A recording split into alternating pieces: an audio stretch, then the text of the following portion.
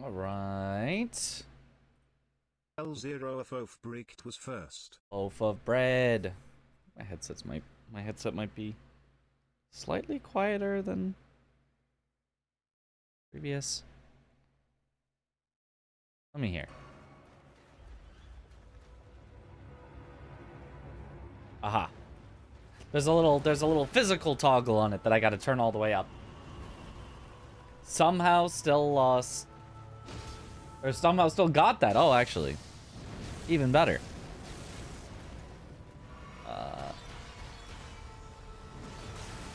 FA check. Alright. Do something that I Is that a new headset? It is. It is a new headset. With you. Please. I beg of you. It's slightly different. But I mean, mostly the same. Okay, man. Luckily, Aggie does not play music, so it's perfect.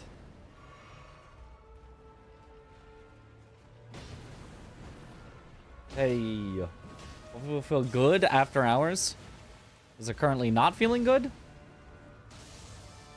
We're using the same headset now. We're the same, you and I. Least annoying. We're not so different, you and I.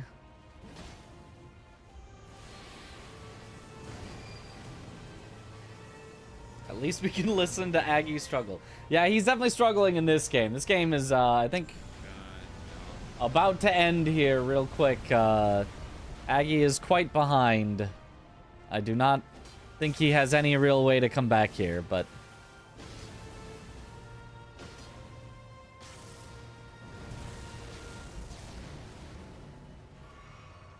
I'm not gonna lie, I kind of wish the, maybe it's... I mean, my previous headset was definitely not open back or anything, but my previous headset, I felt like didn't muffle my ears. Jesus, man. Maybe this has noise canceling or something that I would want to turn off. I don't know. Okay. It's got a microphone toggle. I don't know. I like hearing my voice more like normally, but it's fine. Open back headphones clear. The problem with open back is then my housemates maybe hear what's... I mean, I'm probably louder than my computer, but you know what I mean? Like, every so often, you know, what if I don't want them to hear? What if there's something going on? He can't, actually, but we'll see.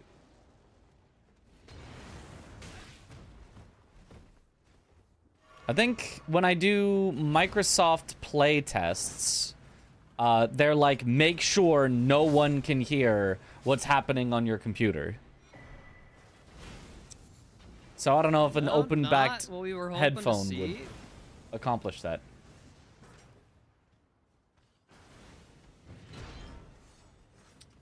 We can maybe make it work.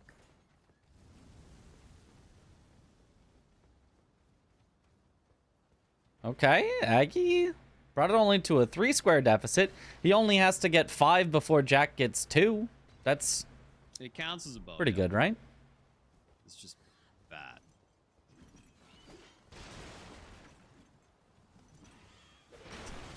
Bows are like way better than crossbows. I did see the leak. I mean, it looks like a movie production. It doesn't... Where do I even get... It didn't look like anything worth commenting on at all. It's like, yep, that sure is a scene from the game. Even pulley crossbow? Even this one specific crossbow that's better? Yes. I'm talking in general, man. I don't even know what he's responding to, but that's just... it's always funny when he does the chat voice.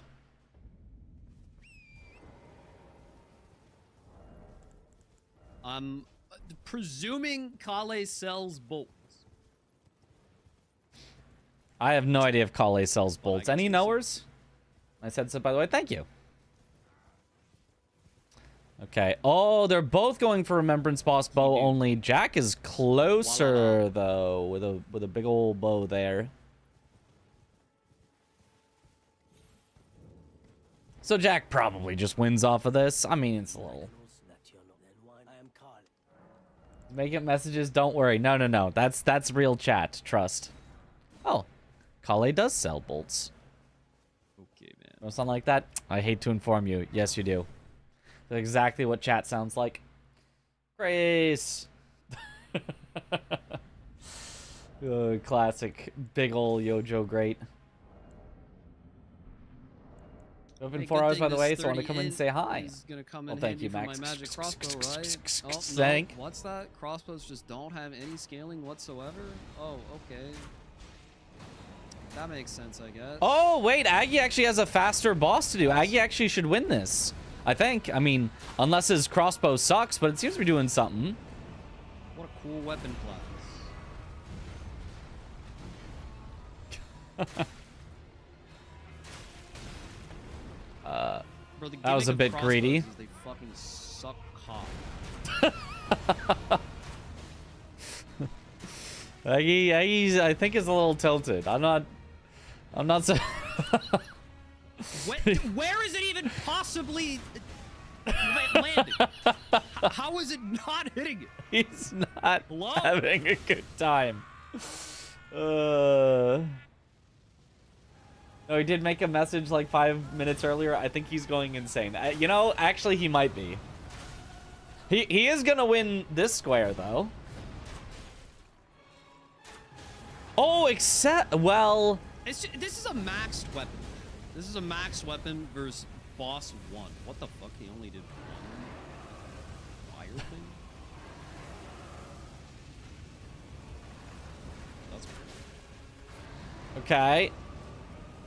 It would be absolute cinema and terrible if Aggie killed Godric first, but the long, like, talking afterwards, Jack gets the square.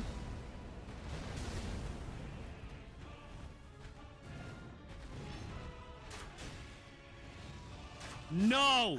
Oh! God, we actually almost died. He did actually almost die. Oh, God! Yeah, shut the fuck up, dude. Yeah. Coolio. Okay, Jack sees it. Jack presumably is not going to finish off this boss so he could do Radon sorcery only. Pivot in FPJ, yes. We finally have... No, he keeps going. What is he going for? Oh, it's so that he can get to Graven Ghost Glovewort Bell Bearings, I think is what he is continuing for. Give This one here? guys some health, please.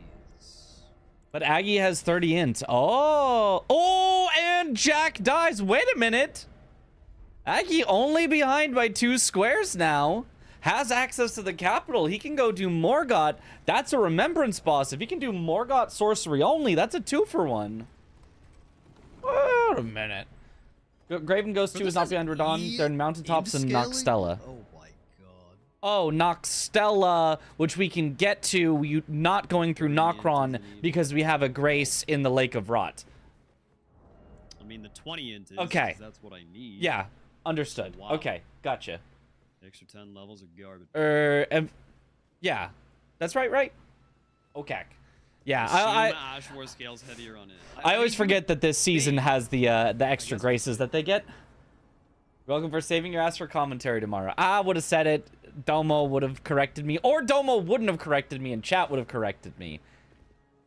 Someone would have corrected me. I just say things. I just blurt something out like, "Is that where it is?" And then someone corrects, and then go, "Ah, of course. Yeah, no, I knew that. Yeah."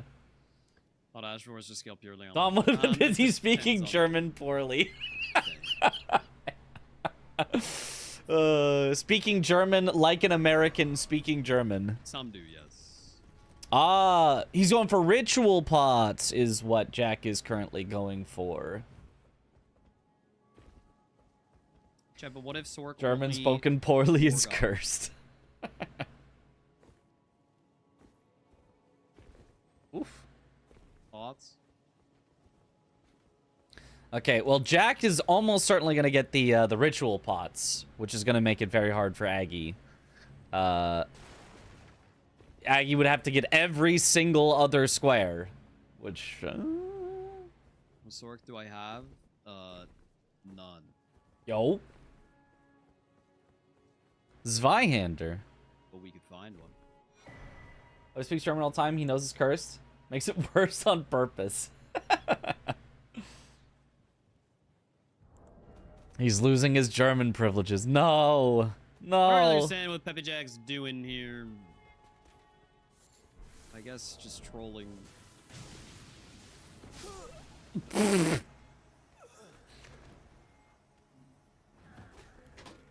Well. That never happens ever. That actually just never happens ever. I mean, that happens kind of often, actually. I don't... I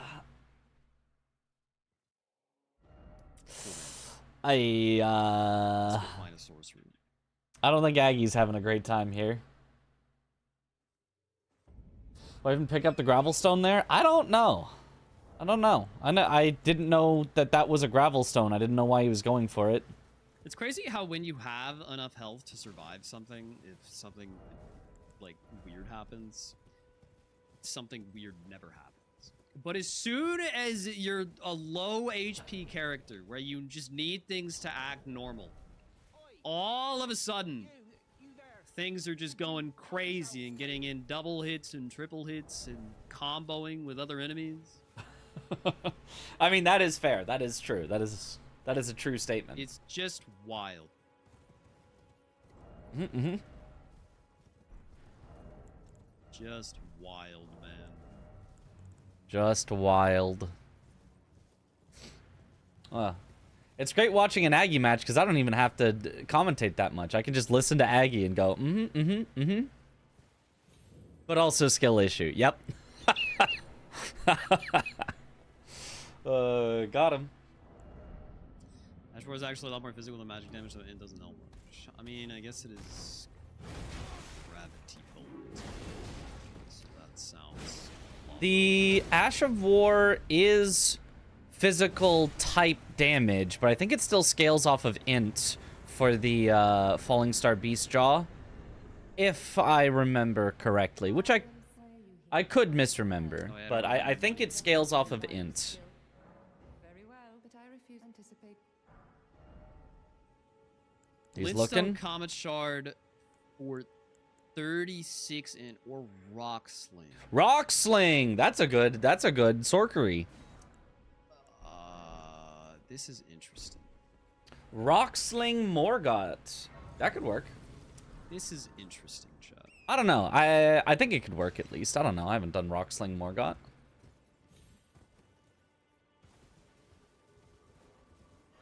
Oh, with Jack going for the ritual pots. I don't have enough mana. I don't know how Aggie would win all of the I rest. don't know if I'm gonna have enough mana for anything, really. Even more tilted ring. The ring just keeps getting tilted-er. Here we go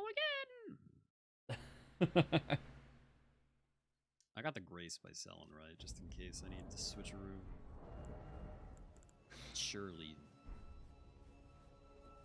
Aggie, stop going for this.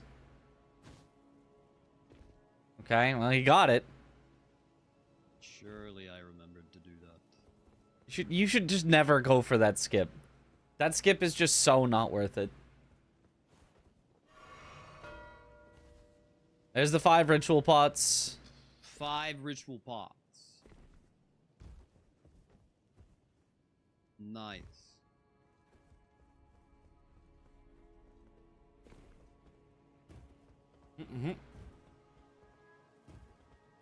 He's gaming.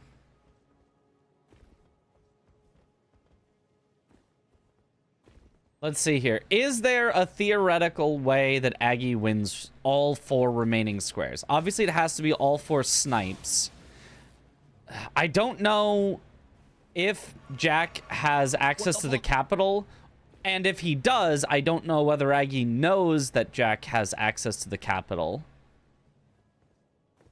We did see him die to Radon, so he actually might not. So Aggie's best bet might be leaving Morgott for later and try to take away the other squares, force Jack to try to go to the capital, and then win? It doesn't look like that's what he's doing, but... Okay. You're just killing the... You don't have to kill the guy. You just have to not go pick up the thing next to him. Not even grabbing the grace. Okay, you better grab the grace. Yeah.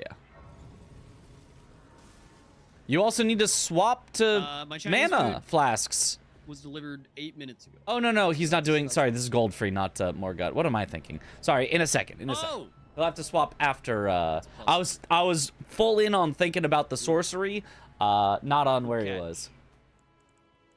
He aggroed him. He likes the challenge, yeah. That is kind of important. Okay. Got the upgrade. Dude, I mean, I understand why it can't, but it'd be really nice if Aggie will be an Aggiani. Without having to drop and repick back up. The I need 60 FPS skip. Yeah, or some multiple of 3 FPS, but like slightly higher than the multiple of FPS rather than slightly lower than the multiple of FPS skip. I want my jump to be bad. Baby jumps make this easier.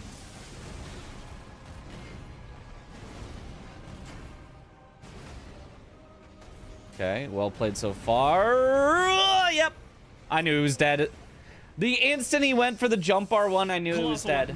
If he went for jump R2, I think he got a stagger there, and he would have been fine, but he went for a jump R1, which wasn't enough poise, but also wasn't fast enough to recover.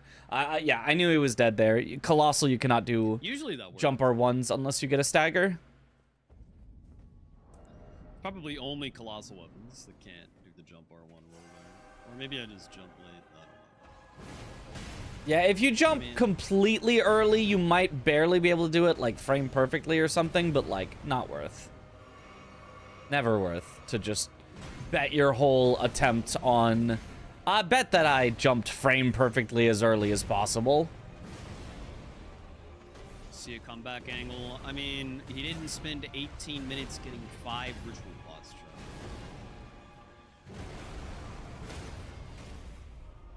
Okay. Definitely. I'm on comms tomorrow. I am on comms tomorrow. Yes. Extremely unnecessarily. Okay, now Jack is going for sorcery only. Wait a minute.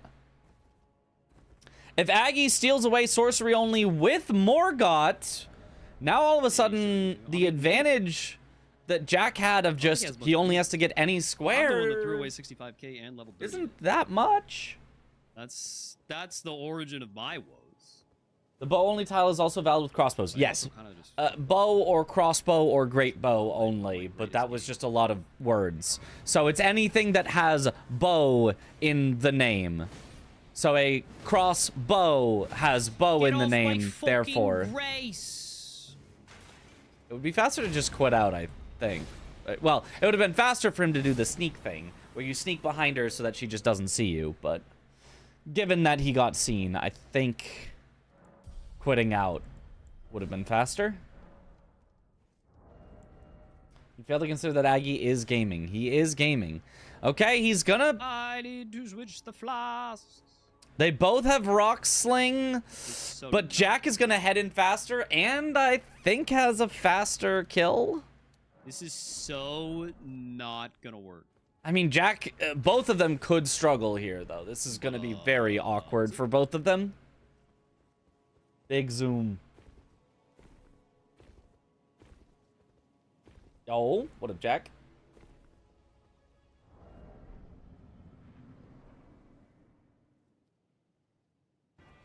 Premium Bingus backseat train is on the rails again. A new headset. Heck yeah. I mean, I'll be honest, it was better than I thought it'd be. It's still not great. I mean, Jack is, I think, doing more per cast. Well, Aggie actually might be doing more per cast, but we'll have a lot less times to cast, I think. 1 FP short. That's gonna make a huge difference in the viability of this. He should be able to get more staggers though, Aggie, because Morgott has way less poise as long as he can keep the pressure up. There it is. Yeah, Aggie's kind of ahead. That's so painful, man.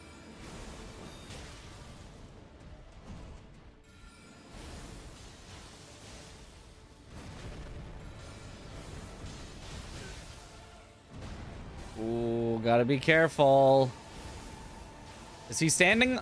Woo-hoo-hoo! He's chilling. He should heal, though.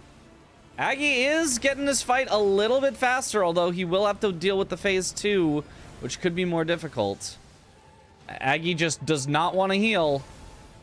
We don't have enough FP, and it's only because I'm the 1 FP short. That blows.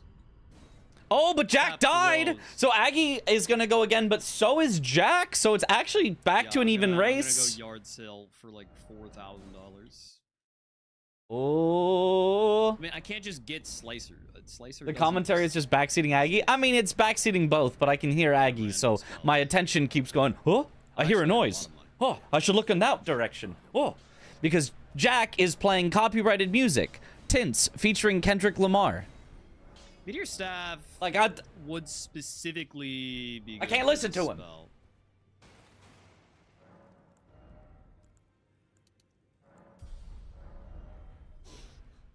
Got free coffee today. Otherwise, you had to pay $100. I don't know. I don't know. How would coffee have cost $100? Damage than Meteor Staff. Because Meteor Staff doesn't upgrade. Whereas this one's max. But this is like the basic shit staff. Does Meteor Staff do extra damage with gravity sorceries? Or is that a different one? Isn't there a staff that does extra damage with gravity sorceries? I mean, I'm not gonna go get it, just though. Using gravity against Radon is a huge disrespect, I don't know. yeah. We're fine. This is enough now. With gravity, I think so. Okay, maybe that would be better then. I also just really need to be more careful about not whiffing.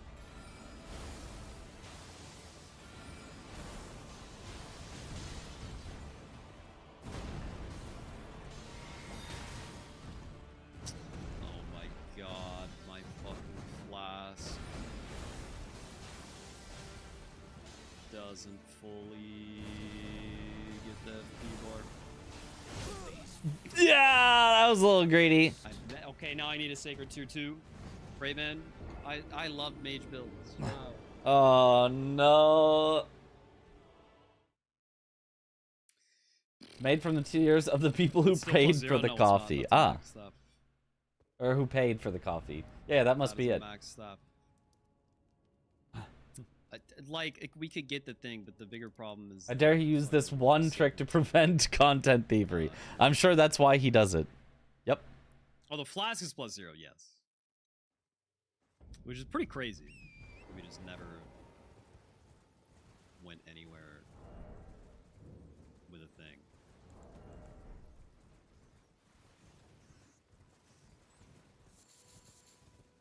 Well, Jack is doing well on his Radon.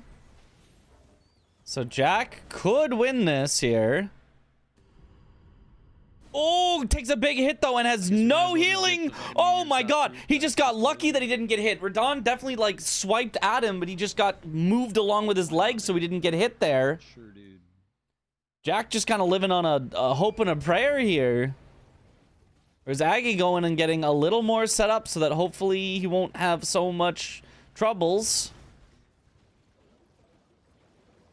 Oh, Jack is gonna have the transition into second phase happen. Oh, but does get a stagger just before. Stats are not randomized, which is confusing. I know. Surely Aggie wins. I mean, the match, probably not. This specific square, maybe. Perhaps. I could see it.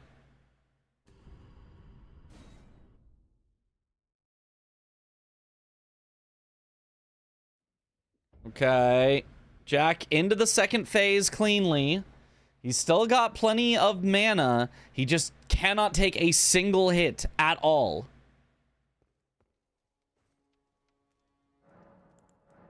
Oh, big whiff though there from Jack. All the meteors just moving. Oh, and he gets clipped.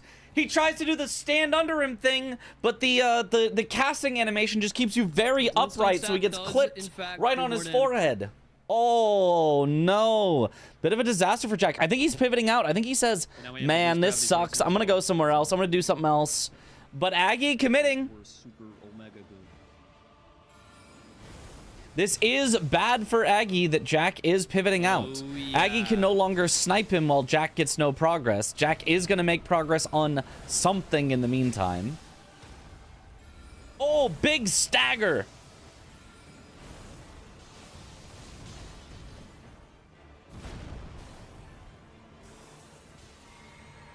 Oh, Aggie very lucky to be nowhere where the golden shower comes down.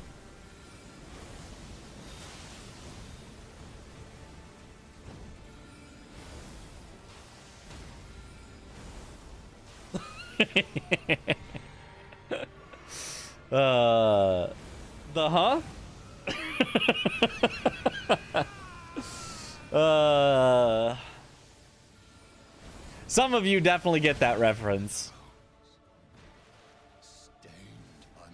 This fight is way faster. Yeah, but he has to be careful. Oh my god, if he didn't get the stagger, I think he was dead there. Oh, he might get one shot from this health. He's got to be very careful. Yep.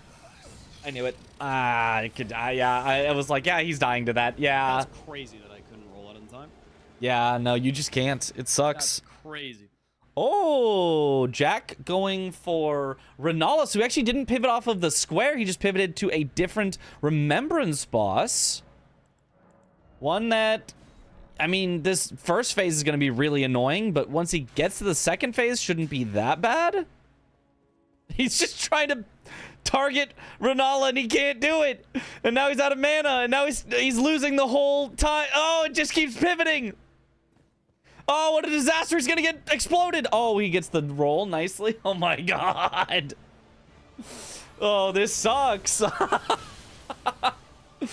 Oh, Elden Camera, the hardest boss there ever has been. Aggie definitely can get this. He just has to, like, really take his time, because he's got plenty of mana at this point. Plenty of damage. His fight, honestly, isn't even slow. He just has to not get greedy and take any hits. Oh, he almost walked through the swords there. Oh, I'm surprised it actually let him roll out of that. He almost was dead. I guess I just need to stay further back so that doesn't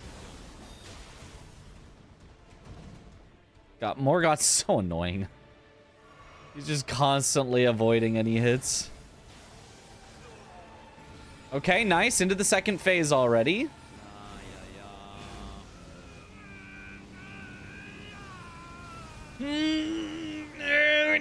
Yeah. Oh, Aggie, that was so greedy. Why did you cast twice? You saw him starting the spear. Bro, who plays like this? But true though, who does play like this?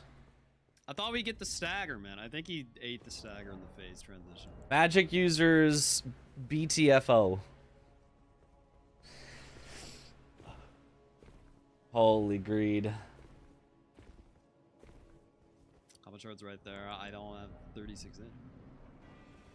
I can't use it. Would Comet Shard be better? Honestly, Rock Sling is really good. Why? You're alive somehow. It's really Why did hard you to go cast fast. there? Who cares about going fast, Aggie? It's already been multiple tries. If speed mattered, it already would have mattered. Just play it safe and clean and just get the win. Probably should have just gone slow and not died. The whole time.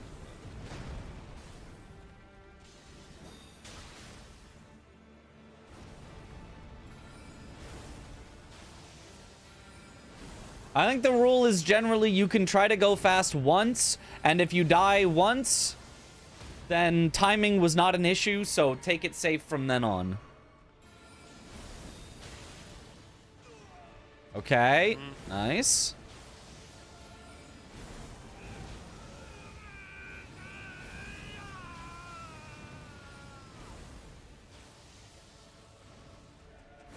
Nice. Oh, he's at half with no heals. It's definitely possible from here.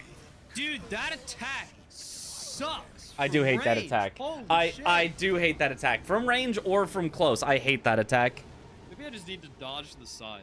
It's actually really don't know what I'm dumb doing. that he just gets a gigantic Dodging that active attack hitbox range, 'cause that it he just can pivot and follow you almost perfectly, almost no matter what. Like, it's just a really, Normally really just dumb move. touching tips, and you just dodge to the side, and then he's Huh? gone. But Huh? What did Aggie just say? now he's in my way.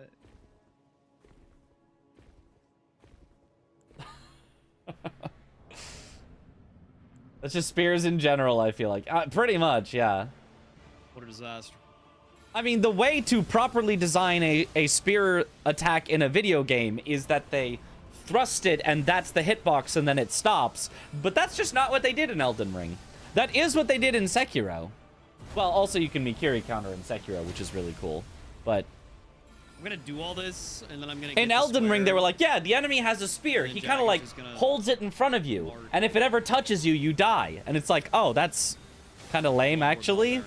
Immediately, he's like, "Oh yeah, actually, I prepped the." Okay, well, Jack the is just pickup going in for a Stella and Stells. already had the And pickup done. died, unfortunately.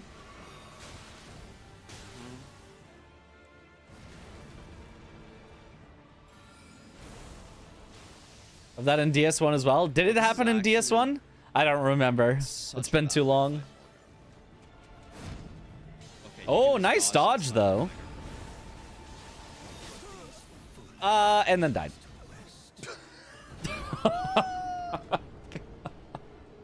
This last score has been so rough. Yeah, the game just refuses to end because neither of them can just kill a boss. This is so bad. Either one of them just has to kill a boss and something will happen. Spell is just slow, man. This one stabs are a nightmare. Okay. I believe you. I don't remember, but I believe you. I summoned Melina, then it wouldn't be source real. So, no. True. Good thing to note, you cannot summon for a something only square. Ooh, Jack takes some damage. He's got plenty of heals, though, so he should be able to get Estelle. The only thing is, I think he gets one shot by Estelle's transition rocks if he gets hit by any one. So that's the real big thing he has to worry about.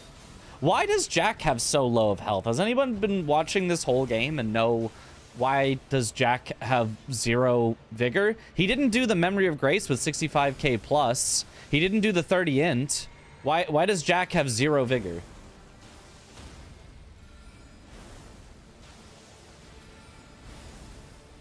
Imagine this in an official match. This would be some kind of match for sure.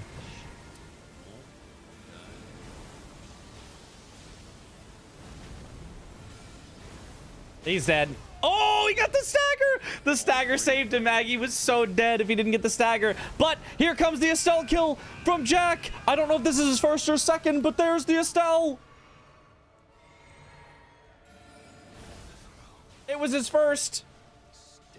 He has to go to an entire another Estelle before we can finally be free of this.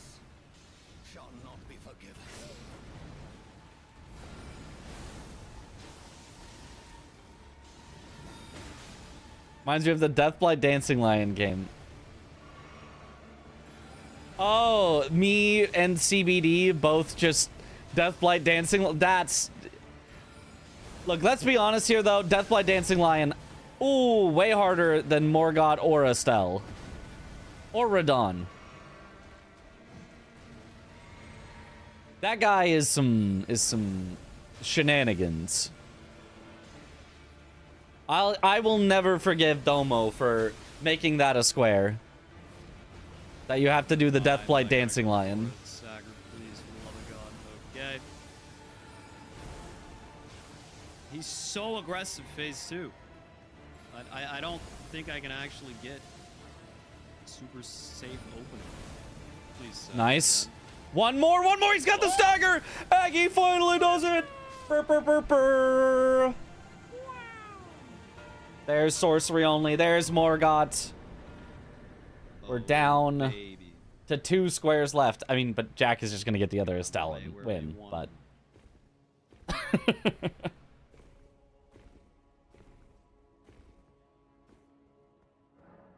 The rock sling incident. Plus 2 squares. Let's go! Isn't Estelle down 2, right? Yes, we saw that for some... Does he? Oh, I don't... Did I see that? Right. Did I imagine that? I feel like I saw that, but I don't know. There's not a single square in the game that takes 20 Aggie minutes. does have a mark on one of the Estelles, so actually... So... It is marked on the board. Not gonna lie. Isn't that the wrong Snowfield Ruins spot to... Is that the right one?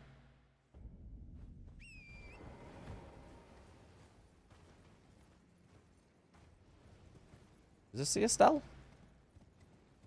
I think this is the Estelle. Oh, is he going for... He's going for the Graven Ghost Bloodboard Bell Bearings. Okay, well, Jack's gonna get the Estelle while Aggie goes for the Bell Bearings, it seems like. So, the match will finally end with Jack's victory. I mean, I think Jack would have probably beat Aggie to Estelle regardless, whichever one Aggie went for. But, yep, with them going for different ones, Jack is definitely going to win unless he has a massive skill issue. But despite all odds he can snipe, it could be 12-12. Well, not anymore, it can't. I'm practicing my caster curse. That is an important skill in casting. If you do not cast a curse, then are you really casting at all? Unless the skunks get to it. That would be tragic. The skunks? I guess skunks where he lives? Bro, if I wait here for like 45 minutes for Jack to just stop trolling and finish the game, and I go downstairs and my Uber Eats has been stolen by skunks, I don't believe my channel. It's over. There would be no recovering from that, that's for sure. Toronto area has skunks. Ah. I didn't know he was in the Toronto area. All I knew was Canada somewhere. I've almost certainly been told the city he lives in at some point, but I don't remember it, and even if I did, I would probably attempt not to say it on stream, just in case. But I almost certainly have been told it at some point. Skunks confirmed. Ah. Didn't know there was multiple areas in Canada. Canada has, instead of states, they have provinces. Oh. Rip Aggie. Nice. Awesome. I'm sure he's happy about that. I don't even care if it's an illegal stake skip. I'm doing it. Ah! Illegal! Drama! Alert! Me. Alert! Illegal stake skip! Alert! Big drama.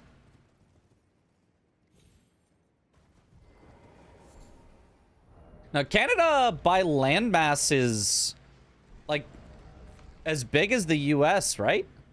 It's just got less people? It's just a little less densely populated? Maybe even bigger. Canada might be bigger. I forget if the Mercator projection makes Canada look bigger than it is or smaller than it is.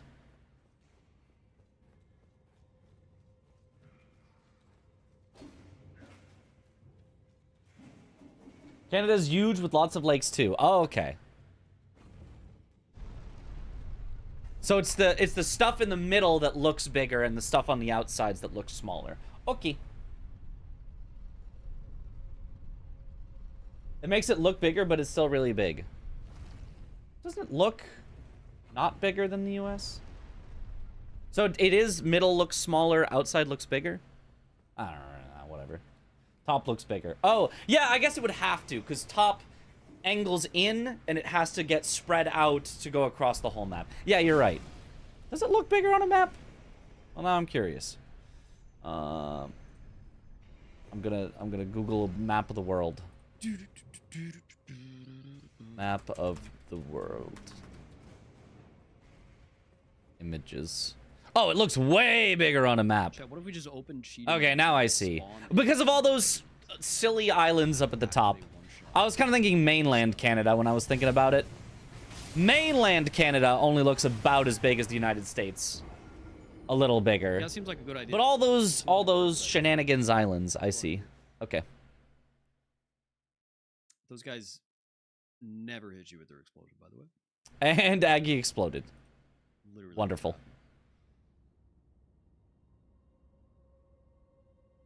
Who cares about the match? Yeah, let's just find out about Canada's size instead. I missed that Jack died. Oh, he did. Yeah, no, this is starting over. Well, let's pivot. we gotta pivot to Estelle. There we go, Aggie. Now this is the gameplay I came for. Pivot. Hold on. All pivots. Is it allowed? Of course it's allowed. Why would this not be allowed? You're so good at commentary, I don't need Pracky. Well, that's probably true, but what I really need practice on is learning stuff about the game. So, for example, the Graven Ghost Glovewort Bell Bearings 2, I don't actually know where those are. I just wasn't paying attention, but I did see the catacomb that Aggie went to that's between Forbidden Lands and, like, mountain tops proper, up the rolled lift, but not yet across the chain. Also, Aggie died. And I don't know where the other one is. I've been told Noxtella, but I don't know where in Noxtella. I know there's like the upstairs area with like the ball that rolls at you, and then outside of that, I don't know.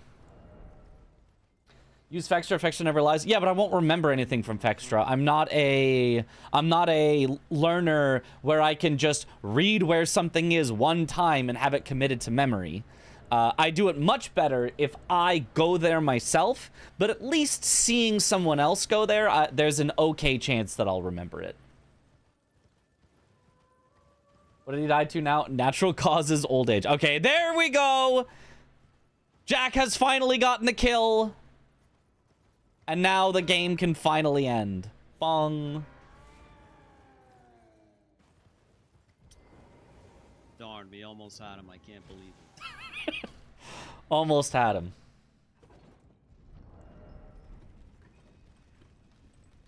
It's in a chest somewhere in Noxtella. GG's close? Sure. Sure. Sure. So what, did you run to the store for like half an hour? I know, dude. What? I know. It was the worst fucking late game of all time. You're telling me you weren't trolling me? No, I was not trolling. I promise. I promise. I died with like all my money to some random mimic tier after I grabbed Moon. Like I accidentally aggroed one. And I was trying to just like get the sorcery only stuff because I was like, he's got to be out of remembrances by now. And I found like Rock Sling at tops. And so I was just like trying to make that work with enough money. You also sniped me on bow only on Radon, and so I like quit out and like set up sorcery only instead. 10 out of 10 Damage match. was, like not good. Like even with my like 9 blue flasks or whatever, like I wasn't gonna be able to kill him. I'm like, what the fuck is going on? Like why can't I deal any damage? And I've got no health, so I can't like run through the Ghost Glovewort Bellbearing 2 catacomb because I'm just gonna die to like imps and shit all day. So I'm just like, I'm trying to put something together. It's just, oh god. That's crazy. We're free. Yeah, We're finally free. For sure. I mean, me too. I wasted a bunch of money on the dump stuff. If Aggie had actually killed Morgott first try, he would have sniped here on Estelle and then would have had one of the bell bearings. Aggie actually maybe could have won at the end. I would not recommend it. Despite how silly that was. How much like juice did you have to have for that? Like, I had 8 the blue flasks, like 15 mined or something like that. okay, and then Aggie tilted. I was watching Aggie before stream, and nope. he seems to be in a bit of a tilted mood today. I got the meteorite stuff and glintstone stuff, so I was offhanding that. Which is fine. It happens. Yeah. It was pretty bad. He, He did seem to be having just Honestly, a rough I mean, time like, of it, the though. damage was like okay, but it misses half the time, and Yes. he just kills you because he's way too fucking Long fast. animation. Yeah, yeah. Oh man. Can't win them all. Like, Not my- every my day is rocks things were perfect. missing That Ripon. not Like, I'm, every like, up under time. his grundle and shit, and I'm just like spawning rocks inside of him, and I see them go sailing off into God Did- knows where on the other side. I'm like, what is the matter with you? Did he say up in his grundle? Yeah. And just running out of blue and Is that what he getting said? hit because of the animation being long and Well, at least we were both suffering, I guess. yeah, oh yeah. Yes, indeed. God. So excited for bingo. I'm excited. I mean, bingo has started. I Well, already GG's. got to see some good I've matches got today. Chris Chinese versus food CBD. That is cold on my porch at this point, probably. Sorry about that. That's fine. All right, thanks for the games, man. I'll catch Yeah, you later. GG's. Good luck tomorrow. Thank Who you. up in the grundle? Right. Wow. That was really something. That was really something, chat. They're calling it the worst bingo game of all time. Good God. That may have been You the know what's worst bingo game of weird all time. is I actually think base game bingo at its worst moments is like so much harder than DLC bingo. Hmm. Like the situations you get stuck in base game bingo are so much more fucked up than the DLC bingo situations. Because at least in the DLC bingo, you always start with 50 vigor, which That's kind of honestly true. That's kind of true. It's goes kind of. so far. Whereas like this, like you have no stats, you have no money, No maidens. there's no skidoo to like prop up your build. And like, sure, the early game stuff is easy, but eventually you have to do the higher scaled stuff. And like, you probably don't have that much vigor. I also think the You other still need to get like all your weapon requirements, which honestly is weapon requirements are really tough in base game. You base don't have game. that many stats. because yeah, I mean, again in DLC, like with the random weapons, like you have 50 vigor already, and you're still level 1.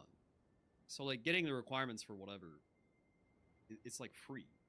You know, you can get 1 billion levels and put it in whatever you want. Oh, Jack! Whereas base game,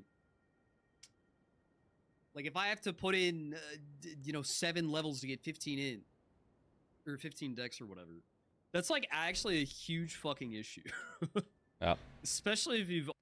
I do agree. I think the other thing is I think a lot of people have like put way more time into learning the DLC bosses because the DLC bosses are really messed up. So it feels like you have to practice them for 10,000 hours each. Whereas the base game bosses, you're like, oh, Morgott? Oh, Morgott? What do you mean? I walk in, I hit him 4 times and he dies. What do you mean practice Morgott?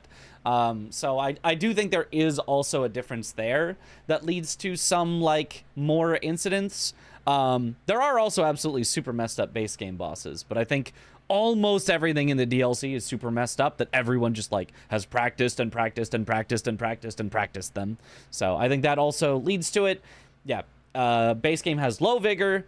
Base game has stat requirements that can really mess you up. And I think in general, base game relies more on strategy rather than raw execution of killing things. And so a lot of players are a lot better at strategy rather than having practiced the raw execution of killing things. That's my thoughts.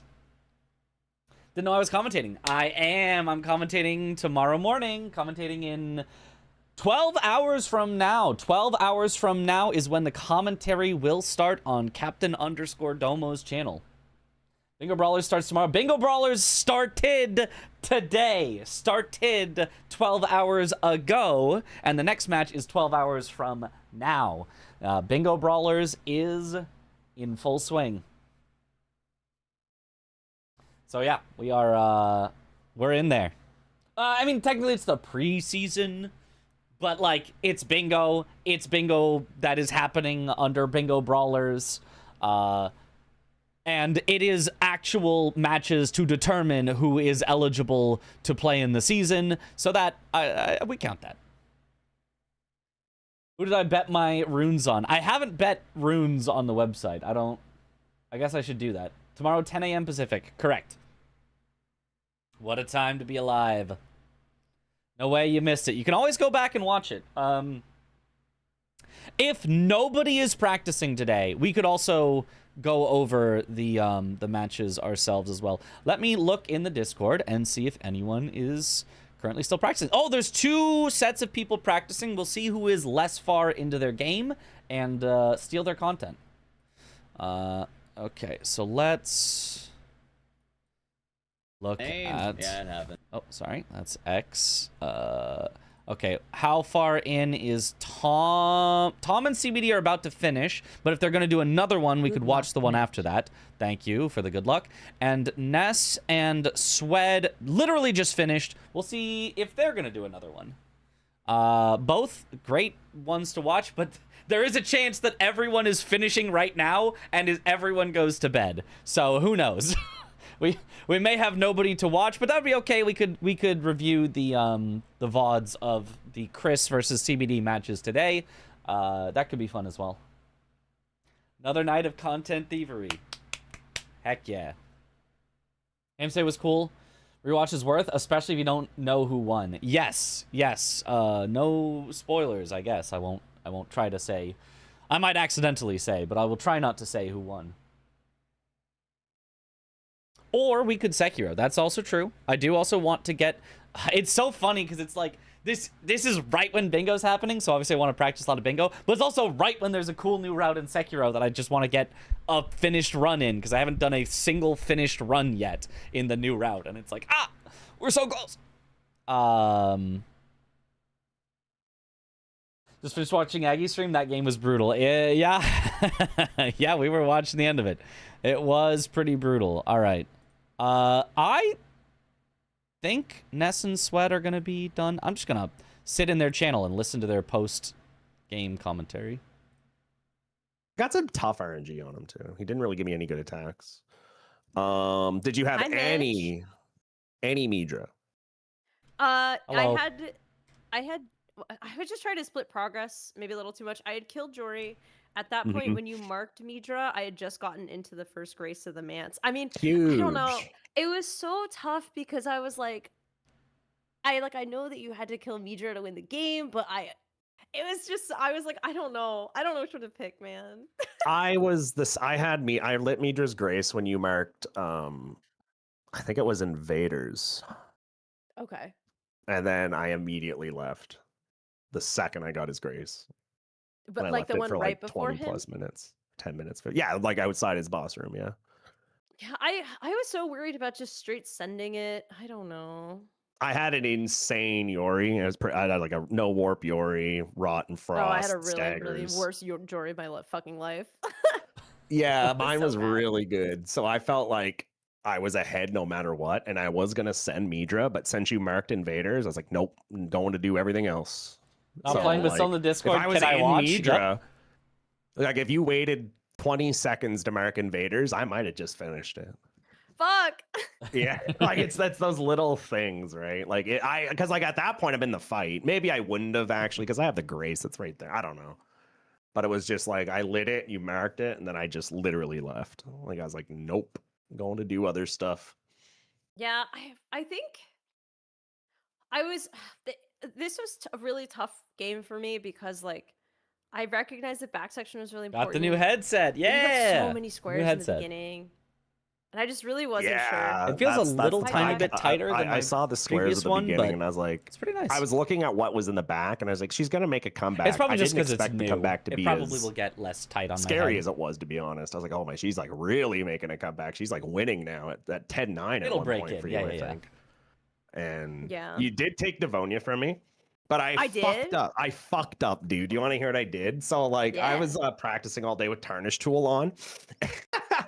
And I have all my cheats off and stuff. However, I have hotkeys set to, like save your location in game and then return to that location, right? So I was using the numpad to, like, maneuver around the bingo board. And I pressed 1 on the numpad. And that activated a cheat. And then the bingo he game cheated. kicked me out and sent me back to Kale, and I had to go through like a bunch of menus. And then I got back in, warped back over, ran up, got Devonia down to like a quarter left, half left, and you marked it. That's actually so funny. Oh my god. It was crazy. At first, I didn't realize what I did because I was like, why am I back at Kale? Why did the game just crash? What just happened? And then I realized I clicked 1, which is my save state, load save state, and then the game like was like cheater, and it kicked me out. And I was like, "What?" I enjoyed commentating like they're calling the worst bingo match of all time. I came back and you marked it. And I was like, "No fucking the shot, best dude. bingo match of all time to watch." I fought the two. I was cheating. I know they're all screaming cheating in here now too. Chat, stop! Oh my god. Bingo is anti-cheat, I guess. I didn't know that. Capital D : I killed the 2 unique horn warriors outside of Romina. I would highly, highly suggest not doing that, just for the record. Okay. Yeah, okay, don't. I had a heart attack. I was like, why am I here doing this right now? I don't have a grace. I'm going back to the start of Romina land if I die. Or no, I guess it would be back to Devonia, which is still pretty far. Skip a grace. Yeah, I had to catch up. You were like ahead on a lot, and I was getting worried at the end. Get into their lobby as well. Yeah. I mean, you definitely played really well with like oh my god, what is the word? Strategy. You had strategy. Thank you. Still, I'm still. It's so hard for me, man. I'm still really trying to figure out how to like split progress correctly. I did better with it this game for sure, but I think it's harder too when you're behind. You know, like it's well, not behind, but like, you know, tied, I guess. Or like I guess technically you were behind because I had Midra. But I mean, like, I get what you're saying though. I don't think there's like always a 100% right answer. You know, because like I can't get into their board. They didn't post it in the Discord. Because like think of it this way: since I'm in the lead, I'm splitting progress on both these last squares. So like theoretically, wouldn't the meta play for you just to be to rush one and pick it 50-50? Right? Yeah, but then what if you snipe it? Exactly. So there's no right answer. That's what I'm saying. Like there's no hindsight actual Harry in chat is like, well, you should have known he was Well, actually, I knew the right thing that you should have went for, Ness, and you didn't go for that one. And next time, I really think you should listen to what I have to say. Chad, that's what you guys fucking sound like in my head, okay? I'm just kidding. I love you, Chad. Come on. Why doesn't Ness and Netta simply kill this boss? Is this your chat voice? Understand. I love when people have a chat voice. It's really... Yeah, that's how I commentate, actually. I just say all of those things as well. Why isn't Ness just killing the boss right now? Why isn't Swed just killing it? Wait, hi Mitch, what's up? Hi. How are you, Mitch? I'm good. I'm stealing your guys' content. Are you stealing content? Let's go. Were you commentating? Oh, fuck. No, I was commentating really Aggie versus Jack, but they went to bed, so I'm trying to find somebody new to steal from. Fair enough. Honestly, this was a really good game to have commentated, Mitch, so you kind of missed out. Oh, yeah, my bad. That's pretty good. Okay. Cosmic, thank you for the gifts of the cheater, by the way. Is that a real account? That's a real account. All caps, too, is their name. You Cheater. mean V-Swed? That's what the V stands for. Cheater. Cheater Swed. Sadly, Mitch, that was my last one.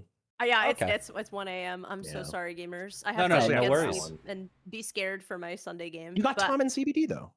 Mitch. Yippee! Yeah. That's who I was also going to go to, but I came into your guys first because you guys finished your game. So if you were starting a new one, you were probably going to start first. Fair enough. All right. That's true. I forgive you, Mitch. Okay. So given that you're not doing it, bye. Yeah. What's up? Oh, okay. Bye. Say something else. No. Screw you guys. I'm leaving. Screw you. I'm out. I'm going to steal someone else's content. Have a good night, you guys. Bye. Later. All right, Ness.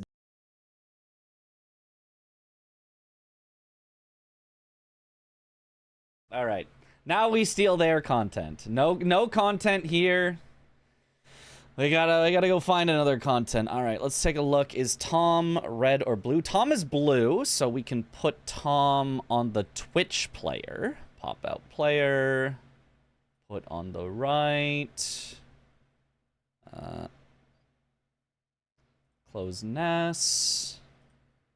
There's Tom, and then that means that CBD we can put on the red side on the Chrome player. NPT, that is the Tom. Does Tom have... I feel like Tom has red player energy. CBD is super red player energy, but I feel like Tom is also red player energy, but less red player energy, which is why he's blue in this. I feel like CBD is just like the most red player energy out there.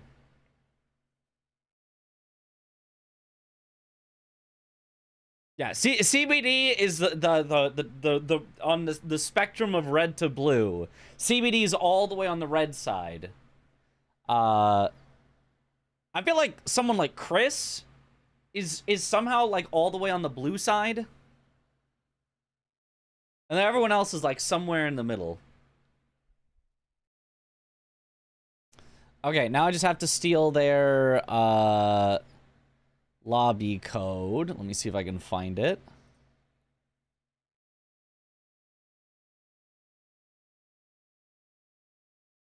I found it. Join lobby. Aha!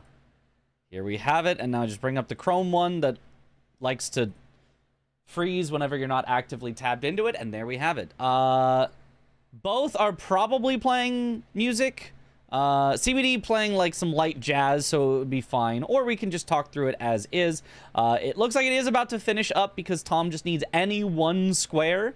CBD heading for the St. Trina, which is not a bad call right now. It's just not where Tom is. Tom's heading to Metter. He presumably has already blown the fingers and just needs to actually kill Metter. So Tom will get that, even though CBD will get his 9th square first. But that will end out the match. Unless something very drastic happens. Unless Tom has a rock sling incident, as they're calling it. They're calling it that now. Josh is probably blue. Josh is super blue. Josh is definitely very blue energy. Matter, he barely knows her. Aggie is mostly blue because Chris is red, though. Chris is red? I feel like Chris is blue. I feel like Chris might sometimes end up as red. I feel like Chris is blue. Maybe Chris isn't the most blue, but like... Got that backwards. Oh, okay. I see. Yeah.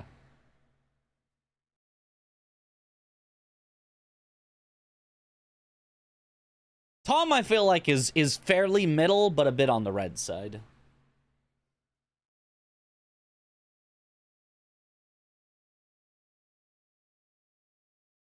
I just said how Chris was blue, Lamau. Chris and ADF are the most blue players. Okay, yeah. No, ADF, like... Okay, there could not be a more blue player than ADF, but at the same time, he's so blue that if you told him, oh, you're gonna be red, he would not care. CBD would care, right? CBD wants to be red, but like ADF, he's so blue because he doesn't care. But like, that's what makes him so blue. ADF pulls out counterspell mid-bingo, yeah. Ness is pretty blue, I agree. Jack is pretty blue. Jack could be red. Jack is like a switch. Jack is a...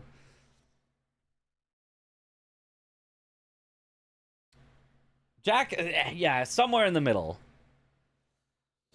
What happened to ADF? Did he decline to participate? Probably.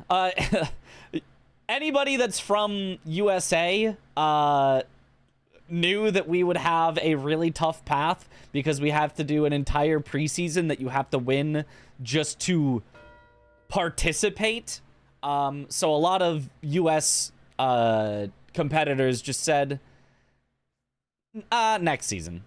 Since literally only 2 from USA can move on, it's like, unless you think you are one of the top 2, which, you know, I don't think ADF would personally say that he's one of the top 2 competitors in all of USA, and neither would I. It's like, you know, it can be hard to be like, oh yeah, I'll learn the entire format to just not be in the season, to just try for the preseason, lose, and be out, you know? Is Blanks more red? Blanks is blue. Blanks is blue, but he could do either. But he's blue. Blanks is blue. I guess what PK's remembrance I don't know. He's kind of red too. Things were. He's kind of both. You want to guess what Gaius's were? No. I feel like a little more blue though. And ADF only knows DLC. Only currently. Same as me. I only know DLC currently. There's no weapon. Get fucked. What did he say?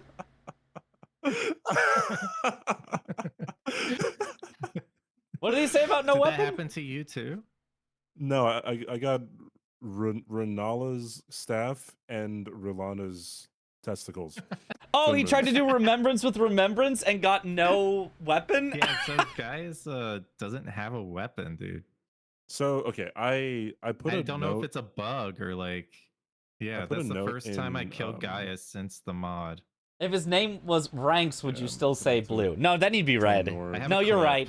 It's the letter. It's the letter.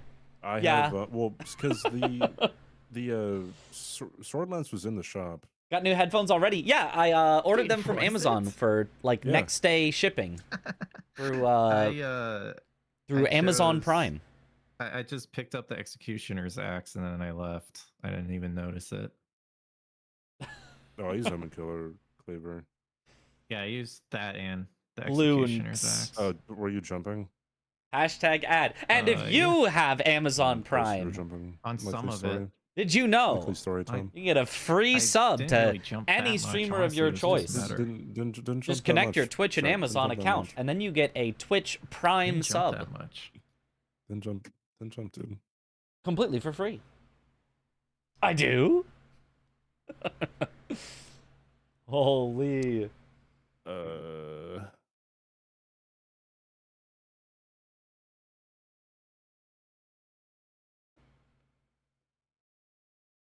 Still waiting to sync with Roberto kill. Well, you're gonna have to wait a long time. We don't kill Roberto in the Sekiro route we've been doing, so. I'm excited for tomorrow. I'm very excited for tomorrow. Why did they suddenly stop talking? I don't know what they were talking about, but both of them are just silent now. Okay, there they go. I'm always excited to commentate. Commentating is just so much fun, and I get to break out the vest again. Is this a good clip? Hold on, I didn't check it. This is just Gaia's kill. Oh, that's not what I wanted, but yeah, okay, let me. Hashtag spare Roberto. Let me make it real quick and edit the thing.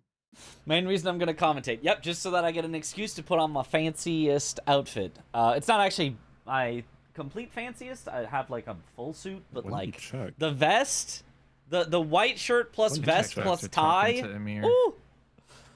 Ooh, it suits me. It suits me. Yeah, we do have a little monkey business suit that we could put on as well. Are they playing again? I don't know. I haven't asked yet. They're usually somewhat late night streamers. Only had this spell. So we'll see. I was like, what? What do you mean, dude? You know what? I'm fine with that. I'm fine with Gaius being a fuck you. I mean, I'm fine. But, like... Whose game am I commentating tomorrow? It is Blanks versus Pepe Jack. I don't know. As long as it's known, right? But yeah, because like Gaius was too easy. And it's at 10 a.m. Pacific, or 1 p.m. Eastern, or at just under 12 hours from right now. Take whatever time it is currently, flip the AM PM. That's what time it is. CBD did have the whole match this afternoon, though. Yeah, CBD could be tired. I could see that for sure. For sure. There we go. So Gaius Remembrance is glitched. Okay. I don't know about glitched. They just have random rewards, and he happened to not have a weapon, is what Tom said. Oh, no. It is glitched. Look. He just had one thing. He didn't even have a second thing. I underestimated what South was. Yeah, that is a glitch. That's definitely a glitch. That sucks. I completely overlooked that Lamentor was on the board, so I just thought like there wasn't that much, but there was a lot. I should have noticed Mausoleums way earlier. And drama alert. This Remembrance is always causing problems. It is. The synergy on this board was probably the right play to look at. Get the modder? It's a little late for that, but every game gets drama. Every game. You were hiding I was thinking you were potentially hiding progress in row 1. and top left, bottom right diagonal. But I guess that wasn't the case. Did you kill PK as one of the night bosses? No. Okay. I thought that as like a worst case scenario for me. Oh, Putrescent Knight does have Knight in the name. Yeah, I yeah, didn't yeah. know if it was. I was like, that's just kind of what I was assuming. He said night bosses, and I was like, down towards like a Knight's PK. Cavalry? I didn't go to the fight. But no, this though. is DLC. I chose to go for Meta instead. And then we just left Reverdash level 5. I had to go drop a nuke dumpy in Tom's chat real quick. Understandable. Yeah, That's important. I should have like Did you capitalized. have any? I had one. That's it. I had one too. Yo, Nate, you got engaged should've, today? like- Let's go. Because I went to raw base really early. Yo, I should've, like, congrats. capitalized on the mausoleums way earlier. You think Sekiro Bingus would be possible? It is doing. possible. I've made it. I was worried that you would get back section. Yo. So I went. And That's that why you was went. not the plan. Yeah. So Yes. my original plan Thank you was for the to raid. go for the incants, Welcome on in, Raiders. but I decided Now we're just talking Perfume over them. was better because of column 1. Sounds So like I you had a went fun towards the match perfume. that I missed out on commentating. Mm-hmm. And I Did don't you know kill if ADM Tom for and CBD perfume? are doing another. Yeah. No, you had him killed. Okay. Well, oh well. I didn't kill ADM You until got much later, me. so. You got me on Egon's furled finger. That was kind of wild. It was like it 7-2 when just- you came were back. you Yo, working on it when I was nice. in Lamentor? Nah, dude, didn't even have the grace. I had the best fight of my life. I'm never getting a fight that good. like I don't. Why did you choose that square when? Because you were going for it. Row 3. But how did you know I was going for it? Because you fucked off over there. You didn't have back section. I did. Am I excited to commentate? I'm always excited to commentate. It's always fun. I don't know how you covered so much ground. I'm a numbnuts. I think maybe, Time to commentate VODs? That's fine. We I can think when I commentate killed the official Lamentor, matches. I had the back section grace because Hippos died before that, right?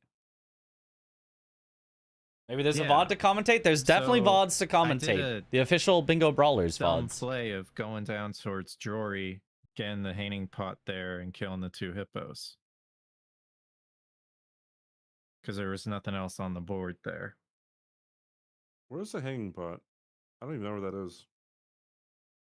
Basically, go to the Grace and then look at the cliff behind it. More like in front of it, but yeah. I know where the hanging pot he's talking Oh, about that is. one. That's the manfly one Yeah. or something. Yeah. Okay. Yeah. Mold mongers or something. Yeah, I don't know what they're Something like called. that. I forgot that was there. Then maybe I should have gone there sooner. I feel like you and Parky made a dynamic duo for broadcasting. You're great at it. Yeah, it was great with Parky. That was fun. We don't get to commentate with each other as much because usually it's like bingo stuff where Dom. Why didn't you press it? And then or like there's just not that many and- things and, to and commentate. row 4. But yeah, we made a great combo. Yeah. I feel like I just wanted it. Like I wanted to go other. we commentate the places. official matches. I miss them for the most part doing errands. Yeah, That's a good reason. what we will do if there's no more live matches. I see. I like doing live matches better because it's a better practice for there's like not enough time to do everything that you want in these it's bingo live games anymore. But the official matches could be good as well. So I didn't realize like how much time I lost on quitting out to seal the skip, but like when I lit the grace in How would you react if you saw that Or Gaius bug while reprimand? commentating an official Yeah, I match? didn't even Confusion. go for Busting America, but you got it. I'd be like, wait, what happened? Wait, why doesn't he have a? Why can't he Like, do what? Did you not get the? Wait, get that the could grace in, happen? like, Oh no, this is horrible for what is the him. ruins called? That's only about how grace I'd I react. got was So when is Egon's. Sekiro Bingo? When are you playing Sekiro Bingo, So I guess Ness? that That's Probably made up some time. that's the question. Yeah, I was. When Like, is I was- every I was bingo so far, brawler like behind signing or up for not my really, you official were so far caught up. just Bingo because Brawlers side event my jump was Sekiro eaten, Bingo? and Are I you got the invited? chance Did you, Absolutely. Quit out. Just once. If I know I've got Just the once. people, I'll make it happen with Dom. Did you get the Scorch Ruins? I'll be like, Dom, we're setting this up. Okay. I'll put in all the work. Might add up, and then maybe I accidentally. If he says I don't want this to be part of Bingo Brawlers, I'll do it myself. You said to like take a pause. Get that first page on the Shura any percent run. I was right next to the Grace. Not a bad call. I paused when you said it, so I mean that could also be part of it. DS2 Bingo. Compounded to it, but yeah. Oh no. You got a score for free pretty much because I had to put out. Yeah. What if he just bans TLA skip? It's not that bad. But you could just die, and it's not your fault. You're landing on the wrong part of the ledge. Oh, Mitch, do you concur? I think it is consistent if you landed in the exact same spot task perfectly, but you know, it's a little unrealistic to expect task perfection. Sure. I agree. I agree. I have a pretty long stretch of like not making a mistake on that skip, except for like 2 days ago when I was facing Ness. But other than that, like I haven't messed it up in my 2 Godspeed runs. Like, what if we mod the game to make the ledge just a little bit bigger so that it always works? Thoughts? I'd be fine with that. Okay with that too. Thanks for playing though. Yeah, GG's, dude. I need to. No more content for me to I'd steal. like to play you more in base game, but yeah, maybe tomorrow if you're on. Oh no, I will not. No, I probably won't be around. Favorite most hyped Bingo Brawlers episode. Oh, that's right. Yeah. I don't know. There's a lot of good ones. Well, maybe next week then. Alrighty, bye now. Right, bye. Bye, Mitch. Bye. Bye now. Bye, Mitch. Sorry, you're losing. It's all content. good. It's all good. Okay. I'll go back and watch the official VODs. I've got something to steal. There you go. Yeah. Have fun. Thanks.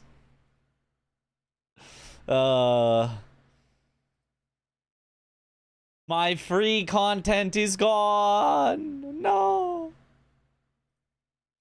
All right. But we can go back to the VODs. We can go to Captain_Domo.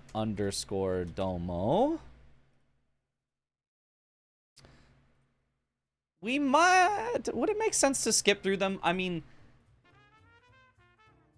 The full match would be a lot.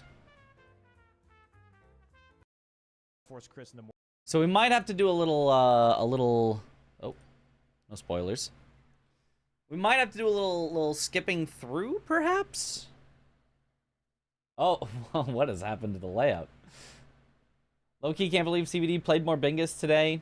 In a way, my brain would work after a best of 3. Yeah, no, I'd have been like, no, thank you.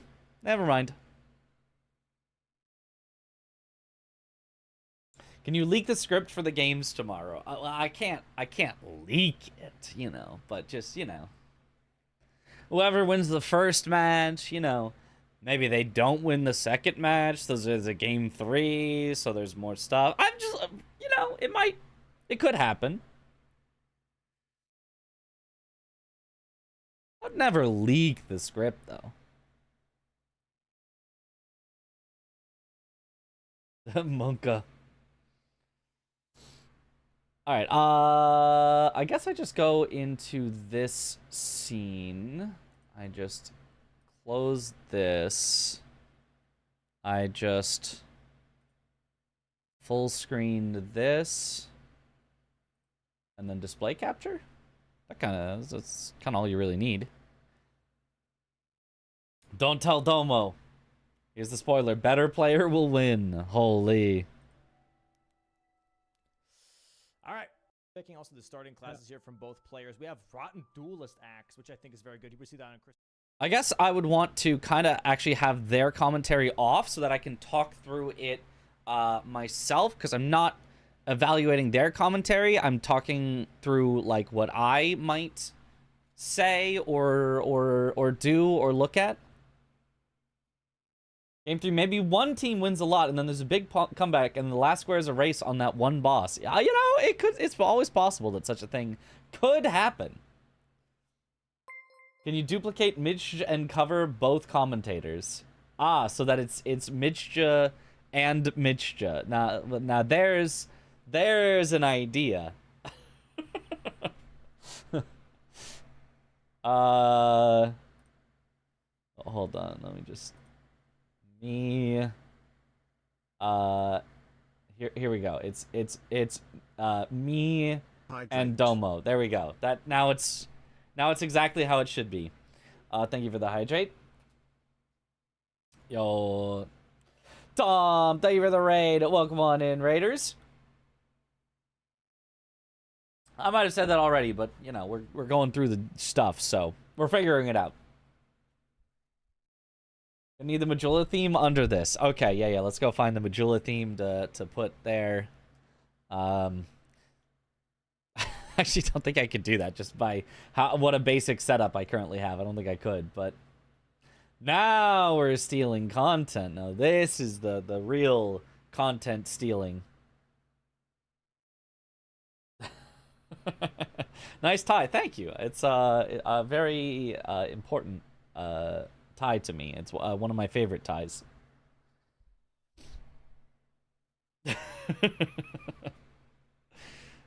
Okay.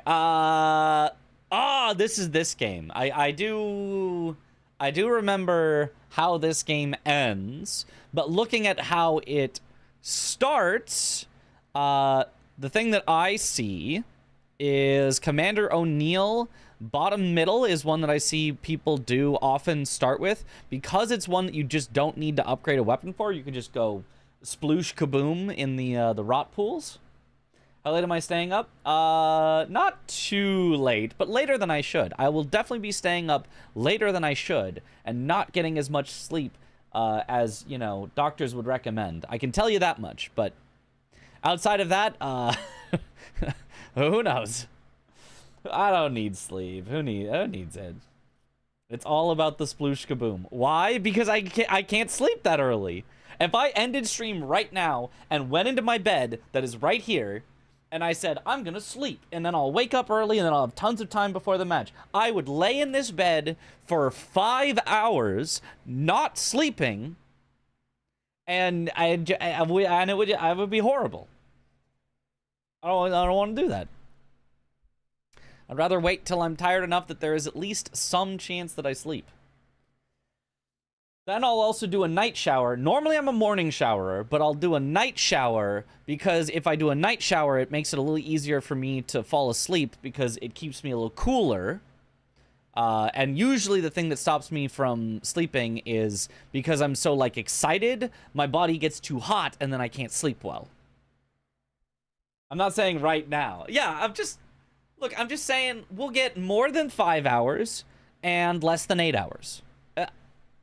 I think that's, I think that's a reasonable thing to say. More than 5 hours of sleep, less than 8 hours of sleep. Sleep right meow. No! Got Archie tomorrow? No, commentary tomorrow. This will actually be me right here on the overlay, casting an official match just like this. But it'll be blanks against Pepe Jack.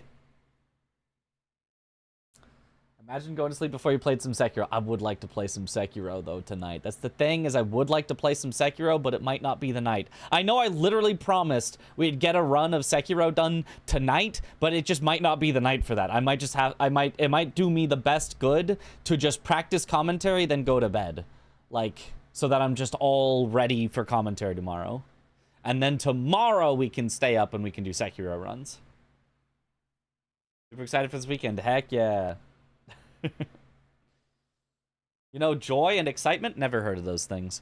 And as I expected, here's CBD. No, actually going for Millicent Invader, which is right there. Yeah, another easy sploosh kaboom. So he can actually do a double sploosh kaboom here to get the Millicent Invader, who is the faster one. Makes sense to do the sploosh kaboom on her first, into O'Neill. and then get 2 early squares here is what CBD could do, whereas Chris is just setting up his weapon, which is not a bad play. This is outside of those two. And there it is, first sploosh kaboom. Outside of those two is a fairly, like, not exactly late game, but like a game where you would want to have an upgraded weapon. Having an upgraded weapon will make a big deal on this particular board. There is definitely some you could do without an upgraded weapon. Bloodhound Knight while summoning Blythe you could do without an upgraded weapon. An Omen Killer you could do without 2 upgraded of a weapon. You'd probably want to upgrade it at least a little bit. You could do Sleeping Golem and Lane-Dell, I think, without too much upgrade, because I think just taking the riposte does a bunch of damage. There's some you could do, but like I do not hate at all the idea of I'm just going to go upgrade my weapon, and then I'll be all ready to just like bang, bang, bang, knock out a bunch of squares. What the heck is going on right now? We are watching, I guess I should put it in the title, we are... not Lil Aggie versus Pepe Jack. This is reviewing official match Chris versus CBD. We are reviewing the official match, and I'm talking through practicing commentary for what could potentially be done here.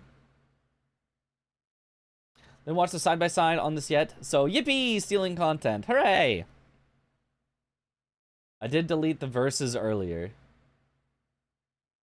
Why were you deleting the oh, you deleted the verses when we stopped watching the people that who it was. Okay, cool. Yeah, that makes sense. Thank you.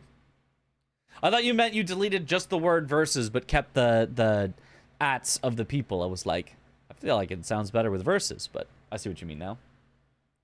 Recycled content, my favorite. CBD, however, not going for the other sploosh kaboom, which I'm not sure why not. But instead heading for the Falling Star Beast in order to get Somberstone Bell-Bearing 1. This can help you to upgrade, so it is kind of a neat one to do early. There are ways to get the stones without doing this, but this does let you just go, you know, buy them potentially if you want. Although I think you could also just buy them from EG unless there's some reason in the mod that you couldn't. So this seems more like maybe just a square to go for, but I don't think it's particularly quick to get Somberstone Bell-Bearing 1 or 2. So I'm not entirely sure why you would do this one super early.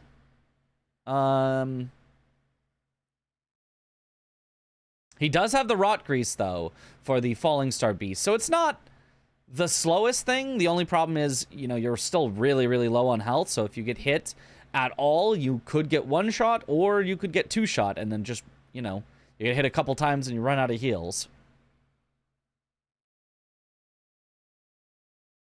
Doing reaction content, reacting to some bingo. Oh, and he gets hit there. As I said, he's going to be out of heals. He's going to heal 1 more time, and that's it. And now he has to play perfectly from here.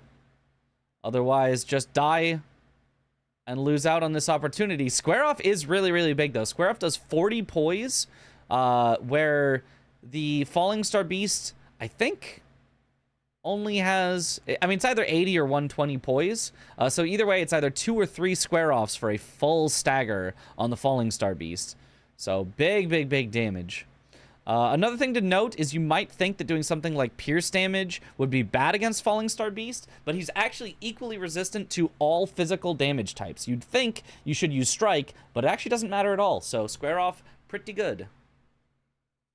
Better than you would think. Better than something like Gargs. Gargs, you really want strike damage, but, whoa! How did Chris not get hit by the Omen Killer? I definitely saw an attack from the Omen Killer just pass right through Chris. Chris definitely with the hacks activated. I think the bingo mod should have kicked him out for that. Falling Star Beasts are only weak to any elemental damage. Yes, they're weaker to elemental damage and stronger against physical damage. Someone check Chris game. You guys saw that, right? I'm even going to go back. Instant replay. Instant replay on our Bingus.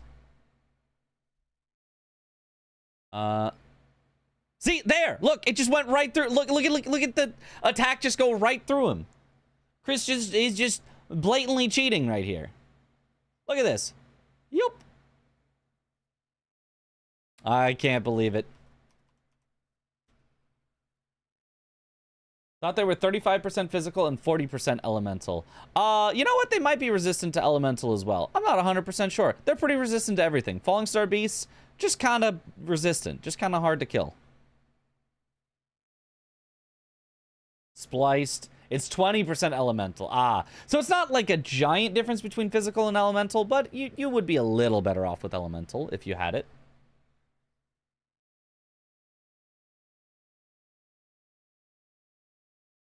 Chris cheating. 40% is Plasty. That's the one. Yeah.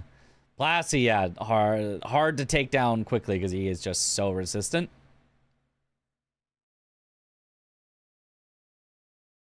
It does kind of make you wonder about the logic of why do some bosses have higher resistances as opposed to higher health. I guess it's just to, you know, make the numbers match with what you would kind of relatively expect. Like if you wanted to make a boss tanky, you could either make its health higher or you could make its resistances higher. And I guess just like if it looks like a, you know, hardened, tough foe, you increase the resistance. Whereas if it looks like a squishy foe, but you still want it to be tanky, then you give it low resistances, but really high health pool. So that's why Midra has a just ridiculously high health pool, but it still doesn't feel like that tanky because his resistances are on the low side. Check him PC. It matters for Black Flame that does percent HP though.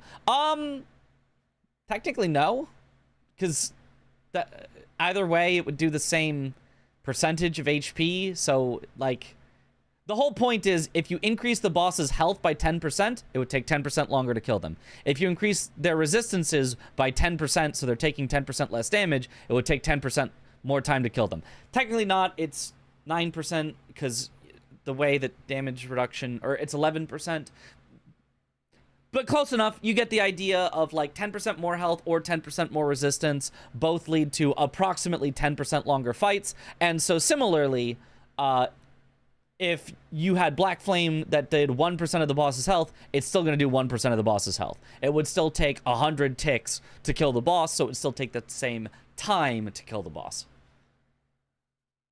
But anyway, CBD actually heading right for the Sleeping Golem next. So this is one that you don't need to be super upgraded for, so I definitely don't mind this as a as an early square to go for. It also blocks the diagonal that Chris has one square on, the Omen Killer boss. Paladin versus Barbarian tankiness. Infinite AC or infinite HP? Yes. Zoodle looks different from what I remember from last season. No, that's regular Zoodle. That's Zoodle. You can see the tie. That's how you know it's Zoodle.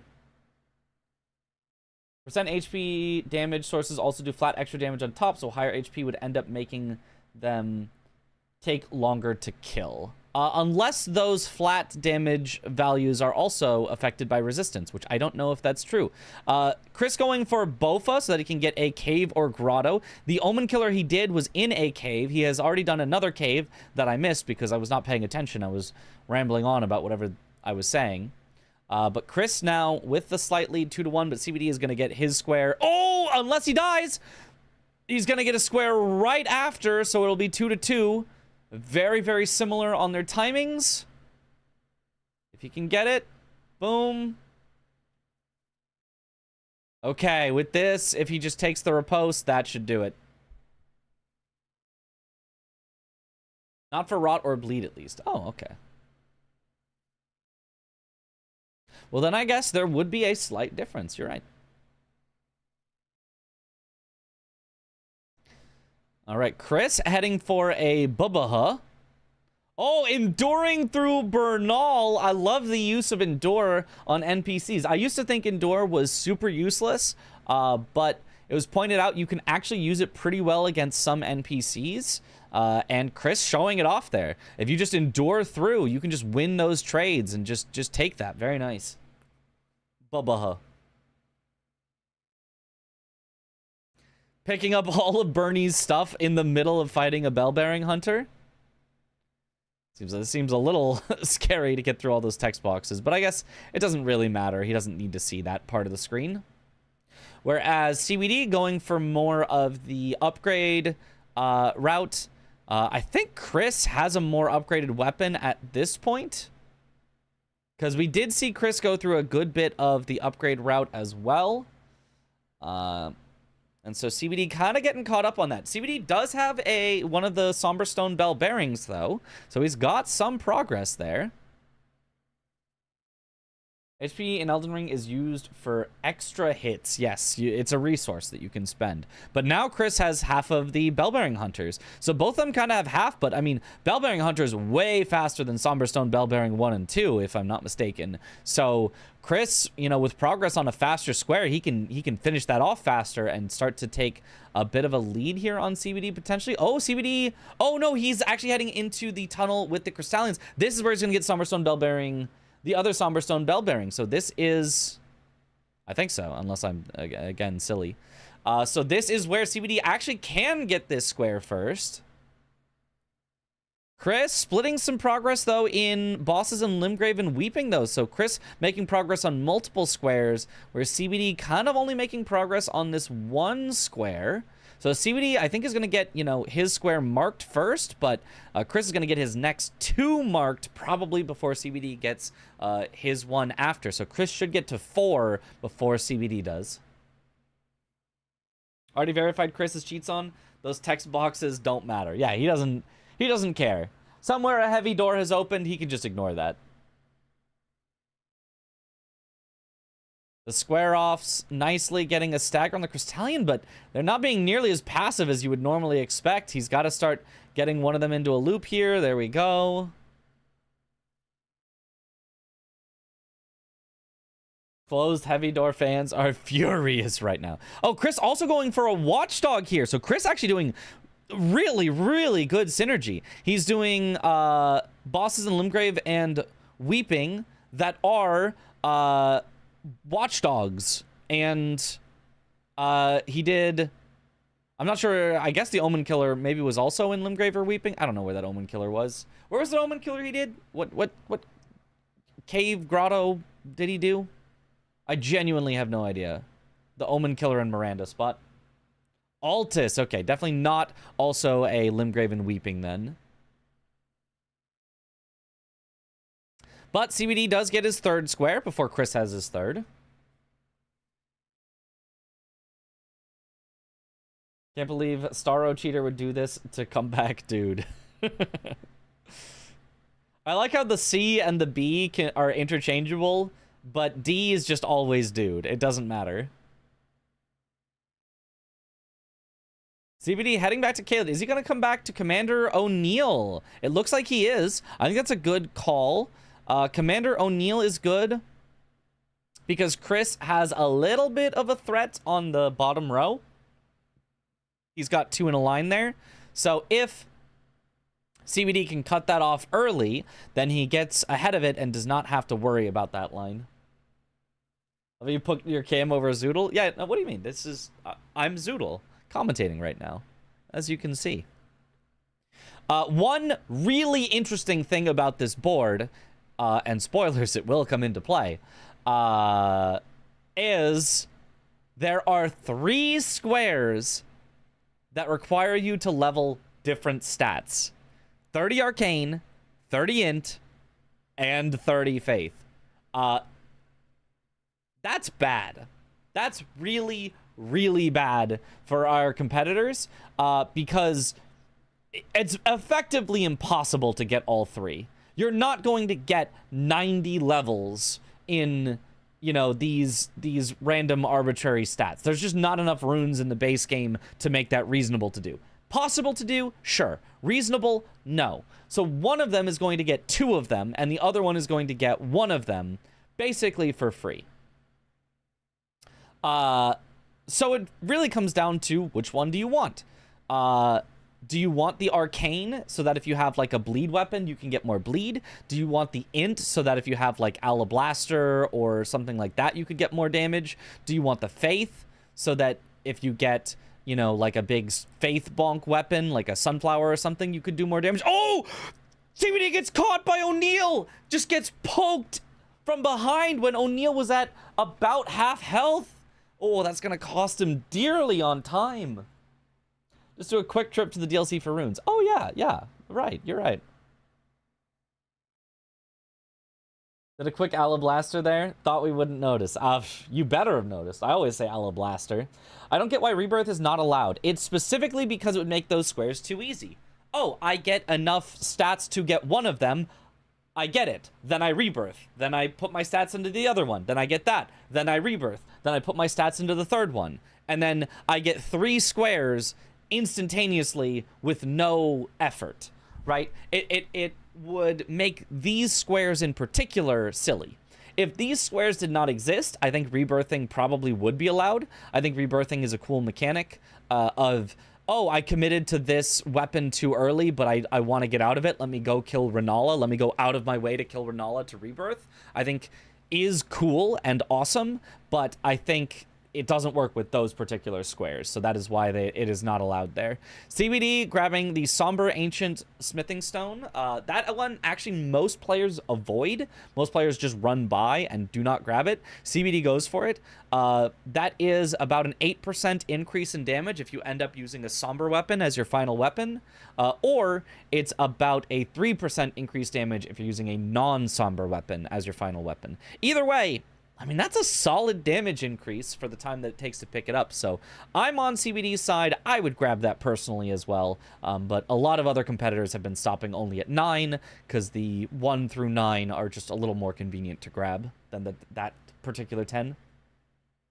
How's the equipment pool? They just had a random starting gear. Yes, each class has different starting gear, and so they get to choose the class with whatever, you know, starting stats and gear that they want, but they are all randomized.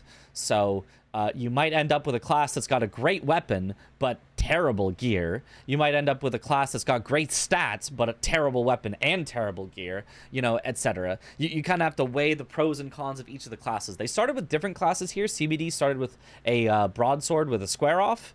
I don't know if it's exactly the one called broadsword, but a broad sword thing that has square off. Whereas Chris started with the Rotten Great Axe, which has rot on it, but took a lot more stats to wield early, so he wasn't able to like immediately rush and try to kill things. Straight sword. Yeah, the type of sword is straight sword. Yeah, that's the official name for it. Only starting gear randomized, yeah? No. All weapons randomized. I don't know. I think gear is not randomized. I remember Bernie's set was Bernie's set. So gear out in the world is not randomized, but all weapons are randomized within their weapon class. So if you go and you try to pick up a greatsword, let's say you go to where Alablaster is and you pick it up, but you don't pick up Alablaster, you pick it up and that's Blasphemous Blade. Which would still be a great weapon, but, you know, not quite as good as Alablaster. So you can, they are randomized within their weapon classes, and there is some randomization, a little bit of mixing of some of the classes. Some of the classes just don't have a lot of options to them, so they get pooled together. So I believe claws and fist weapons are pooled together. Daggers and backhand blades are pooled together. Great swords and light great swords are pooled together, although I'm not sure if that's the case for the base game or only the DLC, etc. Oh, katanas and great katanas are pooled together in the DLC at least as well. Weapons and spells and incants, yes. Spells are randomized within their spell type. So incantations are randomized with incantations, and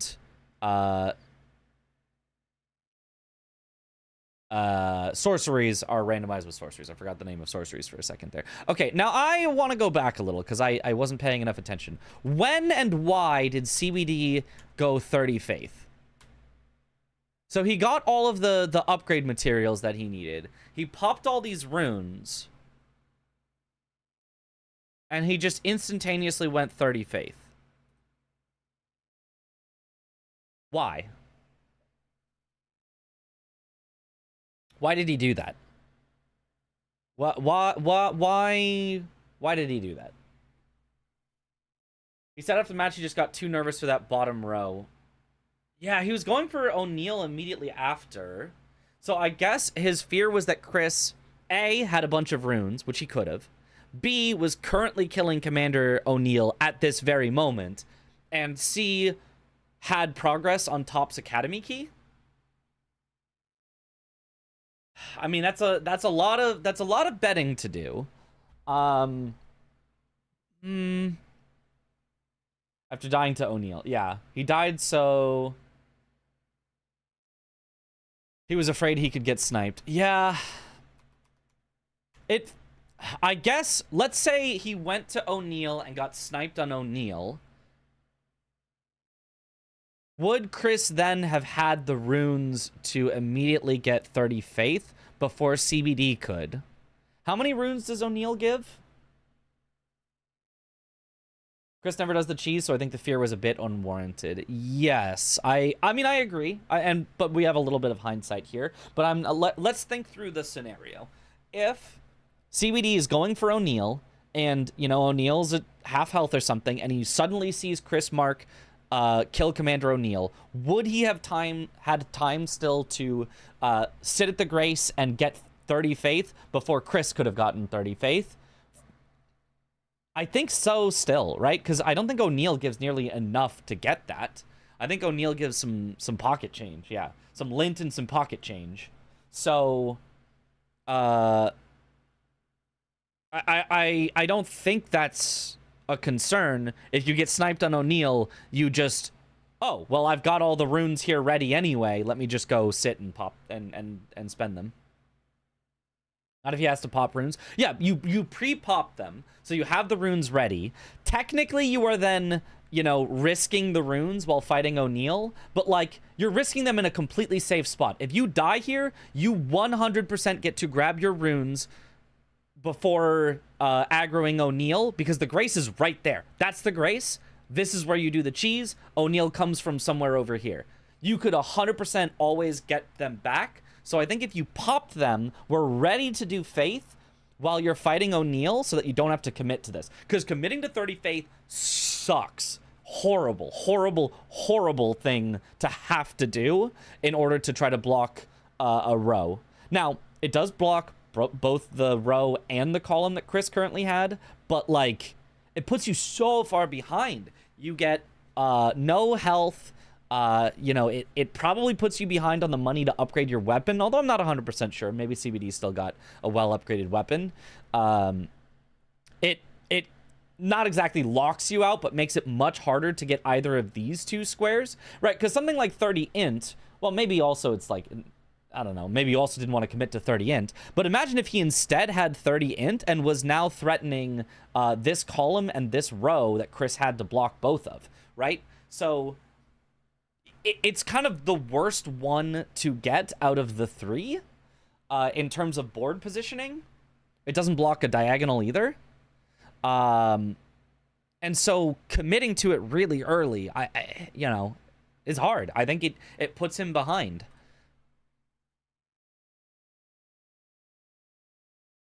With 330s, you need to get one anyways at one point. Yes, but the earlier you commit is the more flexibility you give your opponent. Right? It's the same thing. We'll see this in the third match, although maybe we'll go to bed before then. I don't know. It might take too long. But getting one square while locking yourself out of a similar square doesn't get you a square. It gets you 0 squares because it gets you 1 square and your opponent 1 square. So you have gained 0 squares by spending your resources. It's always bad to do one thing that locks you out, or, you know, kind of sort of locks you out or makes it much harder to do another thing. You almost never want to be the first person to commit to that unless you are forced into it. Will you co-stream the commentating? No, it'll just be on Captain Domo's channel.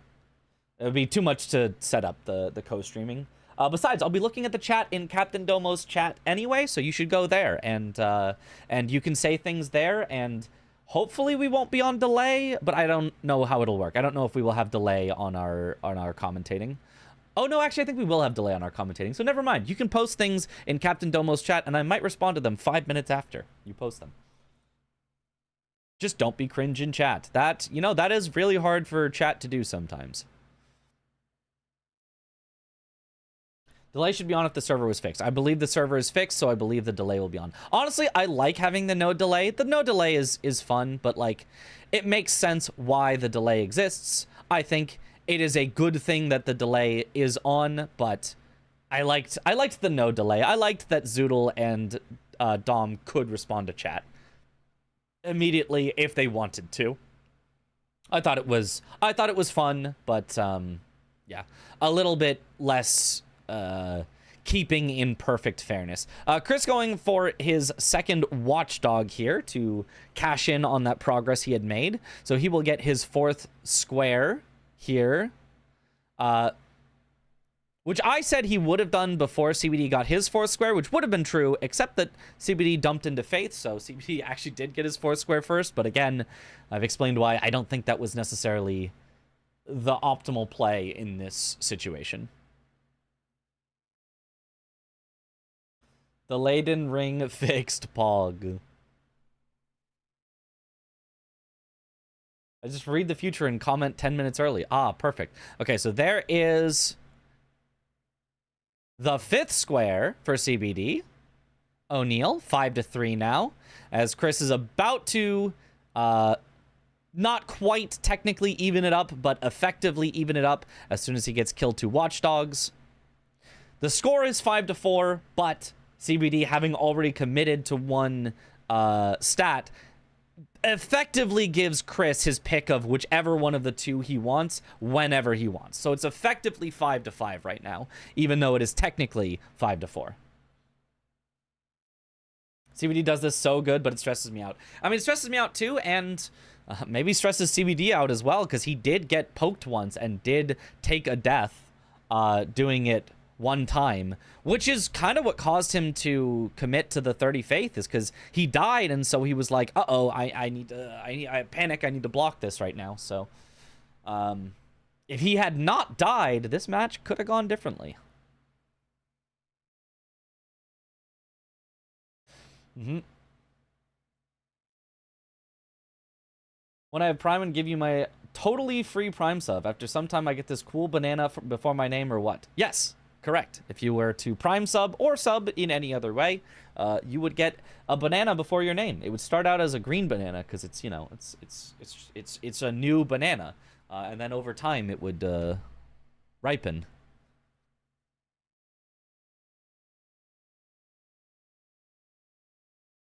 Then it gets ripe. Yep. Feels banana man. And then eventually, when you've been here for a long time, now all of a sudden, it suddenly starts hardening into a mineral. You must have left it underground for thousands of years or something. Eventually, you can make banana bread.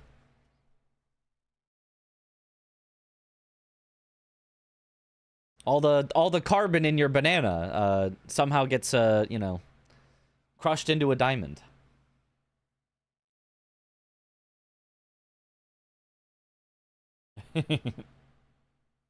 Oh, banana. All right, now both of them grabbing some more stuff, some golden seeds, so that they have some upgrades. CBD grabbing some more runes. They're just kind of going through their standard, okay, now you get some stuff, now you get some stuff. Chris getting progress into Altus does mean he's closer to buying boiled crabs from Bogart, if that becomes a square he wants in the future.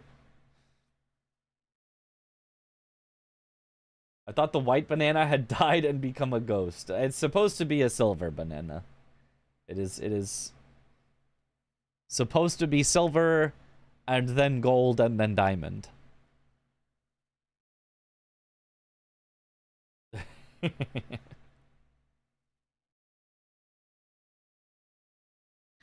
Chris also getting progress in Altus means he can get his second Bell-Bearing Hunter, which will catch him up in square count and put him in the effective lead, given, again, that CBD has already committed a bunch of levels.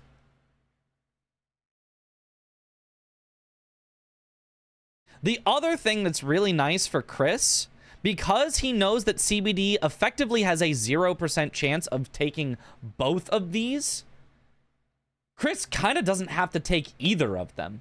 He could literally just not level these the whole game and just say, whatever, you'll get one of them eventually, and I'll get the other one eventually. Chris could, on the other hand, try to go for both. He could actually, like, try to, you know, get a ton of levels before CBD does and get both of them. But he doesn't have to. At the worst case scenario for Chris is he loses one of those rather than both. So, like, it just, you know, it's not something he needs to be worried about whatsoever. The Misbegotten needs to be a boss. The kill Leonine Misbegotten is specifically the one that is named Leonine Misbegotten, that is at the Castle Morn at the bottom of Weeping Peninsula. That is the specific named one that we are talking about. So it's not kill any Leonine Misbegotten, it is kill the Leonine Misbegotten, I guess. That square maybe could be a little more specific, but the players know what it means. I missed your commentary today. Well, you'll have commentary tomorrow in 11 hours from now. Looking forward to tomorrow. Yeah.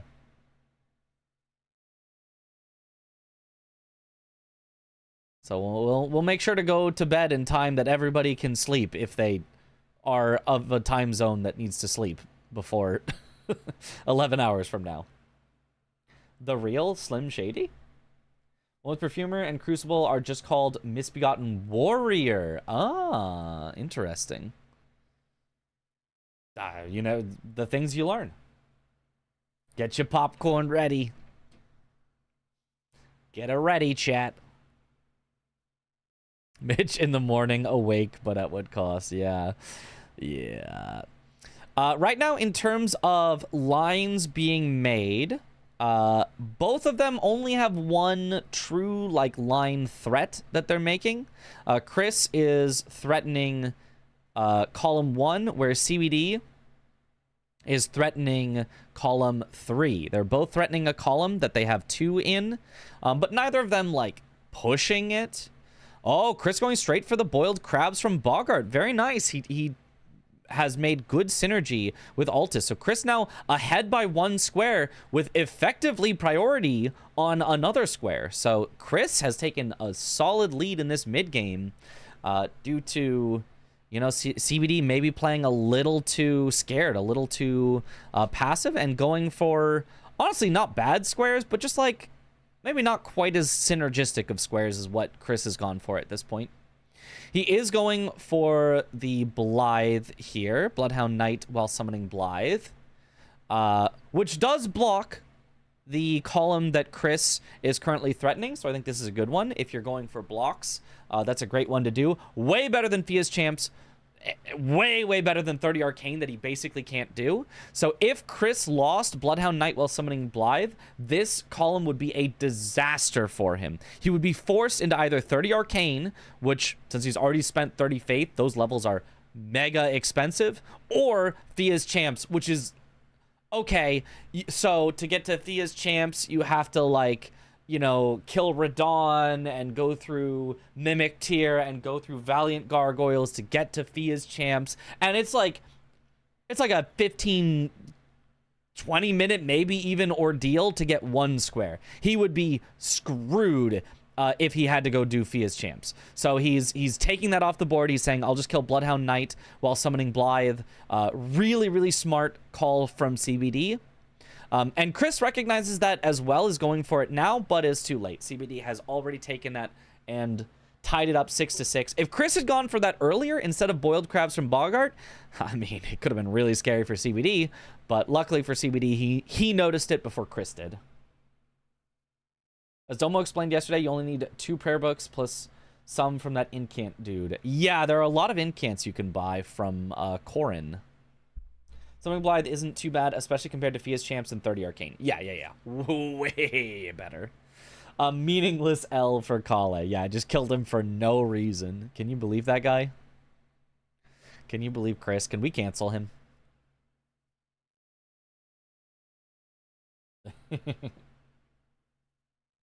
A meaningless.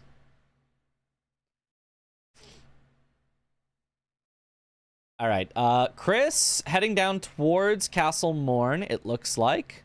So that would be the Leonine Misbegotten that we talked about there, specifically the Leonine Misbegotten. Is there anything else he could be doing down here? Not really, not that I see. But nope, just that.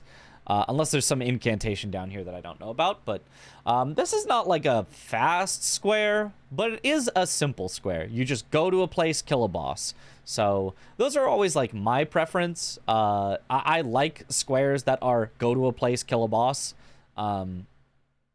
Just because I always worry that I'm taking the inefficient route if it's, you know, if it's like kill 3 Red Bulls. It's like, okay, well, I know where 3 Red Bulls are, but I don't know what's the best ones, what's the synergy ones. But like kill Leonine Misbegotten, I'm like, oh, I know exactly where that is. You just go exactly there and kill him. Chris pivoting out, though. What's he pivoting? Where's he going? Does the Spirit Ash mean any summon? Yes, any summon for the Spirit Ash +4. It can be a ghost, or it can be a grave, glovewort type of Spirit Ash. So, depending on which one you're going to do, you would need to get the correct ones. CBD down in Shifra is grabbing the ghost Glovewort bell bearings. So if he has a named summon, he could use those to upgrade his named summon. Does he have a summon yet? Not sure if he does. Chris, on the other hand, spoilers because I have watched this match already, is heading to get the Grave Glovewort 1, 2, 3, and 4 from a catacomb here in Caelid. So he pivoted out to get this square because it threatens this diagonal here. So he did not commit on Leonine Misbegotten. He is instead pivoting to try to threaten this diagonal. I hope you keep the commentary a bit positive tomorrow. It starts feeling sad when we hear things like, OMG, I don't understand what they're thinking, etc., constantly. You are referring to the commentary from today, is what you're saying. I don't think that I have ever put it in those words. So yes, I will keep it very positive. That's because that's the most fun thing. I'm excited. No matter what's happening, I'm excited. You know, even if somebody makes a mistake, that's exciting for me. It's, you know, it might be momentarily confusing, but when I understand the stakes, I am excited, and so I bring my excitement to it, as opposed to like I'm trying to, you know, only worry about, like, are they making optimal plays or not? Sometimes it's like they're not making optimal plays, and that's really exciting because it's going to lead to this scenario. Positive vibes, yeah. Why is Zoodle under you instead of you being below CBD? Well, because I'm commentating with Dom right now, as you can tell. That's Dom over there, and then that's me here, and we're commentating together. Because we're best friends that commentate together all the time. CB is going for the square that blocks both threats. Yes, both of Chris's remaining threats, or, well, what are Chris's? Yeah, Chris's remaining threats are the diagonal, wait, and the row. Yes, he's going for the one that blocks both the diagonal and the row. If he gets this, he can force out majority, which would be very nice for him. However, he has to go find a named summon, which he has not found yet. I don't know where he's looking for them. Does anybody know where you find named summons, or where you just in general find summons that you could see if they're named? I don't know if they're randomized or not. But as he's doing that, Chris gets the square, keeping both of the threats alive for CBD to have to worry about. Every commentator is Zoodle. Yep. Latenna. I feel like Pidia is a possible spot. I don't know. I genuinely do not know where you would find named summons for that. I don't know where you would find unnamed summons either. Is the jellyfish one that you could get? I don't know. Arky got a whole match in comms and the name said Zoodle. Yeah. Bro thinks he's Zoodle. I am Zoodle. That's me right here. I'm Zoodling. Post the emote of me Zoodling. The Chapel of Anticipation has Dean. That's synergy on Scion scenarios. Yeah, but that's pretty out of the way. I mean, if you had already gone there for the purpose of Scion, sure, grab it. But like, you wouldn't go there just to grab it. That'd be pretty horrible. Chris, where did you get your summon? Where did you get your Grave Glovewort summon? And if you know, where did CBD try to go for his named summon, his Ghost Glovewort summon? One of the catacombs wasn't named. Are they randomized, or like did you have a summon and then go, because this is unnamed, I need Grave? Or is it always the same? Because you forgot where the ghost one was. Oh. Classic.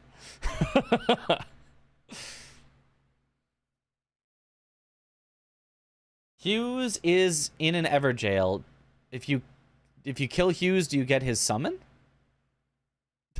This is so funny. The bonk's trying to hit him in the head. Because his head is just in the thing. Me when I don't practice. Forgot where the ghost route was underground. Oh, I see. Bonk.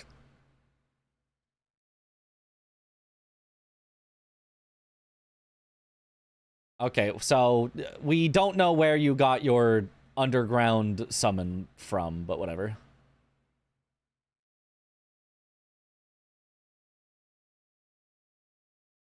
Your actual the actual Spirit Ash, not the Grave Glovewort. It's probably the first Watchdog. That makes sense. Yeah, that makes sense. Joel, V-Sweat doesn't know how to spell Joel. One in Limgrave, the duelist that used to drop his hammer, he drops Banished Knight now, I think. Used to drop his hammer? The bingo mod changes what he drops?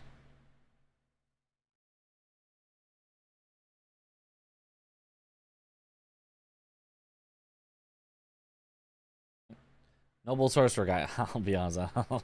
I have zero idea what that is. That's fine.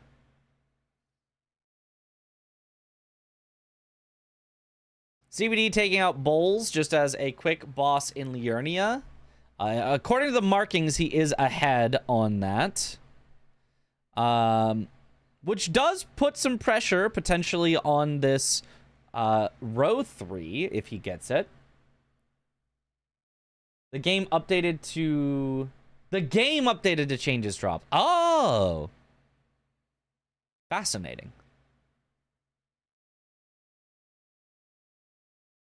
That is fascinating. Interesting.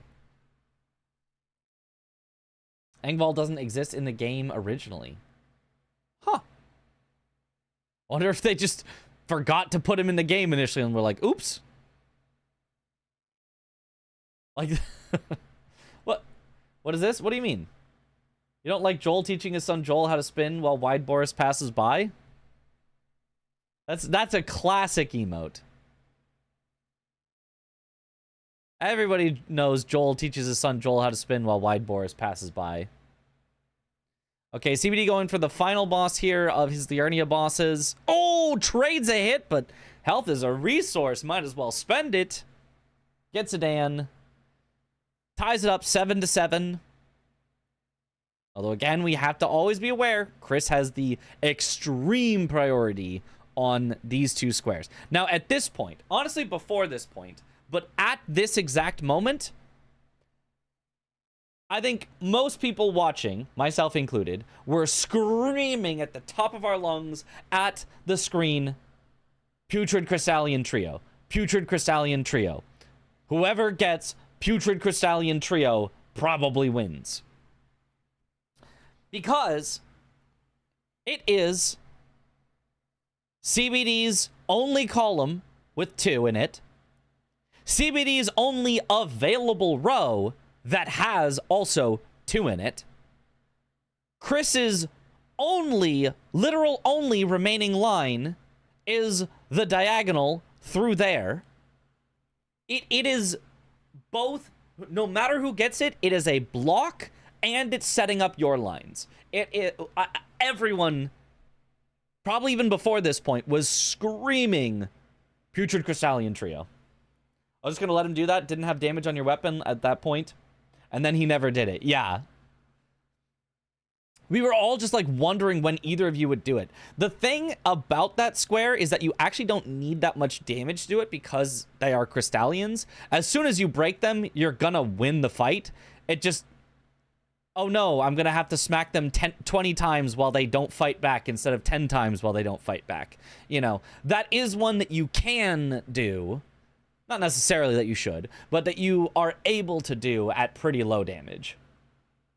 It's just so slow and stuff can go wrong very fast sometimes. Yeah. It certainly is certainly understandable to get a little more upgraded at some point before doing them. But yeah, CBD not going for them at all had us definitely, you know, a little shouting at our screens because it just really felt like whoever wins that square is in a very, very good spot to win the match. Loves losing his mind over nothing. True. As a filthy casual, HP is more important than damage for you against the Putrid Crystallians. Yeah, I mean, the main thing against the Putrid Crystallians is don't get rotted. If you don't get rotted, they're not too bad. They're a little slow. They've got some health, but you just need to break one, then you know, don't let it move. Break one, don't let it move. Break one, don't let it move. They're okay as long as you don't get rotted. If you get rotted, it's like, oh, GG, rip. I got a Memory of Grace out, or, you know, die and try again, or whatever. You can also quit out in bingo, so I guess it would be, well, you'd still be stuck in the place if you just quit out. Oh yeah, you only have a +3 somber. I thought you had way more. I thought you did a bit of weapon upgrading before this, but I guess not. Well, you did a bit, but like I guess I thought you had done more than that because I saw you go through Haligtree, but I guess Haligtree was just for the money. You hadn't yet used the stones you got there. Only +7, +3. Yeah, that's not a lot. Yeah. Okay, makes sense. Makes sense. You talk so much, I can't hear Domo. Well, yeah, Domo's just being really quiet today. You know, I don't know what to tell you. Domo just, it's an off day for him. Favorite kill was managing to break and then stagger locking all 3 with a big stick. That's pretty nice. CBD going for a Red Wolf here. And his damage is solid. Like, he has only gotten a few hits in with the Ice Rind, but...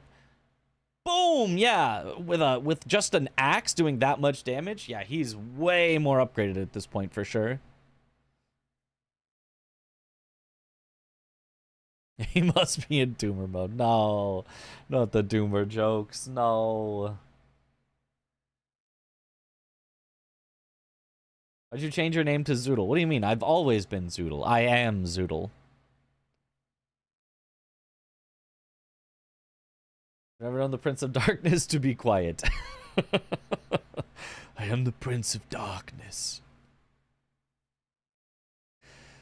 Chris going for the kill on the troll. Now, what does killing this troll here get you? Is it just a colossal weapon check? Or what do you get from this troll? What's the point of killing this troll in general? Because I see it done a lot, but I'm never 100% sure what you're looking for. Keeps your money to upgrade and leave. Oh, unlocks being able to warp out. I see. As well as a colossal check. Okay. And it is a very fast kill. You just explode him and then it's just like, there you go. Makes sense.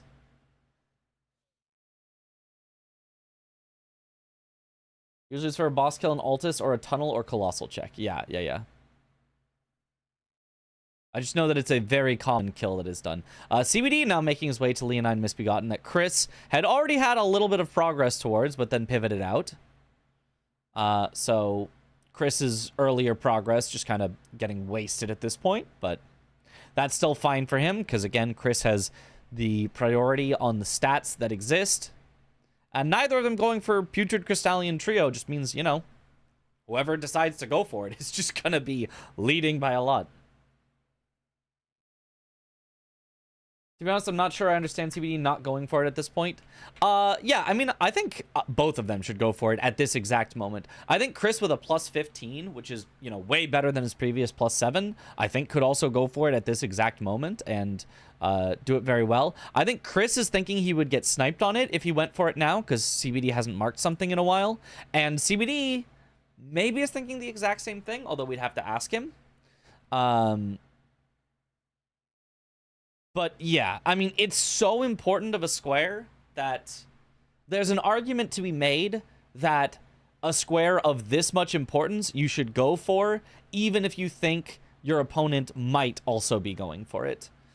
Just because, like, you know, if it's going to be a square that determines the game, then saying, oh, well, I'll just let my opponent have it because I think they're doing it, you know, might not be worth it. Is it that big of a deal? Is it literally game winning? I don't know. But it feels like it on a you know, hindsight is 20/20 perspective. It feels like a if you win that square, you will win the game type square.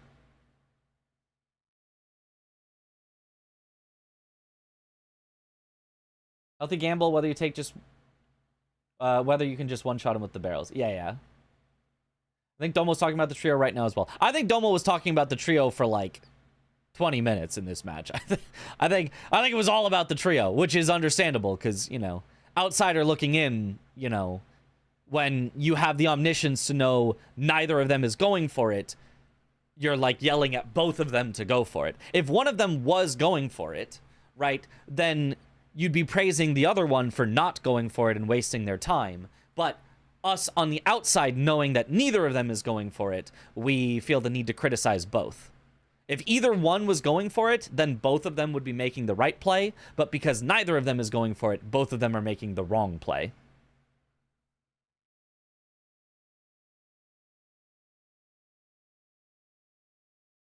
CBD does get the Leonine Misbegotten here, which I think is what causes Chris to finally pivot to it, to just say, well, he's really not going for it. I guess I'll head there. That is such a good point. Yeah, it all comes down to the info that you know versus the info that they know.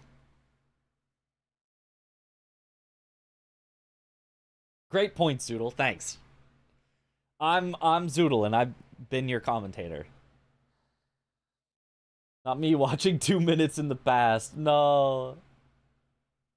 If you're going for Red Wolves, you could spend like 5 seconds grabbing Spectral Lance for safer Crystallians, IMO. Where is Spectral Lance? That's in the academy somewhere. And here is where, this is the moment that is probably the most, like, you know, like, you know, in the match. Not to get too much into it, not to, you know, bring in negativity or anything like that, but CBD committing to Melania instead of Putrid Crystalline Trio is one that is, I think, harder for me to justify, because obviously there's the justification of you don't know what your opponent is doing, you just have to play around what you think they might be doing, but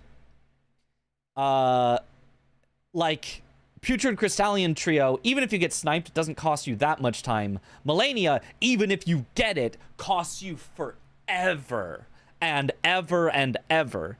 So it's like, I don't know. It just feels really hard to go right to Melania for the block when that's clearly the worst of these three to block with. And these two, the stat squares, which, by the way, I guess I should explain. The reason he's doing Melania is not because Melania is on the board. It isn't. It's because she gives just a ton of runes so that he could get 30 int or 30 arcane. Probably 30 int so that he could set up his own potential column and block Chris's diagonal. But if instead he went for Putrid Crystallian Trio, he's now set up this row where if he kills Tree Spirits, he forces Chris into Fia's Champs. That'd be horrible for Chris. He sets up this column where if he gets Red Wolves, he forces Chris into Margot's and Moog's Shackle, which isn't like the absolute worst, but certainly isn't great. Technically, there is some synergy between Moog's Shackle and Fia's Champs, but like, if you're forcing your opponent into those two, you probably just win. And Putrid Crystallian Trio is a much faster way to block Chris's diagonal. So this is the moment. I think everything up to this moment, if you're like, oh, I'm betting on my opponent not doing it, I think I understand.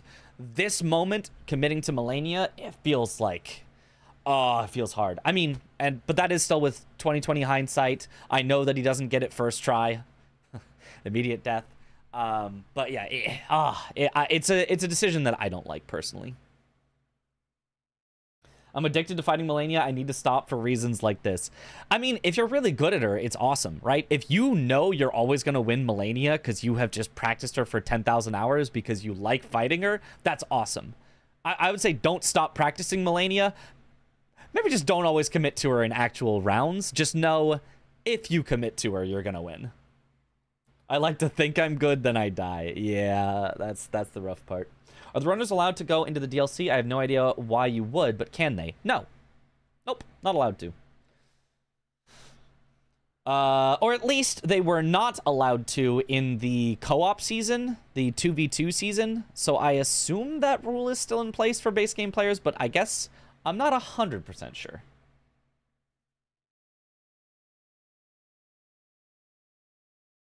Maybe, I don't know.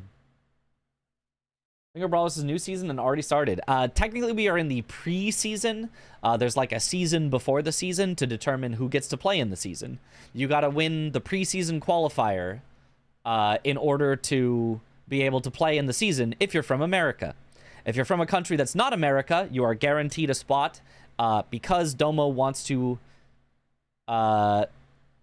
include more countries rather than it just being, you know, Bingo Brawlers of America. He wants it to be Bingo Brawlers of the world. So there's a lot of other countries that are automatically in. And then if you're from the US specifically, there is this pre-season qualifier. Why wouldn't CBD repost then weapon art? Oh, you would die if you reposted then weapon art. You can't do that. But I think still reposting would be better. But I actually don't know. I don't know if there's a more curved sword. At least if she's already frosted, I think the repost is better. If she's not yet frosted, I could see doing it to activate the frost. But once she's frosted, the repost has got to be better. Chris catching up on the Red Wolf. So CBD, you know, had a Red Wolf already, but because he's not committing on that and not committing on Putrid Crystallian Trio, he's kind of giving up his chance also to push or punish, you know, this line that he could have set up, allowing Chris to potentially go for this block here, or the Putrid Crystallian, which again, still neither of them are going for at this point. He gets a free pass because he's in Canada. Correct. Yep. Would have gone so different with a higher HP pool. Base game again feels kind of rough in that regard. Yeah, 100%. Melania is one that like she will just one shot you unless you have high health. And so it sucks. It sucks to fight Melania on low health for sure. And again, this basically all comes back around to the early committing on 30 Faith from CBD. If CBD had not committed on 30 Faith early, he could have more vigor, although maybe he wouldn't have chosen to do that. But he could potentially have more vigor, or he could just go, oh, right now I'm just going to go 30 int. It sets up my line. It blocks his diagonal. No problem. So he committed very early to a block that it turns out was unnecessary, forcing him to commit to something that really sucks to try to get the alternate block later on. So, yeah. Really, really, really did not work out for him. For some reason, I always thought Blanks was Canadian until recently seeing him in American Qualifier made you realize. He does... I totally understand what you mean by that. I have roomed at Blanks at a GDQ before, and like he kind of has a little bit of Canadian vibes. He doesn't actually like speak like a Canadian, but like I feel like it's like the politeness or something. He's just if he said, "Oh yeah, I'm Canadian," I'd be like, "I believe it."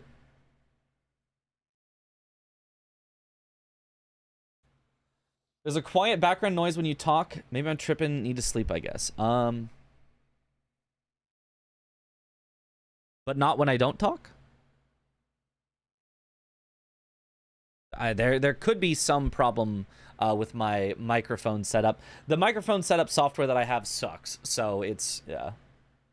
What is this? We are reviewing the official matches between Star Chris and CBD from today. Yeah, I can hear that. Interesting. Something I can... Well, that might just be something that kind of... Microphones, you know... I don't know. There might be some way I can get rid of it. It's really annoying. Oh, waterfall dance! Oh, nice dodge by CBD, though. Oh! Bro, I hate getting caught in close-up waterfall dance. It's so bad. I mean, it's not bothering me. Okay, good. How many countries are getting preseasons? Only the USA. Too bad Chechia doesn't have another player to team up with Kata. Yeah. He did want 2 players from each country, so...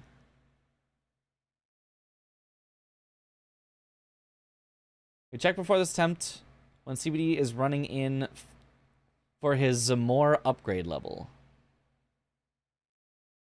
Oh, wait. Right now I can check, because he went into his inventory. We just have to get the perfect frame that we pause on. +6. He's got Zamor +6. Yeah, I mean, I really don't like that. I don't like +6 for Melania. No wonder this was feeling, like, so bad. I mean, because he went out of his way, he took the time to get the +10 stone, and then he hasn't used it yet. I wonder what one he's even missing, because he has the 10, he has the 9, we saw him pick up the 9. I think there was also an 8 in Halic Tree. Is he just missing a 7? He has +25 Lordstone Straight Sword. Oh, he just forgot to drop and pick up to auto upgrade? Oh, that makes sense. Yeah, oh, that's pretty rough. And he realizes here, swaps to Ice Rind Hatchet temporarily, because it's going to do way more damage at +10.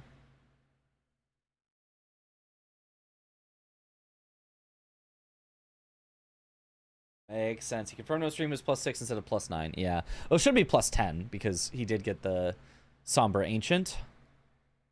What countries do we have? Are there any from China, India, or Japan? No. I don't know of any Indian Elden Ring creators. Japan, definitely there are speedrunners from Japan for sure. I'm not sure if Domo just wasn't able to contact them or if they didn't want to do bingo or what, but yeah. Chinese, I believe, as well. I believe there are both Chinese and Japanese speedrunners, but I'm not sure that any of them actually are, like, bingoers as opposed to just like, no, we just want to grind out the leaderboards.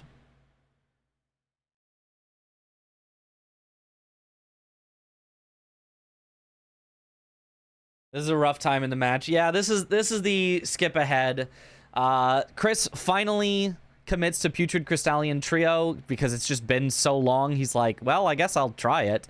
After getting at least one Red Wolf, CBD just stuck here in the Melania fight. And like, you know, it kind of sucks to say, but like I just kind of genuinely think whoever went to Putrid Crystallian Trio wins the match. I think if CBD went to Putrid Crystallian Trio instead of Chris, I think he wins the match. Or at least has a really good shot at winning the match. And then obviously Chris going to Putrid Crystallian Trio while CBD is fighting Melania. You know, spoiler alert on the results, but it ends up pretty nice for him.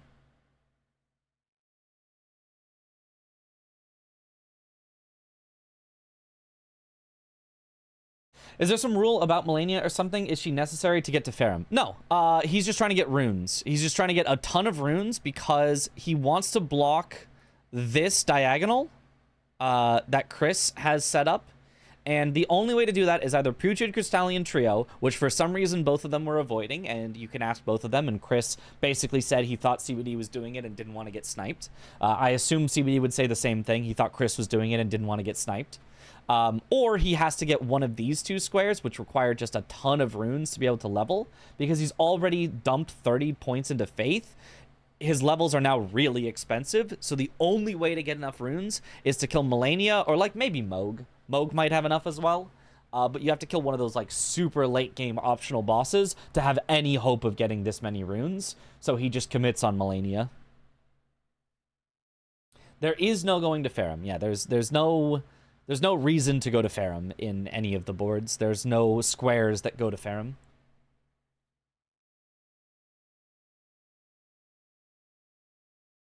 CBD doing well though on this particular attempt. I can't caster curse somebody in the past. I mean, unless like it's some sort of like time causal loop where because I say that now it causes something to happen in the past, but to get the Soldier of Godric Fist only, I would have had to do New Game Plus, so Farum was necessary. True. Is that allowed? Is that... Do we know if that's actually allowed in the rules, or is that a meme? Because I would love to actually see that. Would have been hilarious. It is, you aren't allowed to make a new file. Okay, I thought so. That's what I thought. That's what I told chat, but I was like, but I'm not 100% sure on that.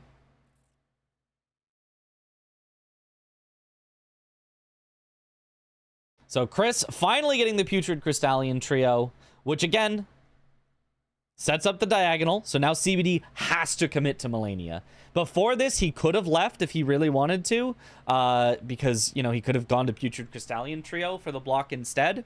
But now he has to commit to this. It's his only way to block the remaining diagonal. And CBD no longer has any access to any possible lines. He has to win on majority. CBD is now forced into Melania and forced into winning on majority. It's a disaster. That one square that Chris got just you know, ruins almost all hope for CBD in just this one moment of getting this one square. What locks you out of Rick? You'll see. You'll see in game 3. There is a condition that you have to do for Rick, fist only, and Chris did not do that. So it's a very funny start to the game. Chris do be doing a little memeing, a little trolling. Yeah. It almost doesn't feel worth it to watch the rest of this game because, like, from here, it's just... There's almost no way for CBD to win. The only thing he can do is kill Melania here, and then he has to win by majority still. And it's like... It's just so hard, because even if he kills Melania... I don't even know if he would get both of these. Does any knowers know if he would get enough runes for both of these from Melania, or is it only enough for one? I think it's only enough for one, right? I'd say no. Yeah. So, effectively, even if he gets this, even if he kills Melania right now and gets one of them, oh, scores tied 9-9, right? Wrong. Scores tied 9-9, but with a square that CBD will never have enough runes for that Chris can do literally whenever he wants. He doesn't care. So it's effectively 10-9, and Chris has been setting up more progress, you know, Red Wolves and stuff, while CBD has been locked in here. So even if CBD kills Melania right here, which is very close, like, it's still going to be super tough. Technically possible, though. I guess I shouldn't put it as, like, a guarantee, but very, very, very tough.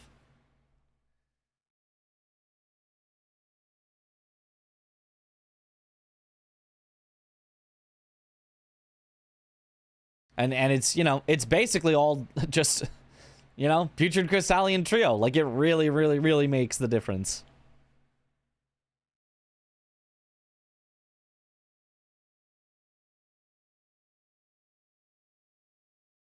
But CBD, you know? Oh, the scary roll in. Rolling in on Melania's kick is always scary. But he does it again. But the pain.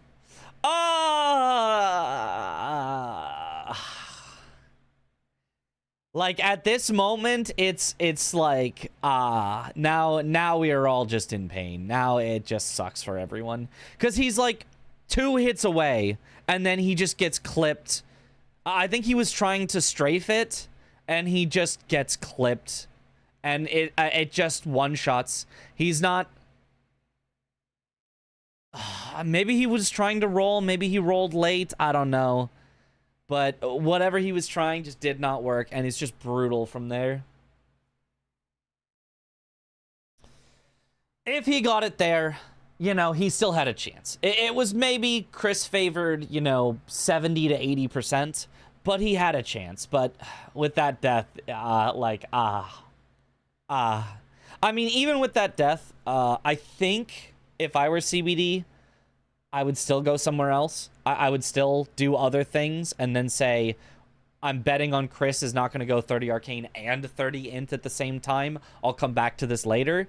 Because now, by the time he gets this, he's going to be behind 2, 3, 4 squares on majority and just like, good luck from there, you know? What's moving behind the blue-black wall? Just curious. Moving behind? It's in the walls! Oh, God! He was trying to roll. You can see a one-step sprint before he's hit. He held down the B button. But that also could be for a strafe. He could have been sprinting to try to strafe. You do also sprint to strafe sometimes, but yeah. Oh, Zoodle. Me. That's me, Zoodle. I'm moving. Ghost. Zoodle is in the walls.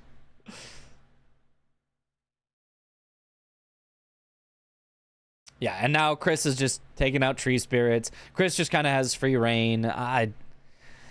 Yeah, we can kind of just skip through the rest of the match. We can just kind of pop ahead and say, yep, Chris gets a tree spirit. Yep, Chris goes for another tree spirit. Yep, Chris kills all the tree spirits. Chris then heads to Radon. CBD is still fighting Melania. Chris kills Radon, I think. Yes, Chris kills Radon. He then goes to Sacred Flask upgrades. I think this is the churches for Sacred Flask upgrades. Moog would be enough after Melania, but that's a trek. Yeah. Did you see Game 3 yet? I have. I watched all of it live as it happened. So I know when to go forward. Yep, Chris gets all the Sacred Flask upgrades, so he gets +7. At this point, it's 12 to 8. CBD would have to win every single remaining square, which is completely impossible. Because, there's just no way you can get, 5 squares with Chris going for whatever he wants. Chris even takes away one of the stat upgrade squares that CBD has been going for with Melania this whole time because his levels are just so much cheaper because he didn't have to do 30 Faith before. Is this game 1? This is game 1, yeah. And then Chris just gets to do whatever he wants. He kills Renala to get access to the capital. He goes Draconic Tree Sentinel. He then pivots out to Patches to get the shackle. He buys the shackle. He heads down into the sewer. He gets the shackle after a death. And CBD, unfortunately, even by the end of the game, is still on Melania.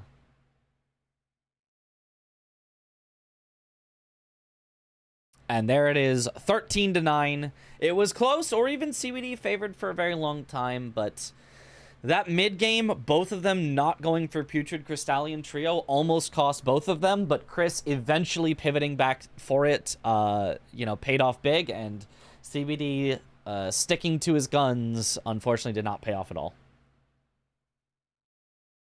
Played a bit of Bloodborne again, and the pain, and apart from the ungodly performance even on your PS5, is still locked to 30, I think. All right, so that was game 1. That was the base game. Always starts with a base game. Game 2, DLC. Did we get any explanation for Chris's shackle pathing initially? It's just easier. It's just very easy to get down. That's the way I used to go down as well before I was shown there's like a path where you can walk off and then you like barely land on the way down. I didn't know about that before, so I always went that way as well. It's the most obvious way down. It's like, oh, there's a big pipe you jump on and it goes down and then you land on the floor. It's a very, very simple way, so I don't begrudge Chris's path there. He just hasn't learned the absolute fastest way down. But like, it's a difference of like 5 or 10 seconds or something. It's unlikely to make the difference in a game, although it could. Game 2 was insane. Yeah, Game 2 DLC. They started with different weapons. The classes in the DLC is just starting weapon. So, interestingly, Chris went for the Cirque, whereas CBD went for the Uchi. I have absolutely, genuinely no idea why Chris would go with the Cirque. Cirque is doo-doo. Cirque is not that good. Uchi, solid. Yeah, I thought it was the Curseblade Cirques. Don't worry about it. I see now, I see. Insidious, thank you for the raid. Welcome on in, Raiders. There is a Cirque that does have bleed on it. That's like, okay. I still don't think it's good, but like, well, maybe it's good, but it's not great. Whereas Uchi is like, it's pretty great. I think Uchi would have been the way better pick regardless of which Cirque it was, but yeah. Chris just picks one of the worst weapons here you could possibly see. Yeah, CVD has Uchi though, how are you not going to take that? Yeah, Chris throwing, Lamau. Just forgot exactly and didn't want to fall to your death. Yeah, I think it's better to take a comfy path than to try to risk it on a path you don't remember. So I think Chris made the right call going down. He made the wrong call dying to the lobster though. Lamau, just dodge better. A standby Cirque? No.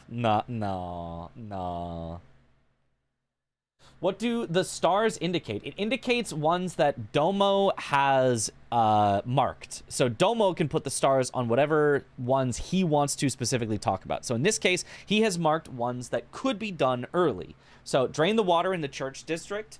It takes a little while to walk there, but you don't have to upgrade a weapon. You could just walk right there and do it. Drink Tialier's concoction. Similarly, you can just walk up to Tialier, do the little warp back to Moore, get his concoction, drink it right away.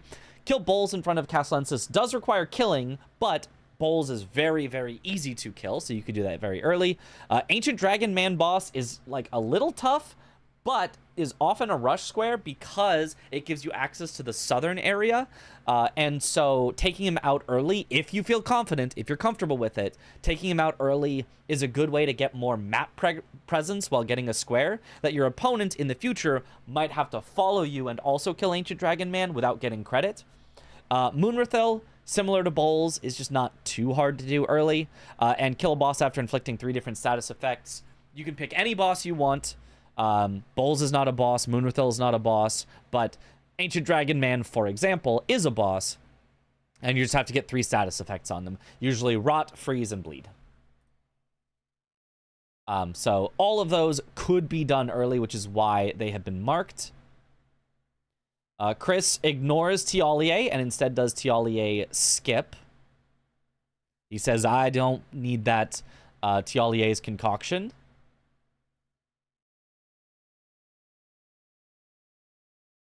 Chris blink twice if choosing the Cirque was part of the script, maybe.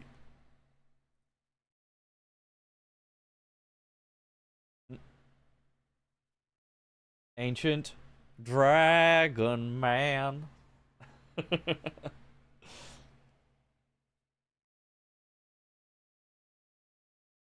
All right, I didn't really get a chance to look at like their setups, their talismans and stuff that they bought, but CWD I would expect has Blue Dancer Charm because he always does. And Chris, I believe I saw had Ritual Sword Talisman, also missing the rock several times. Look at that little flabbergasted face. It's like...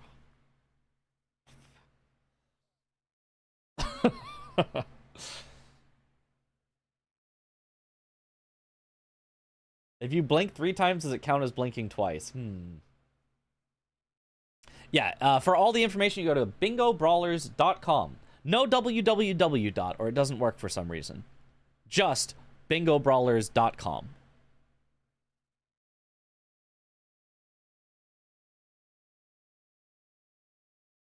All right, makes his way into the Fort of Reprimand. Chris, I would expect, is going for Drain the Water. That's kind of the only one that's this far into the DLC. Dom also marked kill base game boss in the DLC, I guess, which I should point out, which is like not really that early.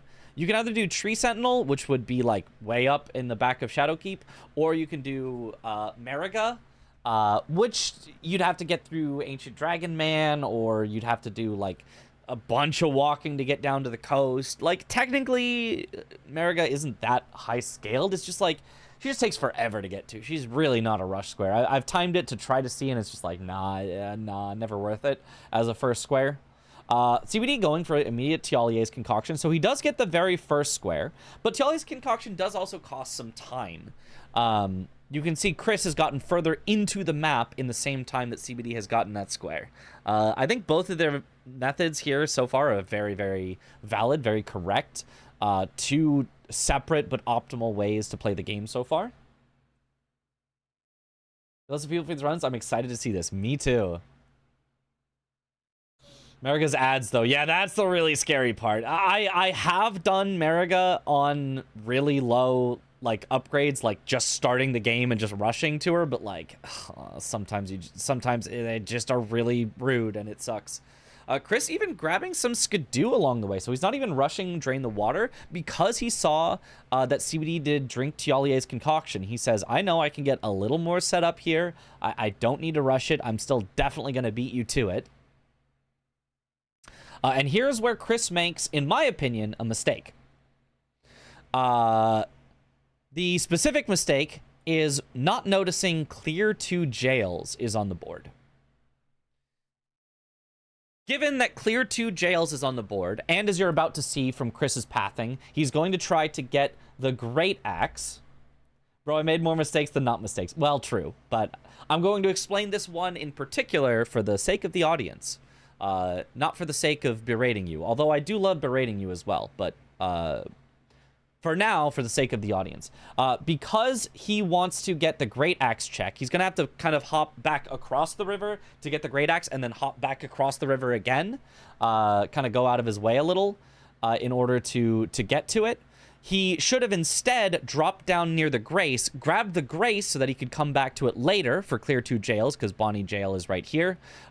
Then he could, in one move, grab the Great Axe on his way through and then cross the river, grab O Mother, and continue on. Would have been a more efficient pathing and would have gotten him the Grace along the way so he could come back to it later. This was a good practice match for you. Yeah. And in some cases, doing that would not be the correct play. You'd want to rush to Drain the Water, but given that he saw Drink Tialier's Concoction was marked, he knew he had plenty of time that he could grab the Grace and not get punished for it, so it would have been a better play overall to grab that Grace for Jails later. The run pressure is getting to him. No! Practicing an official match for real. I mean, every match is practice, just like every speedrun is practice. Everything you ever do is practice for the next time that you do it. You should always be striving to improve and grow and learn new things. You shouldn't try to throw a match to practice, but playing a match in itself, trying to win, is practice for trying to win. On your first 2 games today, let's go. Learning match is a better way to phrase it, yeah.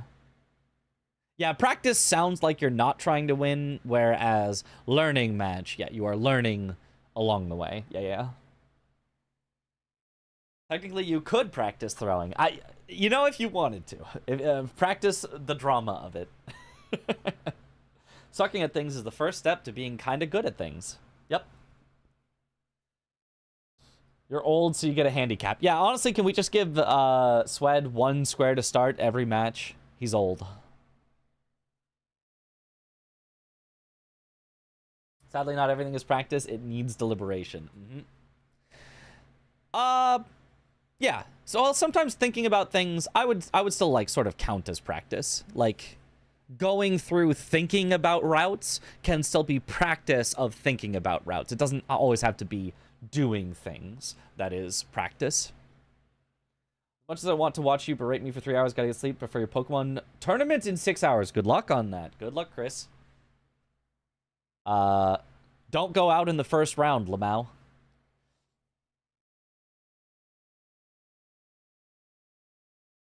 I will have to get to bed at some point as well, but match isn't for 10 more hours, so that's plenty of time. I do not need to get to bed just now. Oh, CBD getting one shot by Ancient Dragon Man.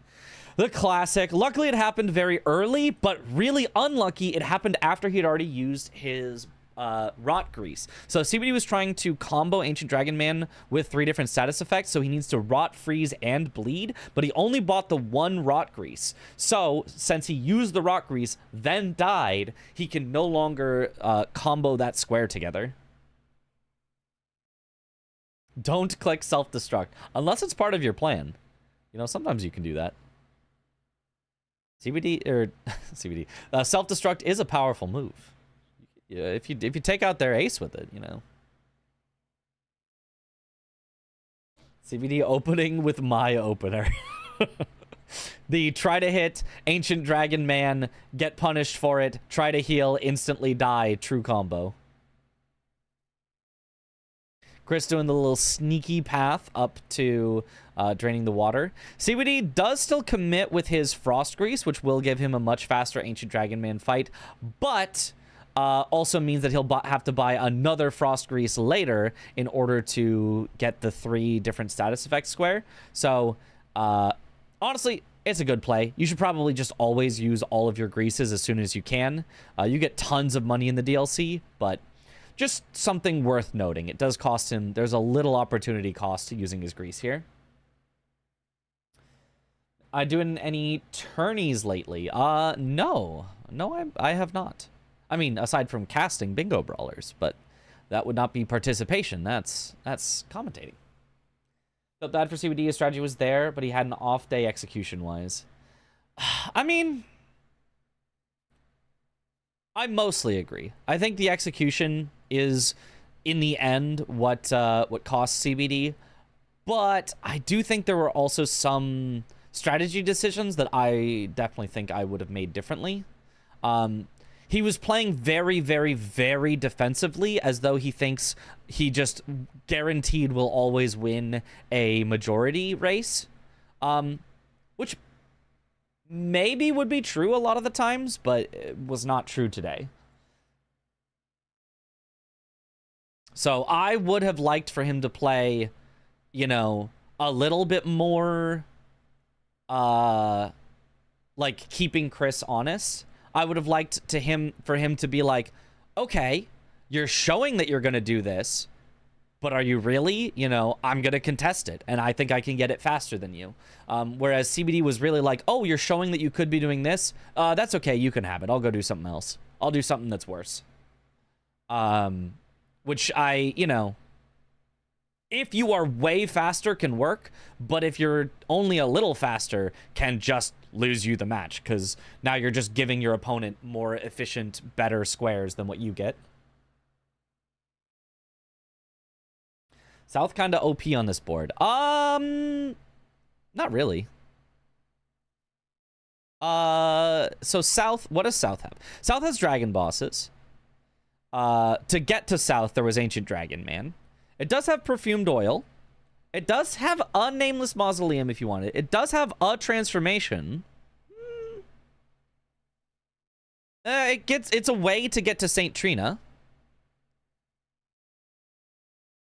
There's a solid amount, and eventually Yolan and Ana, but like, you know, that's the square that you're like, I hope it does not come down to 12 and 12. Neither of them is doing Yolan and Ana unless it's 12-12, and that's the last square.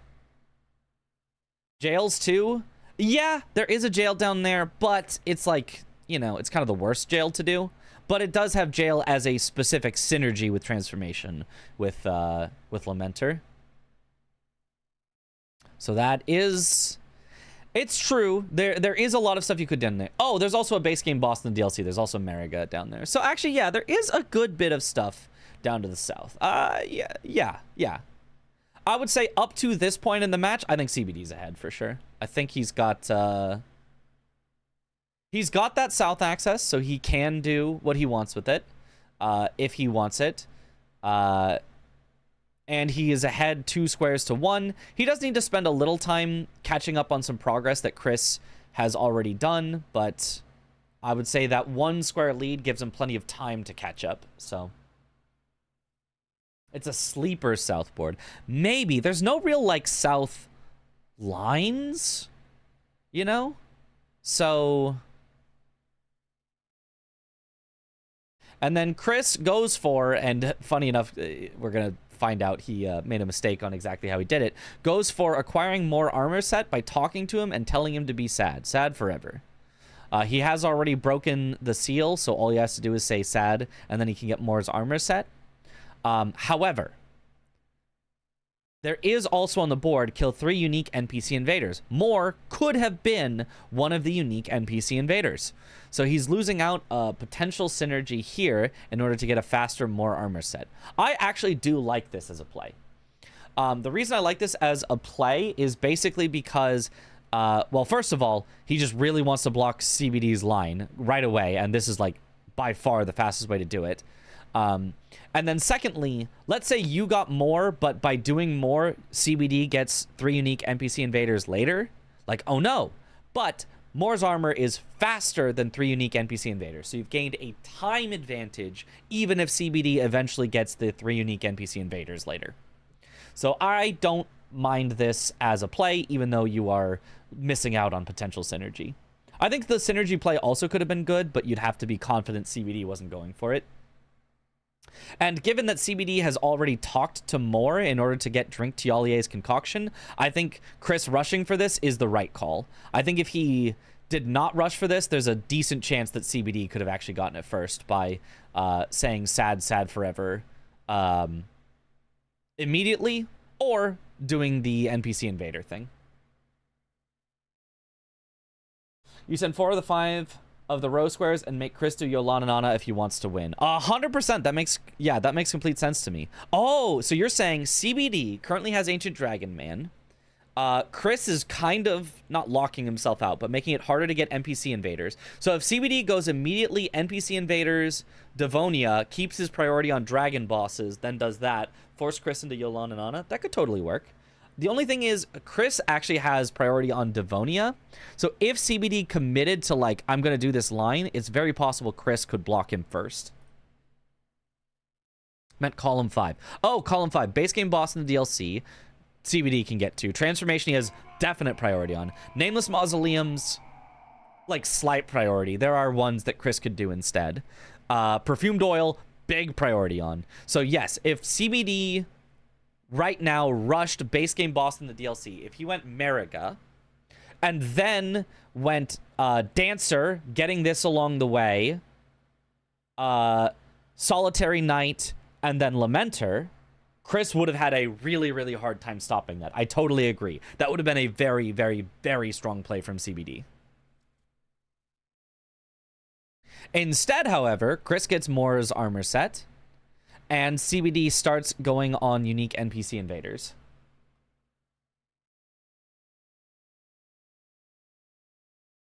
Or more always gets the short end of the stick, yeah.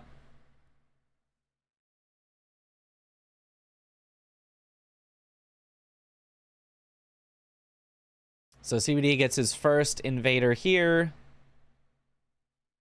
where Chris just did not go for it at all. He's just saying, I bet CBD is going for that. I bet CBD can just have this. It's fine.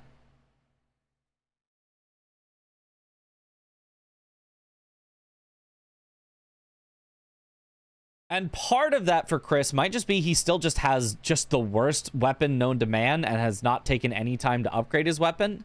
So he probably just wanted to get Moore's armor set while not having an upgraded weapon. So he really couldn't synergize it with anything.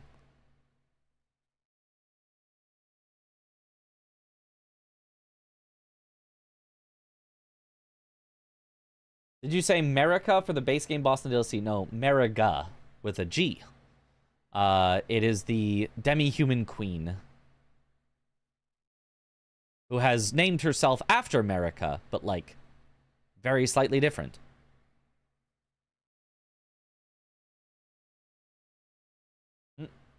I mean, Rusted Anchor isn't bad. Oh, right. He did get Rusted Anchor. Sorry, I forgot. I thought he still had the Cirque. The Cirque, the most dog weapon of all time. He's got the Rusted Anchor now. One of the best weapons. He made a massive upgrade.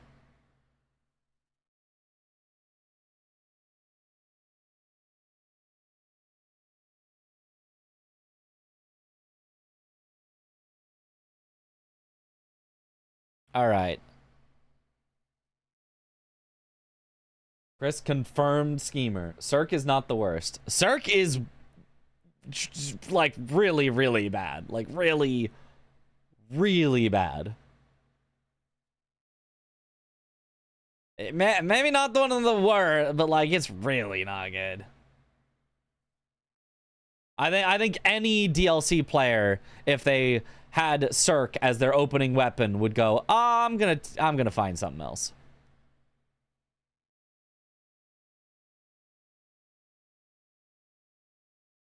Chris was trying to farm Aura. I don't think he hit a single thing with it one time. I don't think he caused one attack on an enemy.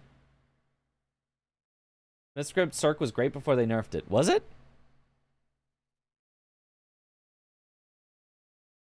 All the Smithscript weapons minus the shield are dog. Yeah. They really, like... I mean, I guess, you know, FromSoft just doesn't want range to be too powerful, but, like, they feel, like, a lot worse than, like, bows, which already is, like, not that great. I guess they don't need to use arrows, but, I mean... It does feel bad. It kind of just feels bad, man. I liked the hammer. The hammer, if you're just R1ing with it, is, like, okay. It's, like, fine. It's, like... one of the worst great hammers in the game, but like at least it's like it's just a great hammer, which like great hammers are really good weapon class. Whips too, yeah. Well, whips have like special properties so that like in PvP they're like unparryable or whatever. Or they do chip damage through block or something. They have some sort of interaction that at least in PvP they can like kind of be useful, but like Chris heading over to Gaius and Tree Sentinel area, going for the base game boss in the DLC, both to block out that really scary column 5 that we mentioned, as well as to set up his own row 1. Smithscript weapons had broken scaling at one point. It got nerfed after a month or so. Really? You know, I don't remember that. I guess that'd be the same time that they nerfed the perfumes. I don't remember the Smithscripts ever being good, but if you say so. It's the worst great hammer, but it's still a great hammer, which still makes it the top, you know, 30% of all weapons. Like it's still not only, you know, better than your average weapon. It's better than like 70% of weapons just because it is a great hammer. The worst great hammer is still better than every single dagger that exists, every single, you know, like just name all the bad weapon classes. It's better than every single one of them.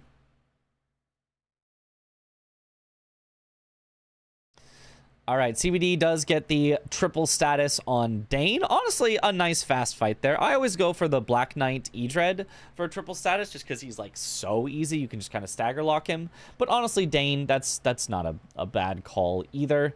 There's no real synergy to speak of in either way. He just wanted a quick square. Which is good that he did that, because Chris was about to do 3 different statuses effects on a base game boss in the DLC with this Tree Sentinel. So Chris would have sniped that square away, and it would have been really bad for CBD. So good thing he just committed and took that. CBD heading for dragon bosses is what it looks like. He might actually be heading to base game boss at the DLC, using the skip down as well, which would be a great idea, but I mean, Chris is just way ahead, unfortunately for him. NPC bosses is NPC. Oh, there is NPC bosses. Never mind. There is. I'm a silly Billy. That's actually great synergy for CBD. I missed that. So yeah. Great call by CBD. Both takes the square that Chris was trying to take away from him, as well as synergizing NPC bosses. So CBD, with the synergy of NPC bosses, he can also go Nameless Mausoleums soon. So if CBD gets base game boss in the DLC, which he doesn't, then goes Nameless Mausoleum, which gives him 3 NPC bosses. He's like massive lead on all of that. But instead, sniped on base game boss in the DLC. He sees it. He says, uh-oh, that's not great for me. And now there is a very clear threat on the board. Like, you don't have to be a bingo expert to look at this and go, what line does it look like is being formed? It's row 1. It's obviously row 1. Both of them recognize it, and both of them say, okay, Jails is the goal. Whoever gets Jails is probably going to win, because if Chris gets Jails, then CBD is forced into Midra. And if CBD gets Jails, well, now it's 5-3. CBD is setting up a scary column 1, although Chris is ahead on Blessings of America. But, you know, CBD would definitely have a strong position if he gets 2 Jails. Anvil Hammer dodged the patch, by the way. Still gets 1300 AR at max level. Ah. Well, the Anvil Hammer isn't Smith script, so that would make sense that it dodged the Smith script nerf. What threat? I don't see it. Midra's a fake threat. Come on. It'd be easy to block with Midra. Come on. CBD, however, does not commit to the Jails right away. He gets a little closer to the Jail. Oh, nah, he pivots, and then he pivots back. He's like, no. This is too important. I've got to go there. I've got to get it. But just that little bit of pivoting out and pivoting back loses him some valuable time to contest the square. I'm not a bingo expert. Can you explain it again? Red is next to red, which is next to another red. There's 3 of the reds, and they're like next to each other, like in a line with each other, like the.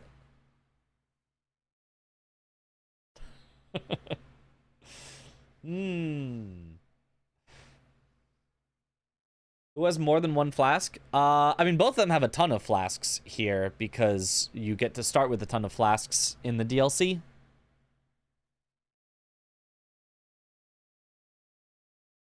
Now it's an educational stream.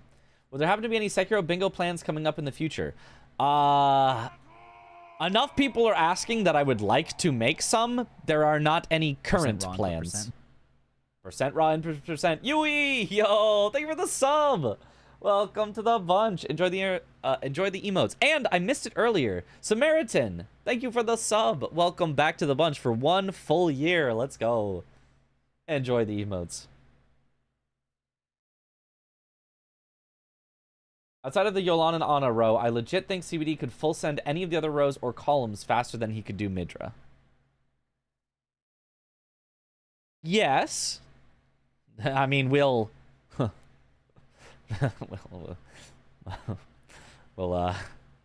find out how the match goes. But yes, that is a good point. But in theory, if CBD commits to another row, there is a chance that Chris could block that row and keep the Midra threat alive, or if Chris hard committed to Midra after jails. Midra does take a while, but doesn't take, like, infinitely long. 1201 redeemed a coin flip and chooses heads. Ooh, heads, though. That's not the one that never fails.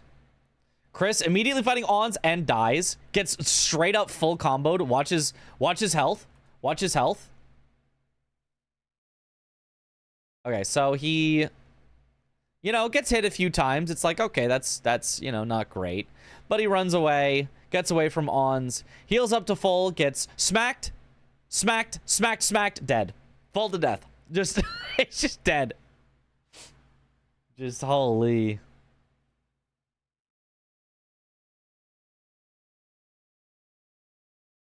Don't find such enjoyment when someone dies. Honestly, we all do. Especially when it's Chris. Yoda doing Yoda things, yep.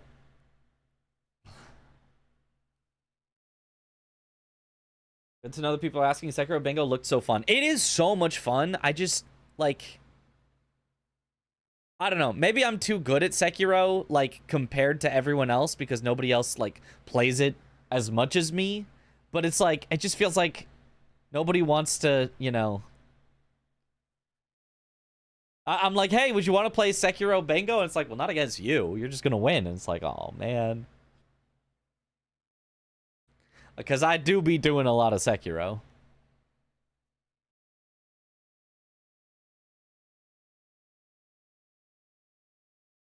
Sekiro is peak. Heck yeah. Zoodle looks weird? No. This is how I, Zoodle, have always looked. Chris doing much better against Ons this time. CBD into Lamenter, so they're both doing their first jail. Oh, Chris getting a little smacked around. That's a bad dodge. Gets poked. Oh, he's got to be super careful. He's got to heal. Okay, does manage to heal up. He should be fine now. Just a few more hits. He does lose all of that stagger he had on Ons. So he does just need to be a little careful here. Oh, that was a really greedy hit. He went out of stamina and he dies for it. No, you cannot swing if it's going to put you out of stamina. If he had staggered Ons, it would have been fine, but Ons just blocked it, so he gets to just kill him for free, where Chris isn't even allowed to roll because he has no stamina.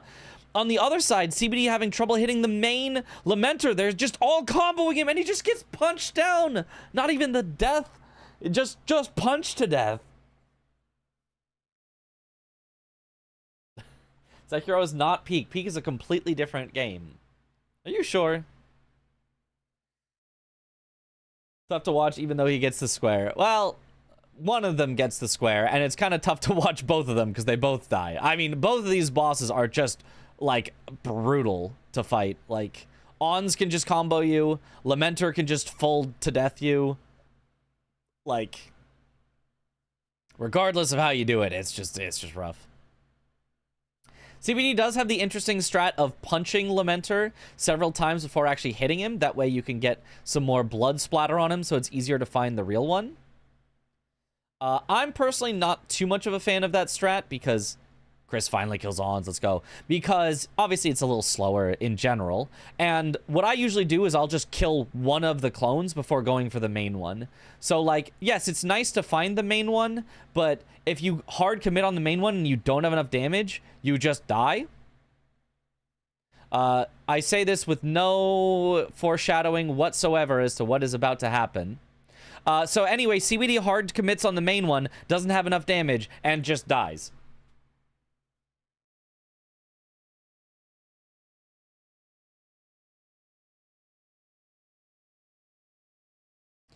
So I always like to at least kill one of the little guys, then commit on the main one, because it doesn't take very long to kill just one of them, and hopefully you still have time to kill the main one, who then, you know, releases all of them.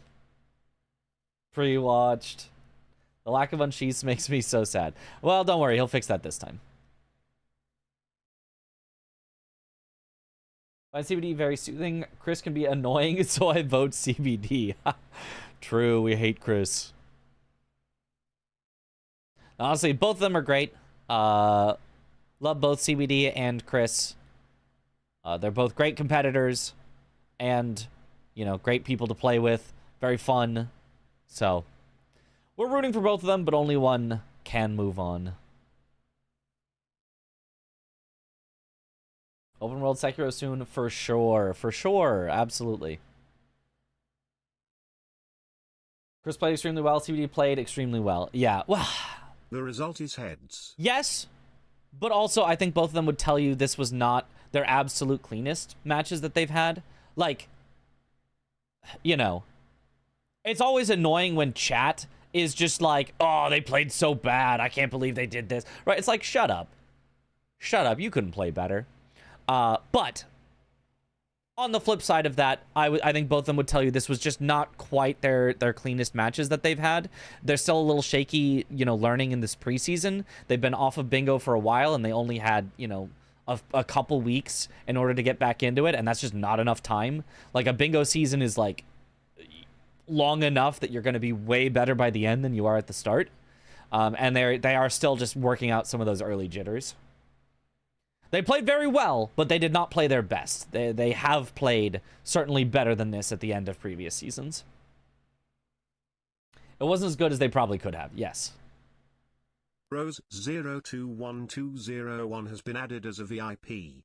Congratulations. Yo, congrats. 36K and a VIP. Holy, betting on yourself?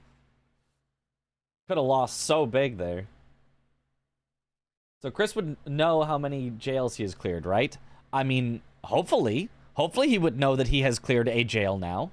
Where did he head to, by the way, after Ons? I completely missed that. I was watching CBD beat Lamenter. Where did he go? Oh, yeah, he did Blessings of America. He does a jail, then Blessings of America, then other jail. Which...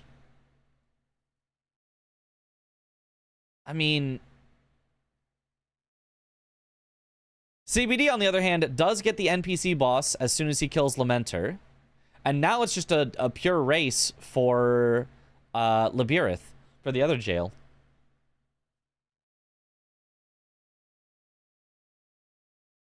I don't know if Chris put that together in the moment. Yeah. I felt it in my bones, had another 50k ready.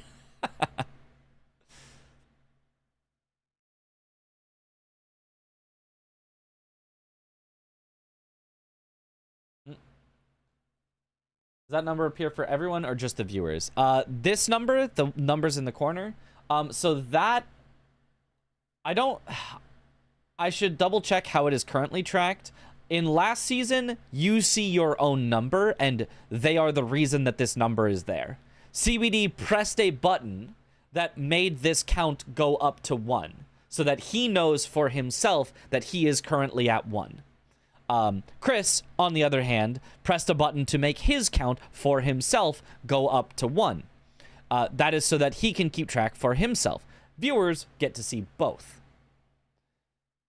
I suggested, and I'm not sure if it got implemented, I suggested that instead of the players doing the counts, if refs did the counts so that viewers had a guaranteed, perfectly up-to-date track for both of them, that would be awesome, but I think that was too complicated to get running, to get working from a tech side, and also from just then refs have to track every single number on the entire board. So I don't think we got that working, but I'm not 100% sure. I think it's still the players. The Bonnie Jail race was so hype. Yeah, this was hype. They're both in Bonnie Jail. Chris is ahead by just a little bit, only because he had already leveled before he went and did Blessings of America.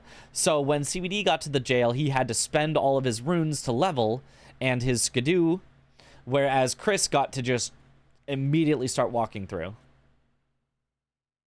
That seems better for players as well, to be honest. Yeah, that's a lot of why I suggested it, was because I was a player last season, so I was like, this would help a lot if refs just did this, and I don't have to worry about it. I don't think that got implemented. Maybe Season 7. With the current architecture of the Bingo app, it would be a bit tricky. Yeah, it would have to... The Bingo app itself would have to get changed and updated for sure.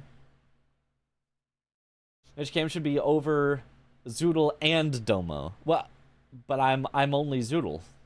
It's me and Domo, as you can see, as we will be doing our commentary tomorrow.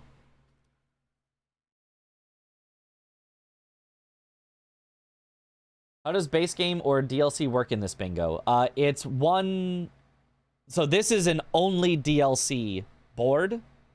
And then before that, they played an only base game board. So they have to know both, but they only play one at a time. So there's just full base game boards, and then there's full DLC boards. Counting and knowing what you've done is fundamental to the game. Yes. I'm not saying that the refs counting it should show to the players. The players should not see what the refs mark. The viewers should see what the refs mark. The refs should know exactly how many jails each player has done so far and keep it up to date so the audience knows exactly how many each player has done. But if the player loses track themselves and doesn't mark the square, then sucks for the player. And Chris gets the Labirith kill faster. I mean, honestly, the Rusted Anchor was also, like, really good. CBD played that super well with the Uchi, but just, like, got in slightly later, and the Rusted Anchor just had a really easy time locking Labirith down. Transformation time loss may have legit lost CBD the square. No, it was less. It was more time than that. If you want us to compare, Chris marks the square at, or gets the enemy felled at 36:22.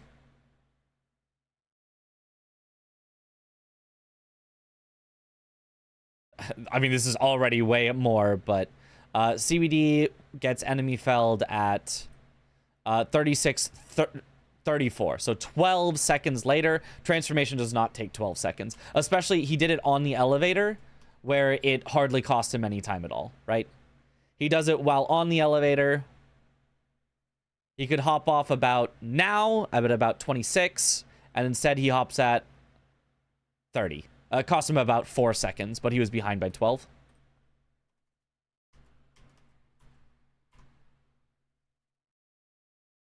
It was the leveling. Yeah, it was probably the leveling. The leveling does take a bit. But the leveling also might have given him a faster kill. He might have lost some time having a slower kill if he did not level as well. So, hard to say for sure. Was there any possibility of CBD just hard focusing the fourth row to get a bingo in the time that Chris gets the 2 jails cleared? Yes. 100% that is an option that CBD could have gone for, and with our hindsight of knowing he gets sniped, would have been a good idea. Would have been a great idea, actually. But in the moment, I 100% agreed with CBD's decision to contest that. I think both of them seeing that very strong threat there, like, look at the board right now. Who has a bingo threat right now?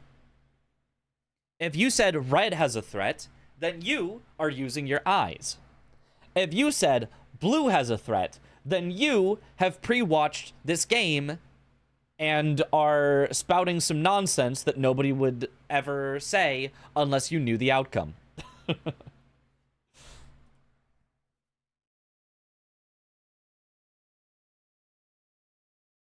Green. Oh, okay. Yeah.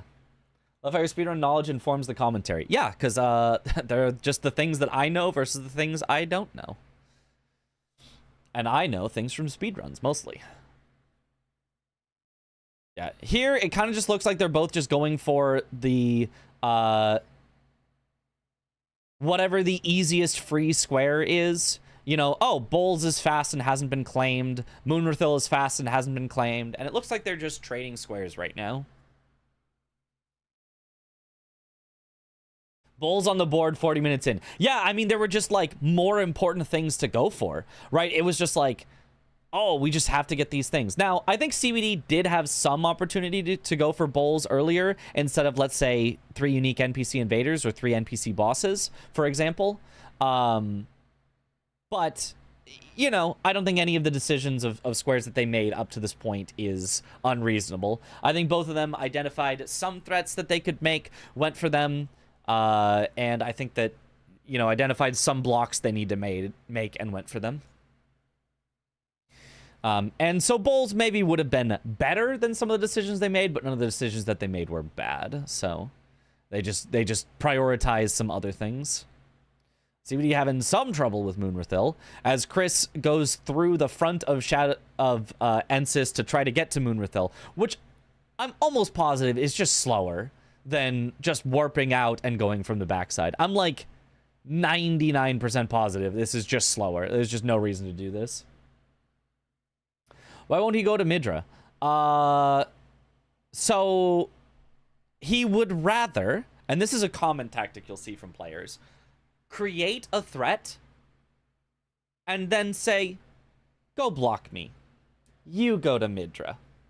I think you should actually go to Midra, and I'm going to go take all the other squares while you have to do the slow one.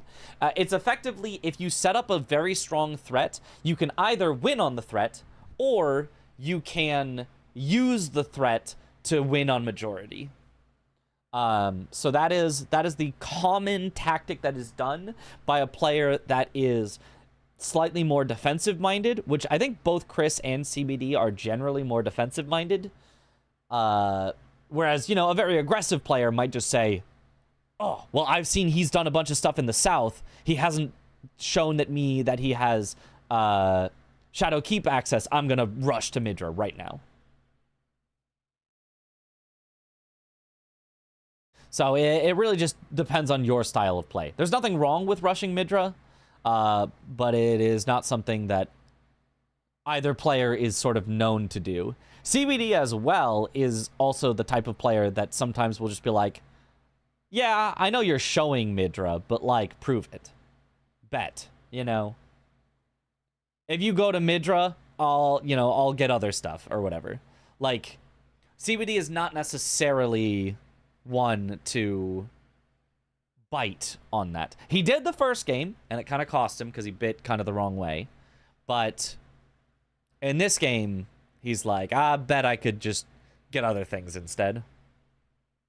Blanks can be very aggressive at times. The scariest players are the ones that you have no idea whether they're going to commit. Where they'll commit sometimes, and they'll block sometimes. Where you just can't get a read on them. Because there are very good players that play the same way every time because they know they're really good at it. And then there are very good players that play completely differently every time. And you're like, I have no idea. It's not working well for Chris now, isn't it? Well, at this moment, it sure looks like it's working pretty well for Chris. I mean, he is technically behind by 1 square, but, like, he's going to go block Devonia so that he can't be forced into Yolan and Ana from this bottom row. Makes perfect sense to do.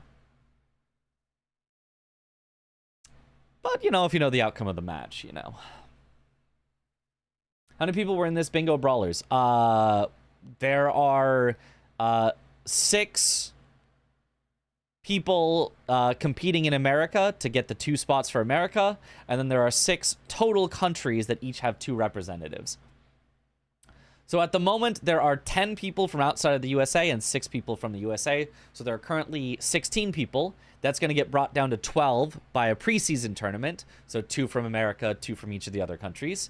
And then they're all going to compete in one giant tournament to see who is the bingo brawler.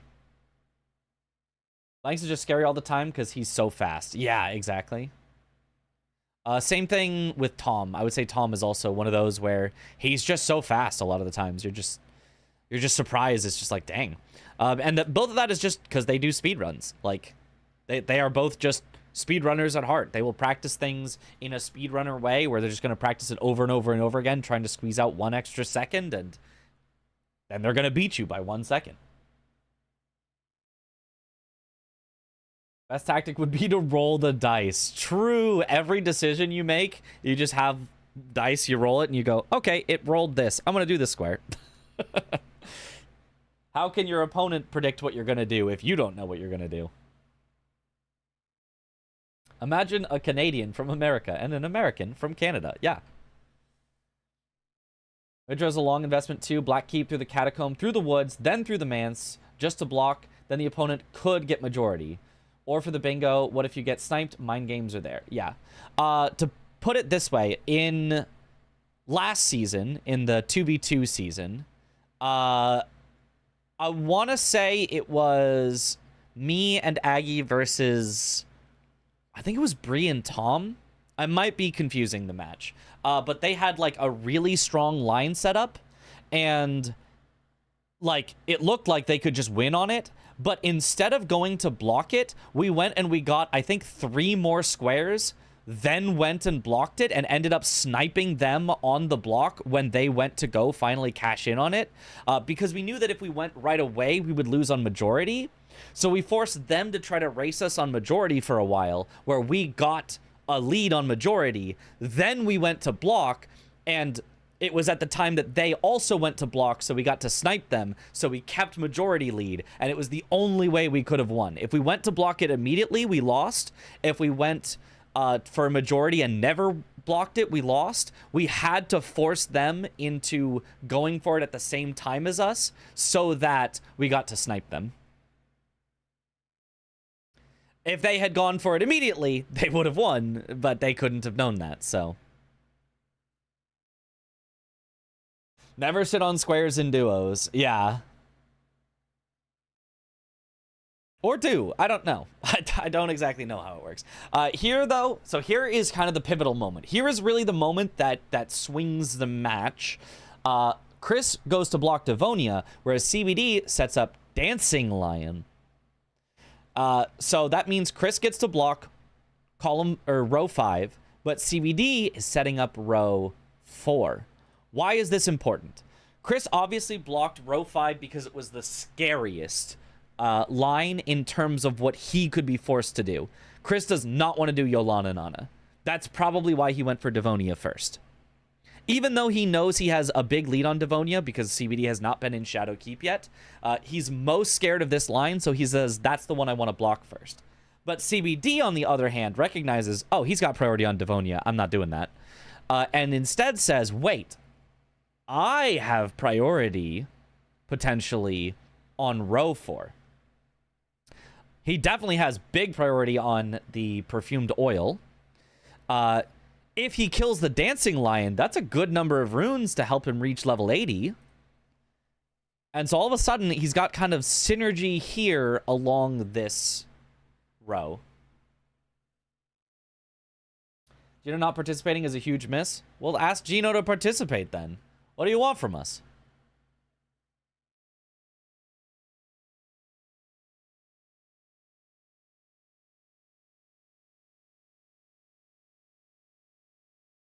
Can't force somebody to compete if they don't want to. I don't want to play versus Gino. Wait, he's Canadian. Let's fight Gino. Invite Gino, guys. Take Aggie's spawn. Like I said in chat today, I'd rather have players that wanted to be there. Yeah, like, you know, for the most part, almost everyone you know that you would want to be in Bingo Brawlers was probably invited at some point and probably said no.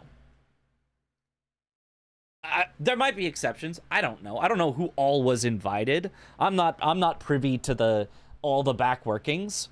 But I would expect almost everyone that you're like, oh, I wish this person was in, was probably asked to be in and said no for some reason or other, such as me. I said no. I said no because I was like, I don't think I can compete. Like, I'm going to lose the America qualifiers, and that feels bad. And I was like, maybe I could have, maybe I should have, but, like, I said no. So, you know. That just is that is what that is. The people that are competing were asked and they wanted to. They said yes. It's not, we have to force, you know, certain players. It's just like the players that were asked and the players that said yes. I think Romina might have been better than Hippo. In terms of getting runes, Romina gives more runes than Hippo, but I don't think it would have been enough for level 80 anyway. I think Chris had to kill both Romina and Hippo to get enough runes, but I'm not 100% sure. I'd need a real math expert that knows all the numbers to crank it out and tell us what all Chris needed to kill to get level 80. But yeah, now it is just a race for level 80. If Chris gets level 80, he's blocked all of CBD's threats, basically neutralized him, and can go right to Midra, or at least it can be a race to Midra, because CBD will actually have access to the Shadow Keep now. But if CBD gets level 80, Chris just literally cannot stop Perfumed Oil of Rana. It's just way too far away. However, what could have been really, really sneaky here, Chris could have gone for the Perfumed Oil, not through Ancient Dragon Man, but just through Tialier skip down and then head to the coast. And I think could have gotten to there before CBD got level 80 and pivoted there. That could have been a really big brain play from Chris. It's kind of the one that he, like, doesn't have priority on, that he should lose. And because of that, CBD is not going to pursue it first. So he could go for the, like, worse option just because CBD is less likely to block it first. That could have been a really big brain play, where then it could have turned into a Midra race where Chris could have potentially won. But, you know, it's really hard to make that call. It's really, really hard to make that call. To do the one that kind of, the one that's bad, right? Like, oh, I'm going to do the bad option because he won't expect it, you know? It is still the bad option.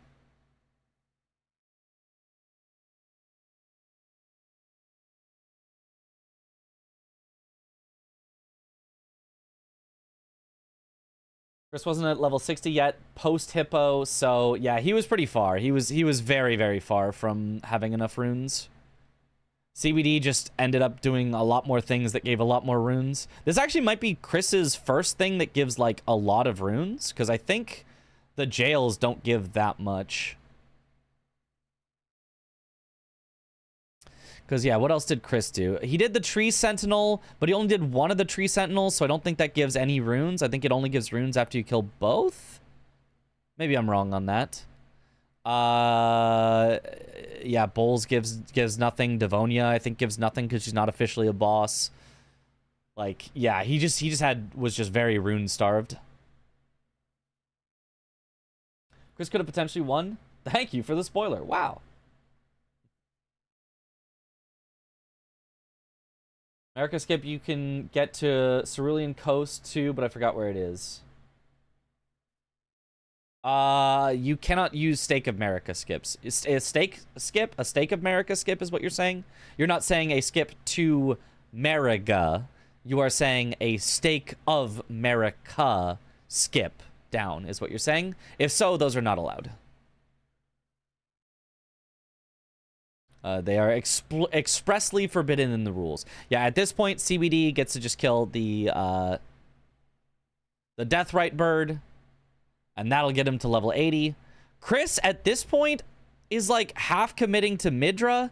He gets, like, some runes, which gives him... And he gets level 10 Skidoo from Hippo, but he, like, hasn't committed to Midra, but also hasn't committed to stopping this line, so Chris kind of just gets caught flat-footed between things, and lets CBD kind of have his pick of what he wants to do, and and CBD just gets the level 80, then the Perfumed Oil of Rana. Spoilers, what's about to happen, and CBD is just in the winning spot.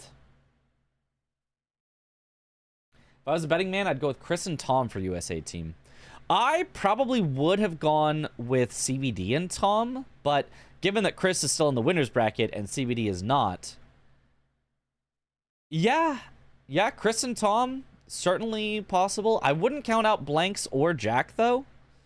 I mean, I wouldn't count out anyone. I wouldn't count out CBD. I wouldn't count out Nessanetta.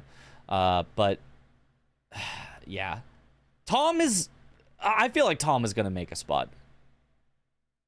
That's the one player that I just, like, I don't know. I just feel maybe I'm giving him, like, too much credit because, like, Tom is always my bane. He's always, you know, we speedrun stuff and he just speedruns it slightly faster than me. We play bingo brawlers and he gets first place, and, you know, maybe I just have too much of a familiarity with Tom where I just, like, feel like he's just gonna win everything. But I feel like Tom is the one player that I feel pretty confident will probably make it through. He's my bane too. Fuck that guy. Murica is just too cracked. Yep.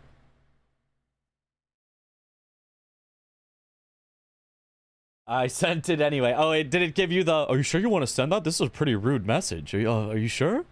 And then CBD gets level 80, and then it's unstoppable. He gets Perfumed Oil of Rana. Chris is like, that's bad. I have no way to get down there. I do think Chris would have gotten Perfumed Oil first if he had gone directly to it.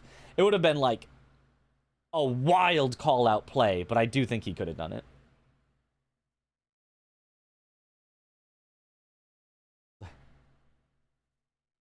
Stop lying. I bet you start kicking your feet and blushing when you think about Tom. Well, he meant, he meant the fuck you in a different way. I think whoever wins in Tom vs. Ness gets a bye in the winner's bracket and therefore doesn't have to win as many matches to qualify. Maybe you're misreading the website. That is correct. Tom versus Nessanetta is the winner of that match does get a bye. That was chosen specifically, effectively as somebody had to get a bye. There was no way to avoid a bye. 6 players, there will be a bye. It is not a power of 2. You can only avoid buys if you have 2, 4, 8, or 16 people, or 32, etc. If you have any more or less than that, there will be buys. And so the least number of buys was selected, 1 buy. And it was selected to be given to the winner of Tom versus Ness because Tom has a chance to get that, and Tom was the winner of the previous season. So basically his reward for winning the previous season is potentially an easier path into making, the qualification. He was given the number 1 seed as the previous tournament winner, which I think is the correct thing to do. I think you reward previous winners, even if you were like, well, I don't think Tom is actually going to win. I think Chris is stronger. It's you have to seed the previous winner number 1, I think. He got to level 80. Yeah, CBD got to level 80 really quick. Did Chris get to level 80 by the end? I don't think he did. There's a bye in the loser's bracket too. Is there? You sure? I don't feel like there is.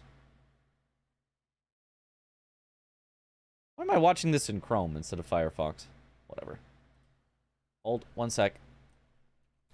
Bingo Brawlers.com. Let's see.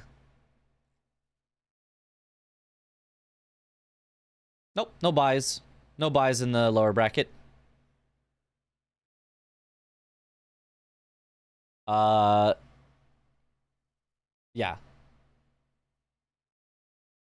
Only 1 buy right here. That is the winner of Tom and Nessanetta will get a buy and go straight to the winners finals, which does not guarantee that they will make it through, because if you lost in the winners finals, you would go to the losers finals, and if you lost in the losers finals, you'd be out.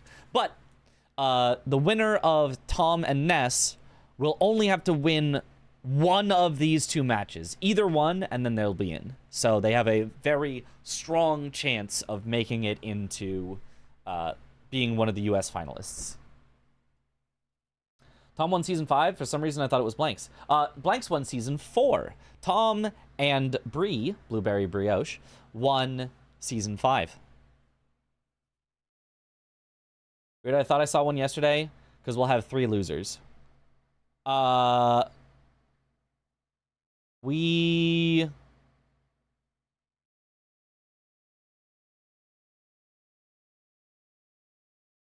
E, D... F.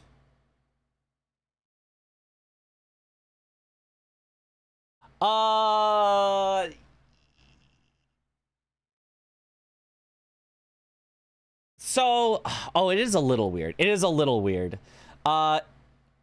If you lose in the winner's opening, you're straight down into the lower opening. But also, if you win the first round of the winner's opening and then lose in the winner's semis, you're also down to the lower opening.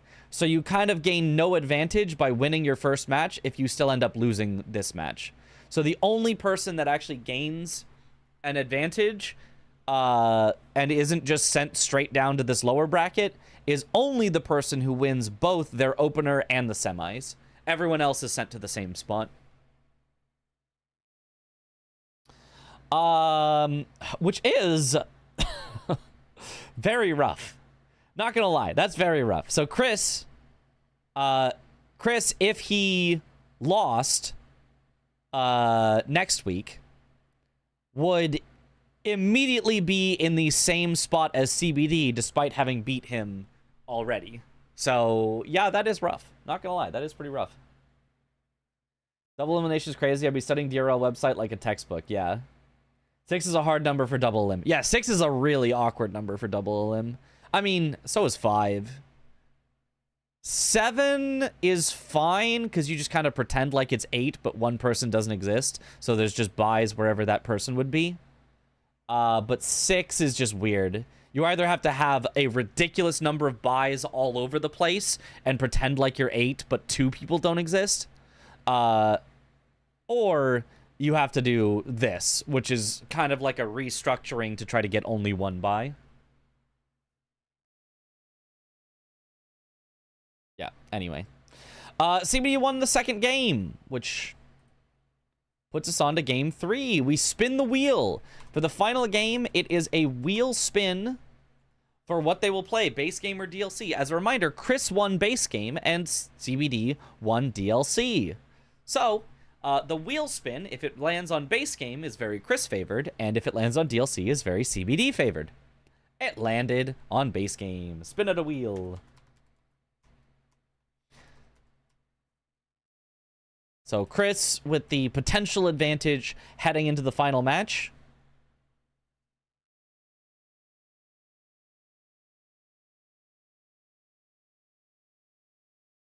Bree had the banger Vike play. Yeah. Bree had some great plays. You and I'm a wheel. All right. So, looking at the possible openings for... Oh, this game was silly. This game was silly.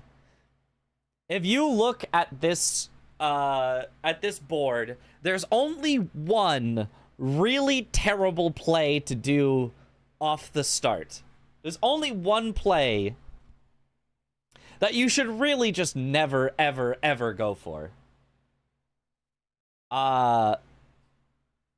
There's only one way within the first, 3 minutes of the match that you could lock yourself out of a square. Within 5 minutes, you could maybe lock yourself out of 2 different squares. But I wonder if it's the play Chris went for. Smile. You put the match back to full screen. Yes, sorry, I forgot to do that. Yeah. So anyway, looking at this, there's some early squares. Kill Soldier of Godric Barefist only. It's not a fast square, but it's an early square because you don't need an upgraded weapon. You can't use a weapon, so, you could just do it early. Margaret with 6+ parries can be done pretty early. Commander O'Neill, we saw in the first game. CBD didn't end up doing it early, but kind of thought about doing it early because you can do the sploosh kaboom. And then finish off a boss with the explosive physic. Honestly, isn't that early of a square, but Dom does have it marked. You do have to kill 2 bosses for that. You both have to kill the Erdtree Avatar in Liurnia, as well as any other boss that you finish off with the explosive physic. Now, Chris goes right for Soldier of God, Rick. And so if he's going directly to Soldier of God, Rick, he must be doing this early play of Soldier of God, Rick, Barefist only. That's the only thing that makes sense, right? He's headed right there. You don't need an upgraded weapon. He can just fight him Barefist only. Get that dub. Why did he do that? Did he say in the end? Yes, he said for the lulz, basically. He phrased it slightly differently. It was like, well, it did make for an interesting match, right? Or something like that, but he effectively said he did it for the lulz. Unless. Thought it would be funny if he and CBD both locked themselves out of the square and went 12-12 with nobody able to get the last square. Yeah.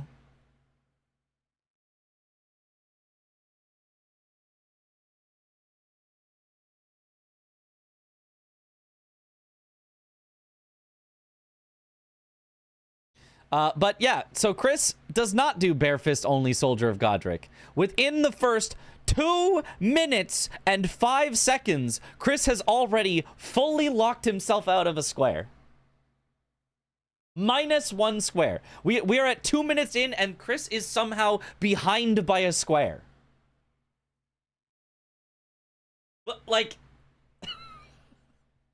0 squares has been claimed, and Chris is already losing. The head turn on Dom. Oh.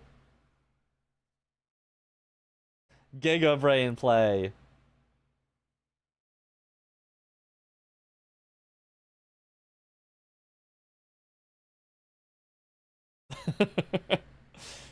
Dom was losing his mind at some of the plays today. Yeah, today was a weird, wacky day for sure.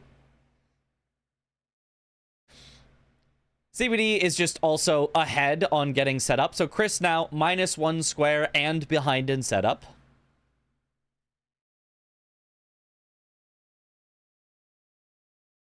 Confusing the casters is an S tier strat. Yes.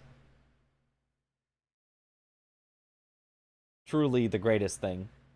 If CBD had used that Ash of War in Millennia one more time today, I thought Domo was going to reach through the screen and slap him.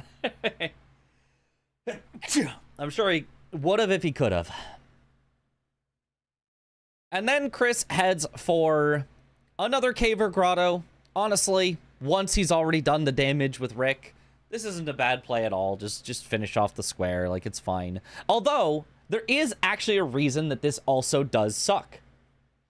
The reason that this actually is a bad play is because it...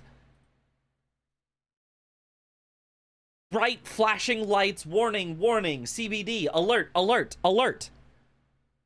I have killed Soldier of Godric without bare fists. He gets this square too early, where CBD knows with confidence he does not ever have to do Soldier of Godric bare fist only. This is what really cements him as having -1 square to start.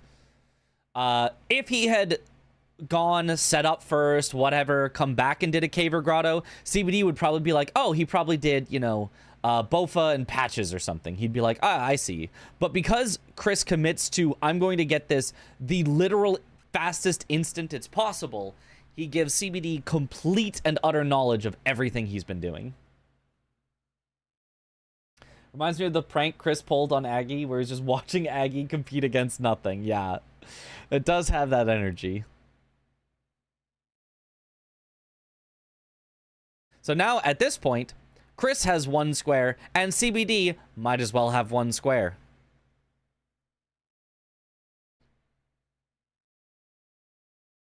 Neither of them is in, like, a particularly great spot on the board. It's not like, you know, oh, Chris got the center square to give up a random side square. They're just both random side squares, and Chris has just given up one of them without CBD having to do anything. Like watching a war crime, yeah. It's very funny. I find it so funny. I know I'm kind of harping on it probably for too much, but like I just find that very funny. Like it is very funny to start the game and immediately frame 1 lock yourself out of a square. It's just I don't know, I can't get over it. Like too much mind games can sometimes have the opposite effect, yeah. CBD tries to get the troll here, but doesn't successfully explode it with the pots. Can't even wield his weapon yet because he started with the Great Katana, which is a great weapon. We love the Great Katana, but he doesn't have the stats to wield it, so he just, like, can't do any damage to the troll and ends up having to just get out of here because it's just going to be way too slow. As Chris mentioned in the previous match, the reason you often will just kill that troll, even if it's not a square, is for the colossal check and so that you can easily warp out of there. But in this case, does not work out. Would it have helped with anything on this particular board? Oh, that is a boss in Altus. So actually, he does lose out on a boss in Altus because he doesn't get it. So, would have had a nice start there as well. I don't hate the move. It assured him Cave Grotto and Rick was statistically less likely to matter. Why was Rick statistically less likely to matter? Can you speak on that? Because I hate it. I think this is the worst play you could make. Like, bar none, period. I don't think there is a... I think you could have gone AFK for the first 2 minutes of the match, and you would have made a better play. So speak on why is Rick statistically less likely to matter?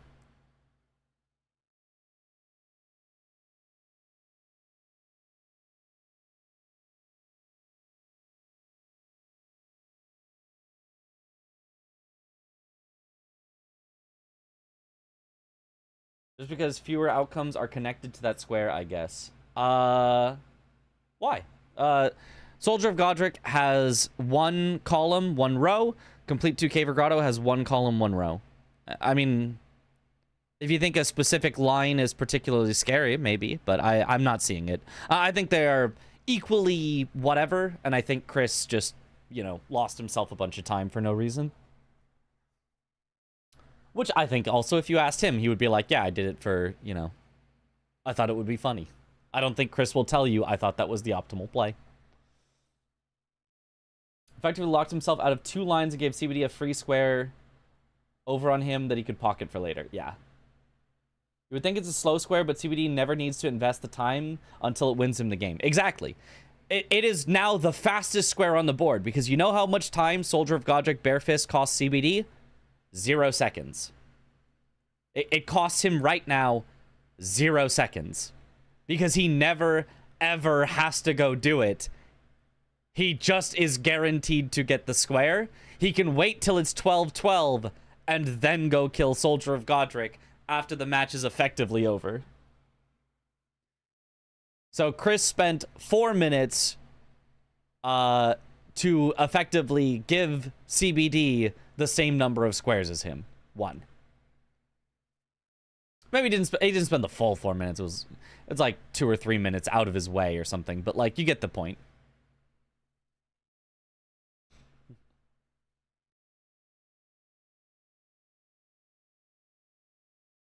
We can probably stop harping on it now. I think it's been enough. I think the point is made. I think we understand what's going on here. So now they're just both setting up.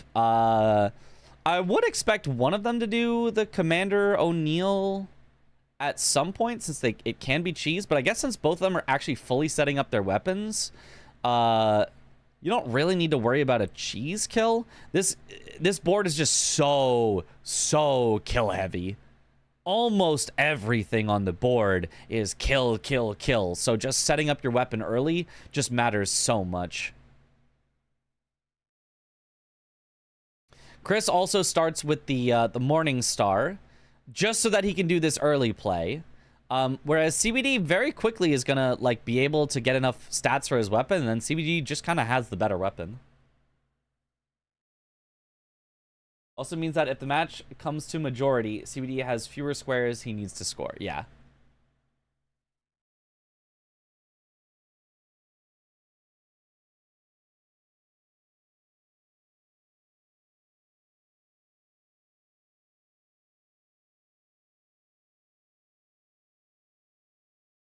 All right, Chris heading towards... All right, it's Explosive Physic that he goes for next, I believe, which is also a boss in Liurnia, so good synergy there. It's also an Erdtree or Putrid Avatar, so bang, bang, bang synergy. Very, very strong recognition from Chris that he can do those 3 together.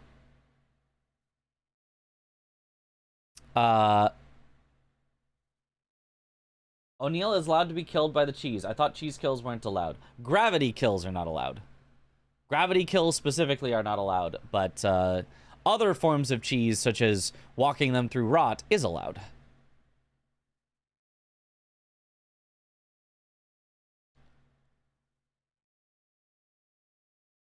CBD, I think just going through the full setup, I think he's going all the way to like +9 or whatever. Whereas Chris got to some medium level of setup and is just sending it. O'Neill, rot cheese is explicitly allowed via the rules under certain restrictions. Yes.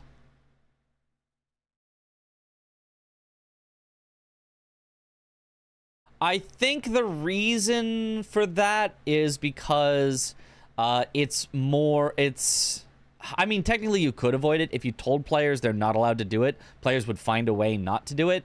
But it's much more likely to just happen.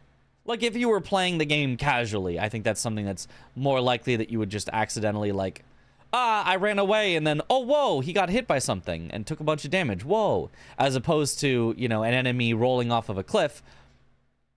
I'm sure has happened to some players accidentally, but, like, feels like it's a rarer occurrence. It's something that, like, you can avoid very easily in comparison. Plus, Baboosh has to be allowed because it's merch. That's true. That's true. You have to allow the merch. Which match is this, please? This is match 3. This is the third match of Chris versus CBD. Yeah, there's no win counter on the screen anywhere, although there will be in future days. It just was not available for this particular match. Oh, you haven't seen it. Okay, I mean, no spoilers, but it's certainly a match. It is certainly a match. You would start with random points of grace unlocked in bingo. Not random, specific. They're always the exact same. Technically, you don't start with them unlocked. They become unlocked as soon as you get Torrent. You get Torrent, and then you get a bunch of graces unlocked, so you can go anywhere. So there's still a bit of walking at the start that you have to do. Do we care that there's a bunch of walking that you do at the start? I guess the point of the walking at the start is so that players have a chance to potentially start by doing Grafted Scion. But I do wonder, would it make at all sense to just... They spawn in Chapel of Anticipation and they just have the graces instead of having to die to Scion first? I don't know. Chris grabbing a painting here along the way as he's grabbing stuff, which makes sense. There is painting rewards on the left. So taking a little synergy here, which is going to be nice. I like the risk reward early. I like the risk reward of Scion. I like Scion. But in a board without Scion, what is necessarily more interesting about you know, everyone opening a door, running by Scion, opening another door, riding an elevator, walking slowly, and then getting Torrent, you know? Like, in a non-Scion board, what is better about that than they boot up the game, they have Torrent Whistle in their inventory, they warp somewhere and they go, you know? Grace or no grace for Sentinel, a Geel with or without Torrent. Sure, okay. It would certainly change up the early game, but I don't necessarily think that would be a bad thing. I think in a lot of cases it's a little slower than it needs to be, but I don't hate it. Just throwing that out there as an idea. I think I might like it a little better if they were able to just kind of go. A little bit more time to think. How much time do they need to see the board before they start? They get 3 minutes to see the board before they start. A little bit. Early routing availables like the cave grottos. I mean, you could do that with Torrent anyway. You just give them, you know, first steps or whatever. I think the walking is good added time for strategizing at the start. Maybe. I don't know that you need that much time, but maybe. Also like watching the early sync for a bit before the divergence. Okay. Interesting. Okay, anyway, this match, CBD got a shield. He then went to Bernal to put parry on it so that he can parry Margit. I do like this as an early play. As I said, my preference for squares is go to one place, do one thing. I like squares where I can go to one place and do one thing, as opposed to squares that are, you know, go do a bunch of different things and, like, try to find the optimal route and synergy between them. But CBD has a little trouble parrying Margit here at the start. Gets that one. You have to parry, like, way earlier than you think, but, like, not that early. It's like... Parry timing is so awkward on Margit.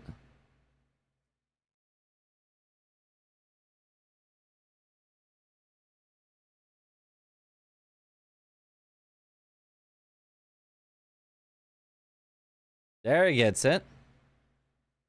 Chris, in the meantime, going for the Watchdog in the Catacomb. There is a Watchdog square. And goes for the Explosive Physic to finish it off. Nice. Takes it out. Explosive Physic and 1 Watchdog. It's admirable how much Zoodle has worked on his accent and general demeanor. I think this might be a joke about me being Zoodle.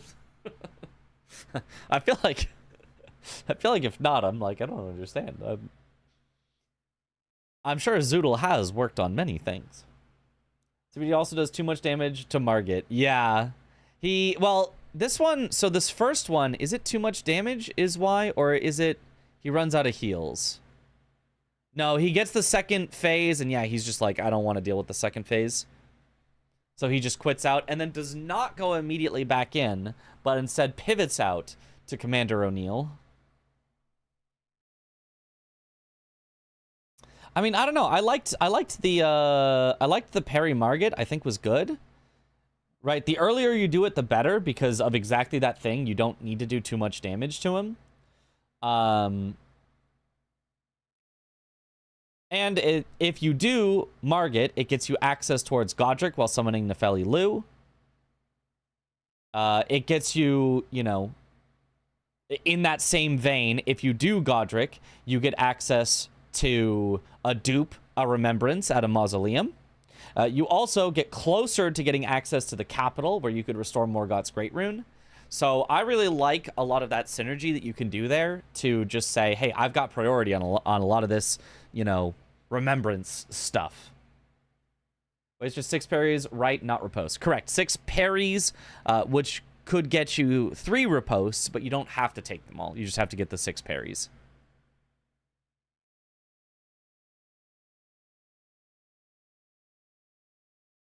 You have to start a fresh game when you do a bingo match. Yes, of course.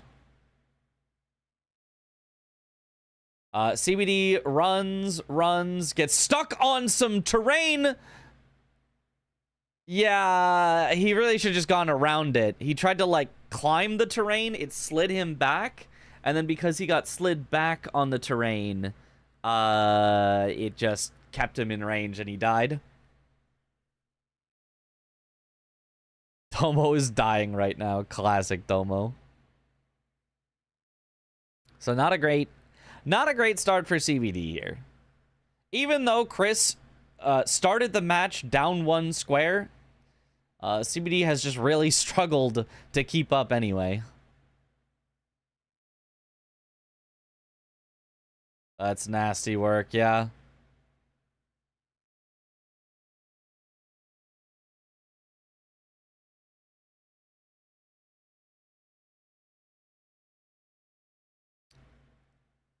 Chris grabbing Sacred Blade. Very, very powerful Ash of War. I really like taking the time to grab that. It's just so good and so powerful.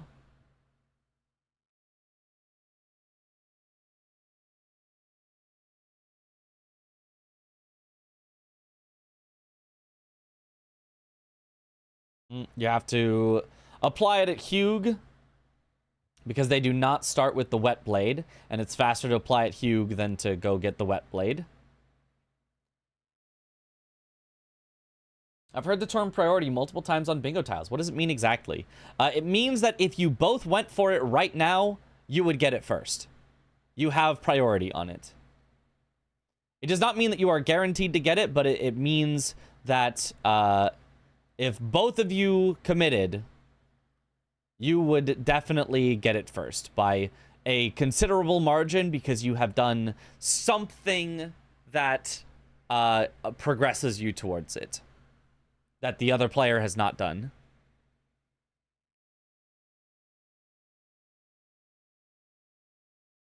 And then there's also showing priority, which is specifically you have marked a square on the bingo board that shows that you have made progress towards another square.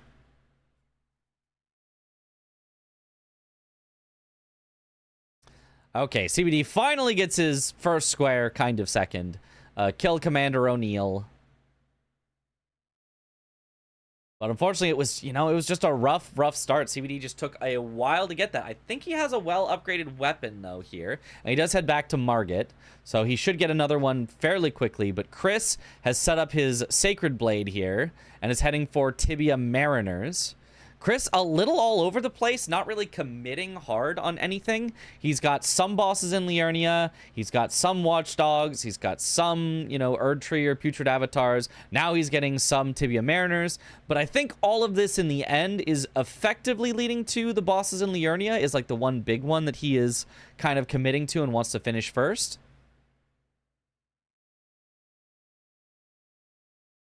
But I guess that's only his second one, so it's not really, and that's his, I think, first Tibia Mariner as well.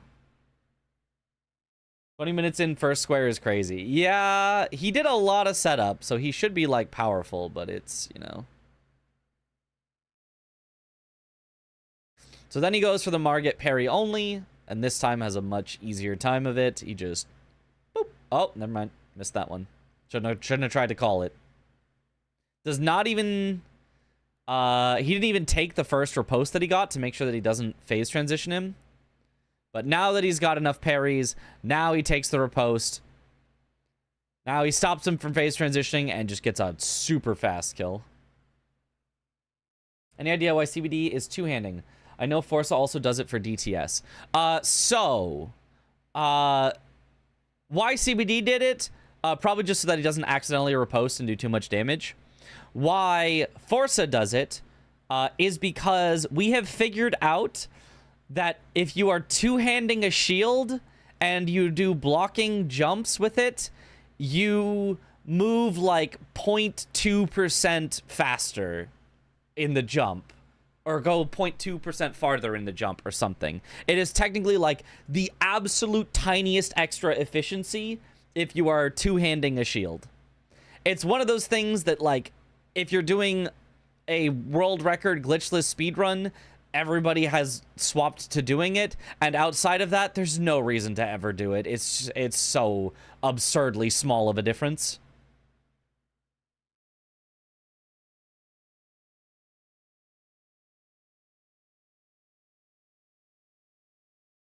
I don't even know why. I don't even know why that would, like, make a difference. But apparently, two-handing a shield, you just go the tiniest bit faster.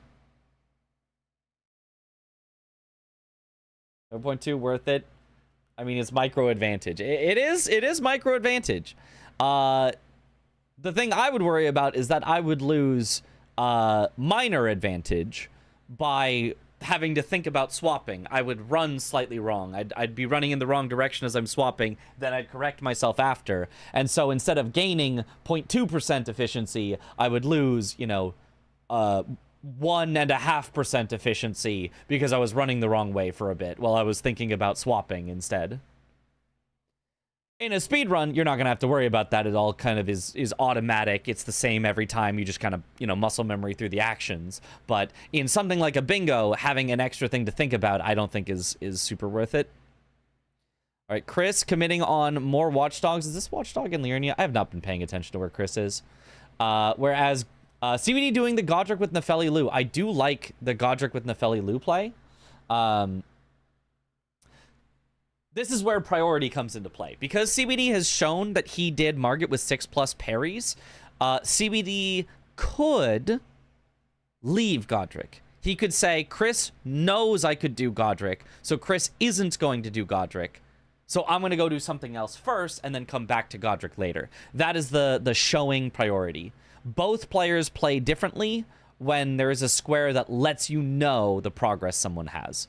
CBD in this case not choosing to go for that, instead committing right away to summoning Nefeli Lu, and probably also going to use this Remembrance to dupe as well. So just using some very quick, nice, synergistic squares to try to get an early lead in this game. Two-handing a shield, silly speedrunners. It's very silly. Oh, see when he tried to, like, roll into the wind attack? I don't think I've seen anybody do that before. Is that a thing?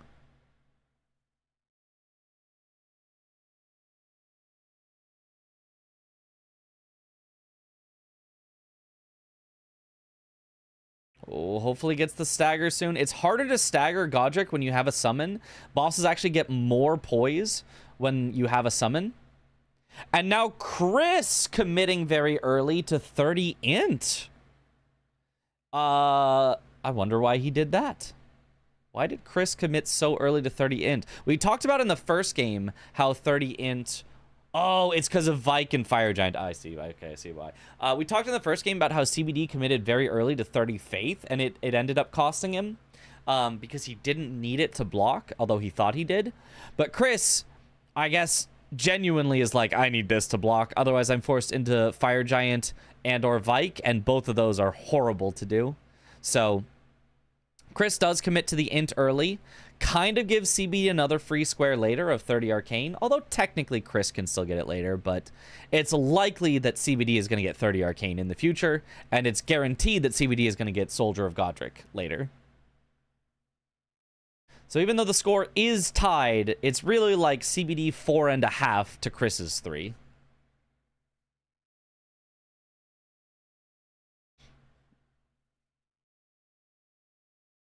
Never had it work for you? Had which work for you? I forgot what I was talking about. Chris, though, with his 4th boss in Liurnia, very nice. Gets the Death Bird. That Sacred Blade that he has is just putting in big work. Chris, I don't think, has done that much upgrading of his weapon.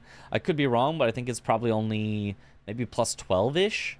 But he is having no trouble because he's fighting a bunch of Holy Weak enemies with Sacred Blade. What is CBD doing? He's duping. That is a skip you can do down the mountainside to get to Castle Sol so that you can dupe faster. Oh, he's not committing to it now. Even though he's so close, he just says, I want to hold out on this a little longer. I honestly, in general, I like, you know, holding some priority on things. I think it can be a good play. I don't like holding priority when you're like 10 steps away. I don't like getting all the way till you're about to do the thing and then going, just kidding, I'll go somewhere else first. Like, it takes 10 more seconds, just go do the thing. He was Skyrimming a horse there. Yeah. That's a cool skip down the mountainside for sure. Chris, though, with great synergy. He's going for his 3rd Tibia Mariner here, I think. Or at least 2nd. Oh, that's only a 2nd. But yeah, he synergized a bunch of bosses in Liurnia while getting some Tibia Mariners. He's got an Erdtree avatar. He's got 2 Watchdogs. So he's just got like all these different spots where he's just able to. Good morning. Hope you do amazing and have fun. Oh, Oikawa, thank you for the sub. Welcome back to the bunch. Enjoy the emotes. Imagine they sneakily change a whole lot again with the Tarnished Edition just to mess with the community. I mean, that'd be kind of cool. I really would like them to fix some of the stuff that sucks in Elden Ring. I'd like them to fix, you know, fall damage, stable ground stuff in Elden Ring. That would be awesome. I'd like them to fix Torrent not getting healed whenever you warp somewhere. That would be great if they could fix that. I'd like them to make it so that you automatically resummon Torrent using your flask if you press summon Torrent and he's dead, without having the little pop-up that asks, are you sure?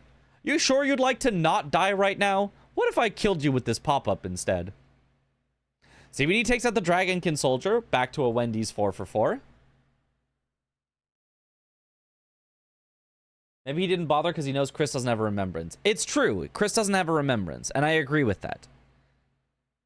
But he already did the parkour. He already did the hard part. Just dupe at that point. It just doesn't take any time.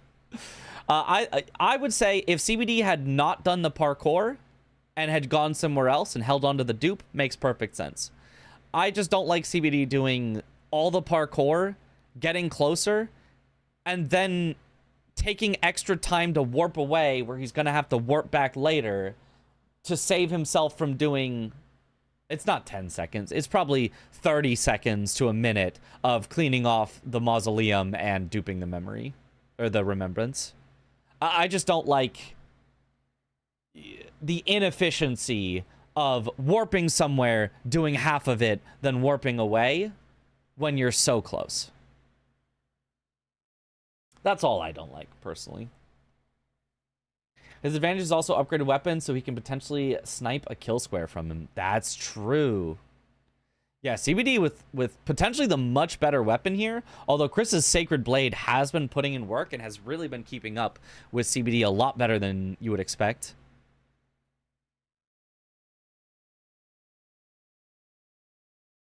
Who actually does have the more upgraded weapon? I never... I don't know the full upgrade route, so I never know exactly how upgraded both of them are. Chris now doing a double Watchdog. And since this says kill 4 Watchdogs, not 4 Watchdog bosses, that means this duo is going to count for 2 Watchdogs, as well as obviously counting as a duo trio boss. So Chris just doing really, really good synergy bosses here. Like, just genuinely really, really good play. Oh, very scary, though, there. Oh, one of the Watchdogs takes out the other. He just has to be careful of the fire. And one more hit. Oh, he misses, though. Okay, there we go. He's got it.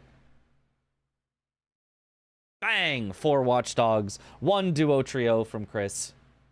CBD is more upgraded, definitely. That's what I was pretty sure of, but I wasn't 100% on. So, yeah, I mean, CBD, like, still kind of has the advantage, but, like, it just keeps shrinking and shrinking and getting closer to 0, even though CBD has a better upgraded weapon and should actually be faster than Chris right now, because Chris has just taken extreme synergy, whereas CBD has gone for a little more like, oh, kind of do this, I'll kind of do this, I'll kind of progress this. So Chris has had a really good time of it. Like, CBD going for the Dragonkin Soldier, again, it's just go do a thing, kill a Dragonkin Soldier. It's not, like, the worst square, but it just doesn't have any synergy that Chris has been able to find.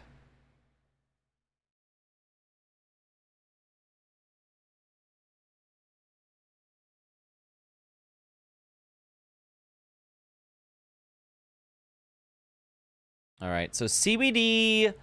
not having gone to Altus yet, still has the previous version of the Redmane Castle, which means he can go straight to Crucible Knight and Misbegotten Warrior Duo without having to kill Radon and reset the festival and all that. So,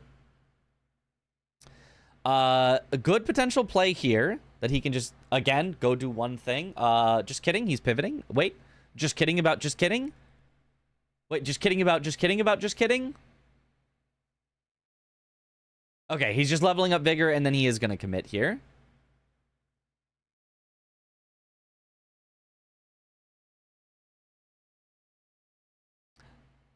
Neither of them is like has really threatened any lines up to this point, but as soon as CBD does get Crucible Knight and a Misbegotten Warrior Duo, that is a threat on this row 2, that definitely Chris is going to want to contend with, because both the Painting Rewards and the Grave and Ghost Glovewort Bell Bearings can be kind of sneaked. You can get a lot of progress on them, and then just finish them. So definitely a scary potential thing to have from CBD. But it does also mean that CBD is a little bit of playing his hand. If CBD wanted, he could really try to sneak that entire line by not doing Crucible Knight and Misbegotten Warrior Duo until after he already had 1 or 2 Painting Rewards and 1 of the Bell Bearings. Instead, he's committing to the Crucible Knight and Misbegotten Warrior Duo early, which I don't think is a bad play. It's a great square to get and sets up that line right away. Chris, I believe, is now heading immediately to Painting Rewards. I think sees the threat of this line before CBD has even, like, made it that apparent. All right, have a good one, Bep.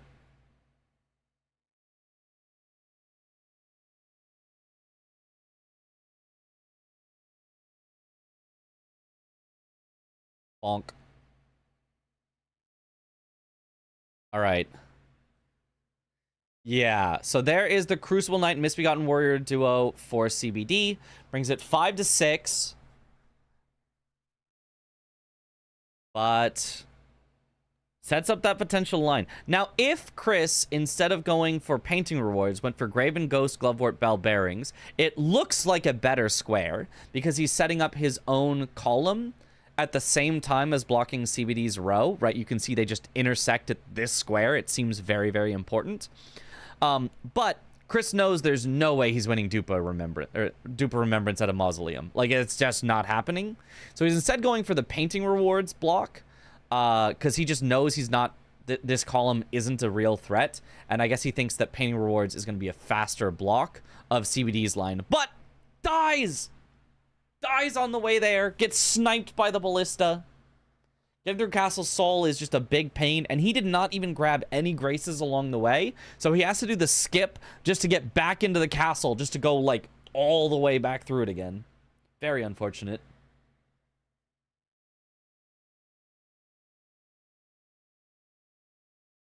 Castle Salt.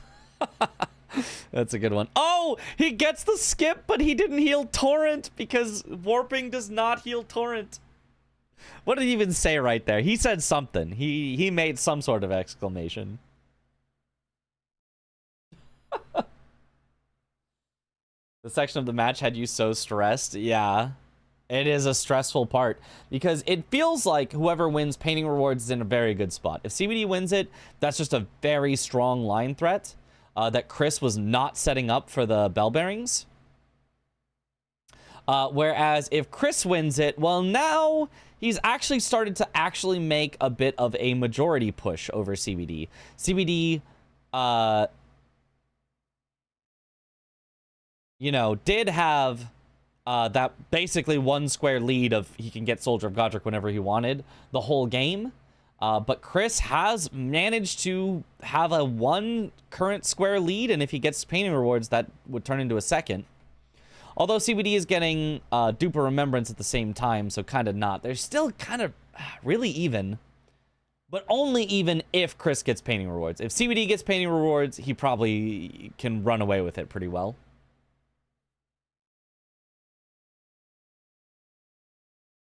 Chris picks up Wing of Estelle, a weapon that I don't like at all. I hate that weapon. I think that weapon sucks.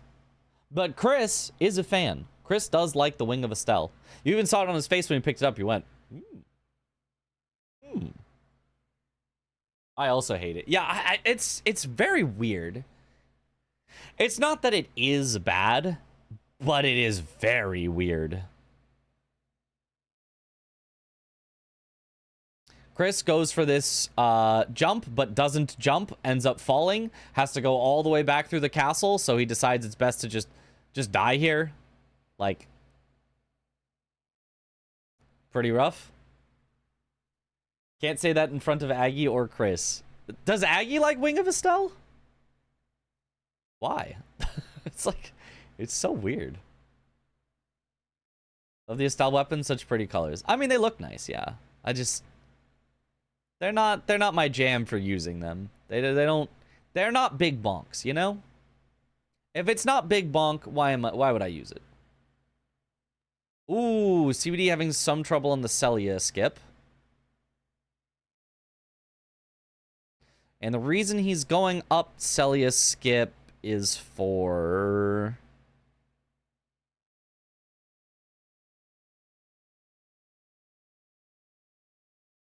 Graven Ghost Glovewort Bell Bearings?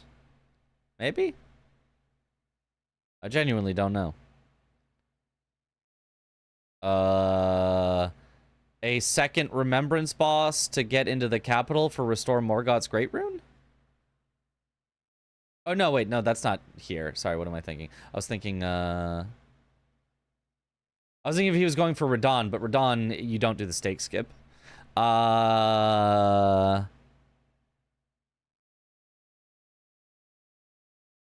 Trio Crystallians for a duo trio boss? Painting reward. Oh, painting reward. Of course. I say of course. I genuinely have no idea where. I'll follow along. We're gonna watch where he goes. So he picked up a painting in Celia. I know that there is a painting in Celia. I did not know where the reward is. What's a respectable, sure, glitchless time to ask a lady out? Ooh, to ask a lady out? I mean, it depends. Like, you know, a really fine, you know, 10 out of 10 lady, she's probably looking for sub 30. But like, you know, the sweetheart that's really nice. Oh, right, it's the drop down here. Right, both of them did it. And it's gonna give you a chance. You know, you probably only need like a sub 40 for that. She'll probably be impressed, or at least pretend to be.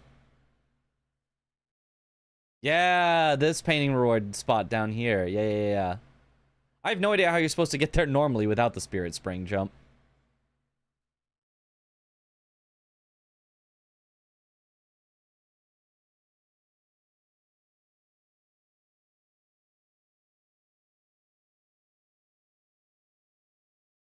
Bingo Brawlers is back again so fast. Wasn't the last one in October? Yes? That sounds about right. Right around TwitchCon time? Yeah, I think that was October. Yep, it's back, baby. I mean, it's been months. That's what, 6 months? That's half a year. There's a parkour route which is a pain in the butt. Oh, okay. Well, both of them go for the painting rewards here. CBD grabs the one in Stormvale Castle so that he doesn't have to grab the one in Castle Sol, I think. Because that one sucks, as we saw from Chris. But Chris, on the other hand, does the Celia skip. Gets the one here in Grail's Dragon Barrow. You just jump. Oh, it's not that terrible, but it's definitely slower than a good torrent jump. Yeah. I mean, obviously it would be slower. That's why they're doing this method, is because it's fast. It's just, I genuinely don't know how to get down there. I don't think I got down there in my casual playthrough. I don't think I ever found this painting reward casually. I had no idea it existed.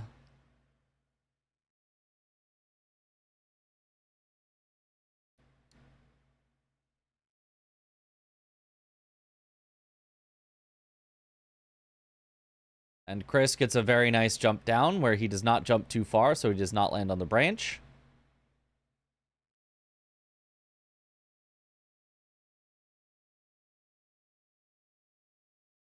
Ash of War, Rain of Arrows? Rain of Stars? Rain of something.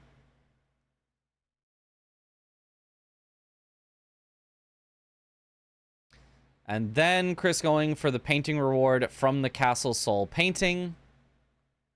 While CBD still making his way to the reward from Stormvale. So even though CBD had a faster painting spot, Chris started going for it much earlier than CBD. And so Chris is ahead. Also because he grabbed that painting on the way through earlier as he was grabbing smithing stones and such.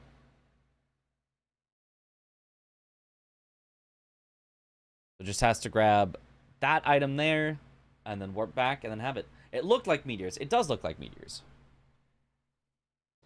Rain of Arrows is pretty good for bow only remembrance boss. Probably can, for example, rot Radon with just one arrow from what you recall. Oh, that does sound pretty good.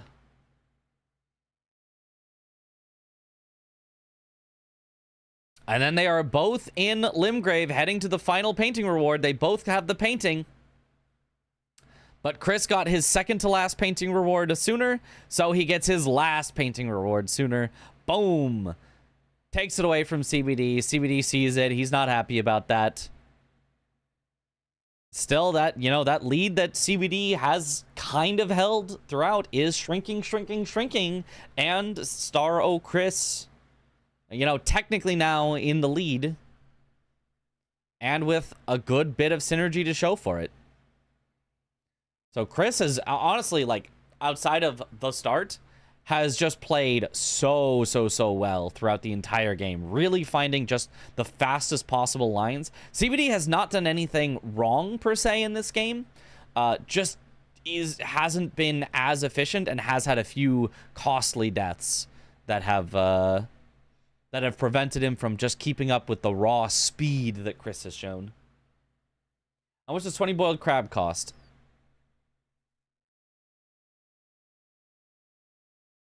A few thousand? It's not that much. Crab is like 600 to 800 per. So half a thousand, like 12,000 to 16,000. I mean, I guess that's kind of a lot then. If we did Barefist Soldier of Godric, he probably would have lost that square. He had the 300 IQ play. He knew all along. Yeah, he knew the efficiency he needed for this exact moment where he could snipe CBD. Chris gets another Erdtree avatar.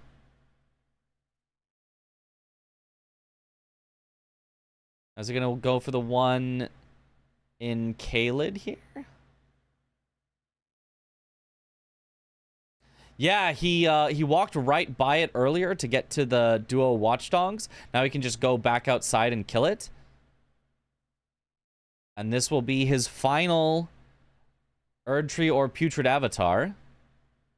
Both of them do also have one duo boss, so either one could fight for it. Chris heading up, or sorry, CBD heading up into Altus. He's probably going to do the boiled crab from Bogart. In fact, he's almost certainly going to do that. I believe he actually just bought the crabs, which is why you guys were asking. 600 apparently, so 12k. Okay, that is a good bit of money, but you can see CBD has 42k right now.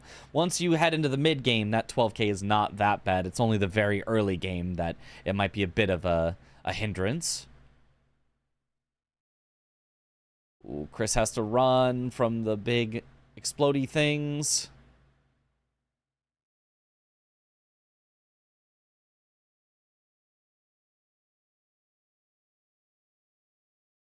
Nice. Good dodge. CBD just heads towards the Bogarts, the crabs.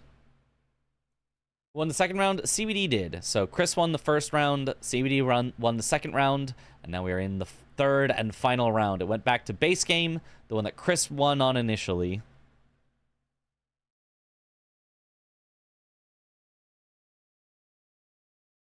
There it is. Chris now with a 2-square lead. He truly has just picked efficient things to do. CBD is going to bring it back down to a 1-square lead. He buys the 20 crabs. It is 600 each. Nice. And now almost all of the advantage that either player had accrued is gone.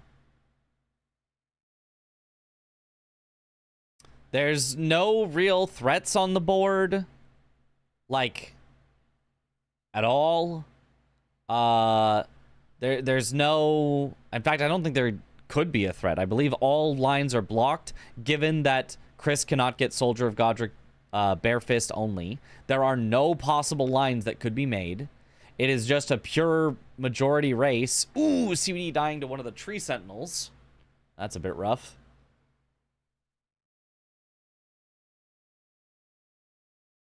I'm at 6k and have to learn about Shabriri grapes.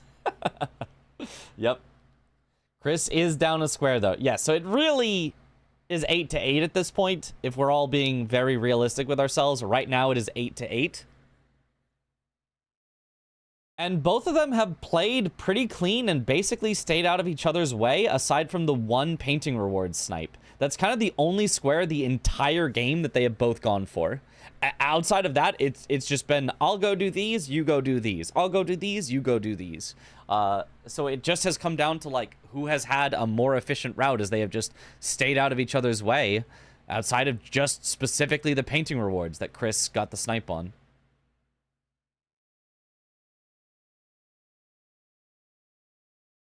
Almost 900 hours, I feel like I know something about it, then learn something new every time I watch a stream. Yeah.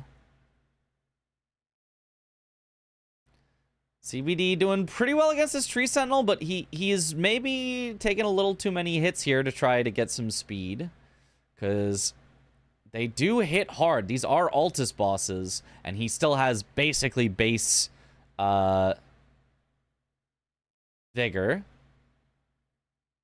Now, Chris has already committed to a 30 int square, so CBD does have a much easier time with that 30 arcane square if he wants it. He has 30,000 runes he hasn't spent yet, but it still does take a lot of runes to eventually get there.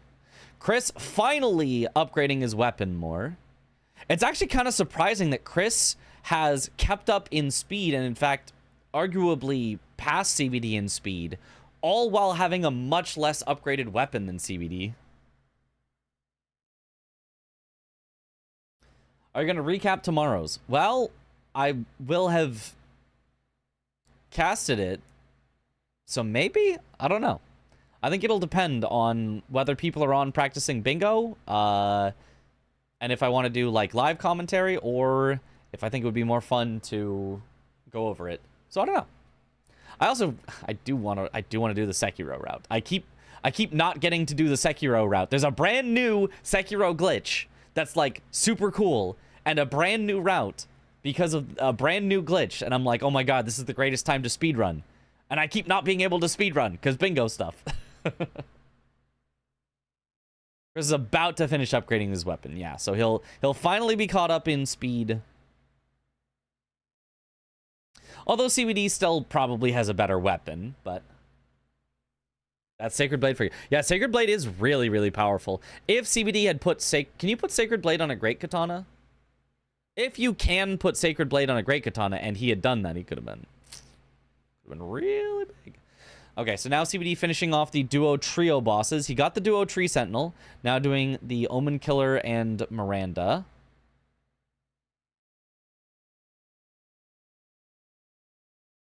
And this is the cave that just gets one shot by the Omen Killer though. Oh, I mean, all these deaths, they pile up, you know? It's like none of the deaths that he's had individually have been that bad. It's just been there's just been a few of them, and they really pile up. He didn't even grab the grace inside the cave, so now he's got to run all the way back. That's just a lot more time lost than he would have wanted.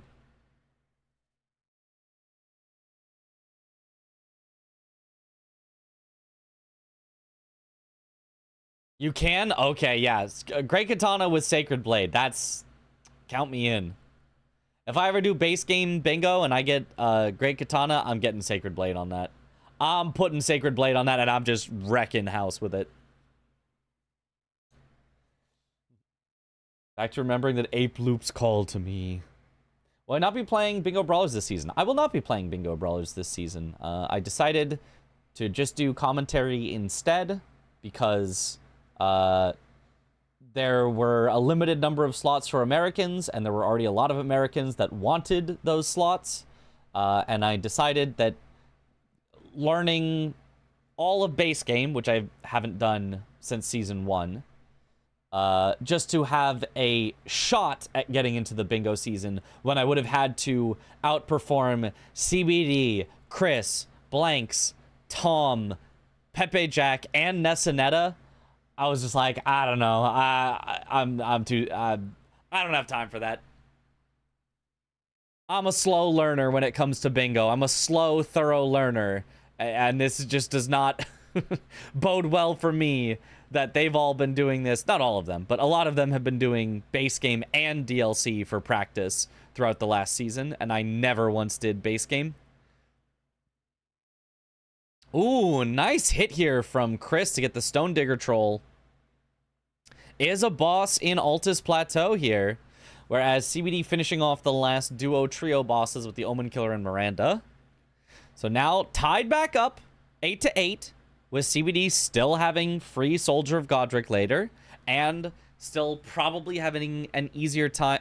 No, he died to the poison, though. He didn't heal. He didn't heal after the poison. He lost 58,000 runes. He needs those to level eventually for the arcane. And he still didn't grab the grace inside the cave. It would be a really long run back to get those 58,000 runes back. Oh, that's a bit of a disaster. I mean, 58,000 isn't you know, it's not 500,000. Like, it's not like a Moog level of runes, but it's a lot of runes. Oh no. He just didn't heal. He was just poisoned and he just didn't heal before warping. Ness knew had an insane couple matches today. Yeah, Ness is really good. Like, do not sleep on Nessanetta. I don't know if she will make it through the America qualifiers, just because, like, the competition for America is just, like, ridiculously stacked, but, like, do not sleep on her. She could knock people out that you might not expect for sure. Phrasing? What did I say?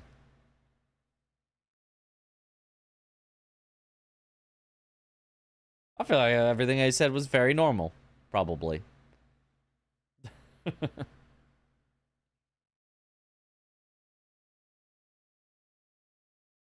Commentary is so good. Thank you. That's why we're doing it tomorrow. Well, today morning. We're doing it in 8 hours. 8 hours from now it starts, which probably means right after this match, we should get to bed.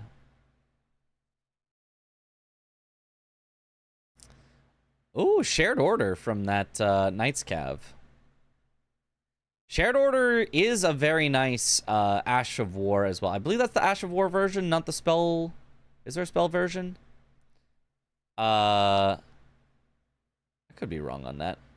But it is a very nice, it's one of those damage increase just auras that you can get. Probably sleep on her, I hardly know her, etc. Okay, that's a bit of a reach. I mean, like if I said, "Oh, do not sleep on blanks," you got there would have been nothing. Crickets, you'd have been like, "Yeah, that's a very normal thing to say."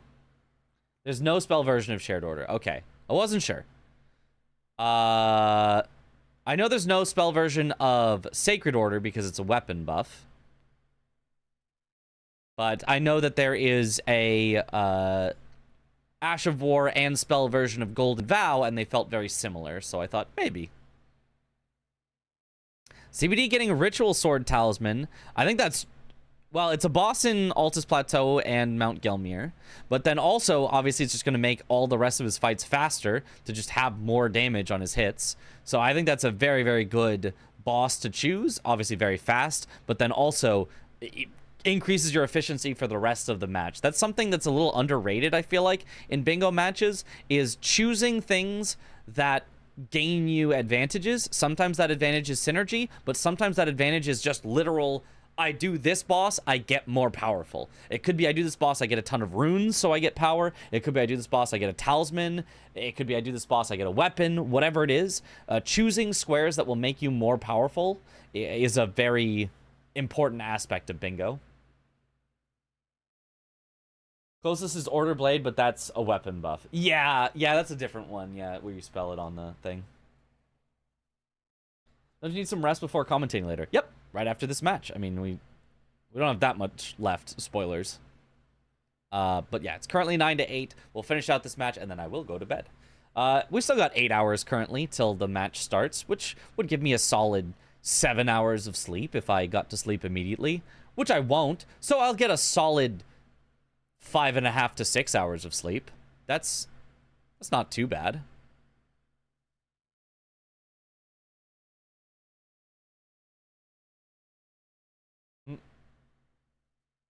A solid 4 hours of sleep. Well, if I'm very stressed about it, which I don't feel like I'm that stressed, but sometimes my body just decides I'm stressed.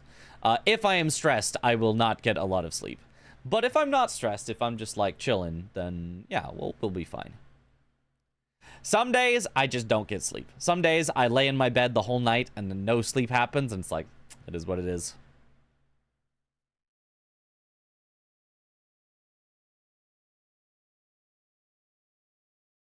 Did CVD know Chris was locked out of Rick, or are you just calling the bluff all the way? He knew. He kind of joked about it in the post-game interview. But yeah, he knew. He was entirely sure that Chris was locked out of Rick.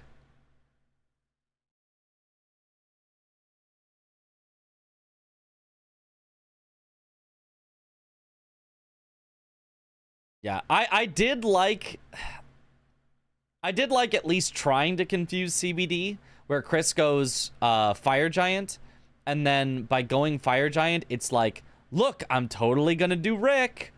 I'm totally gonna do Rick.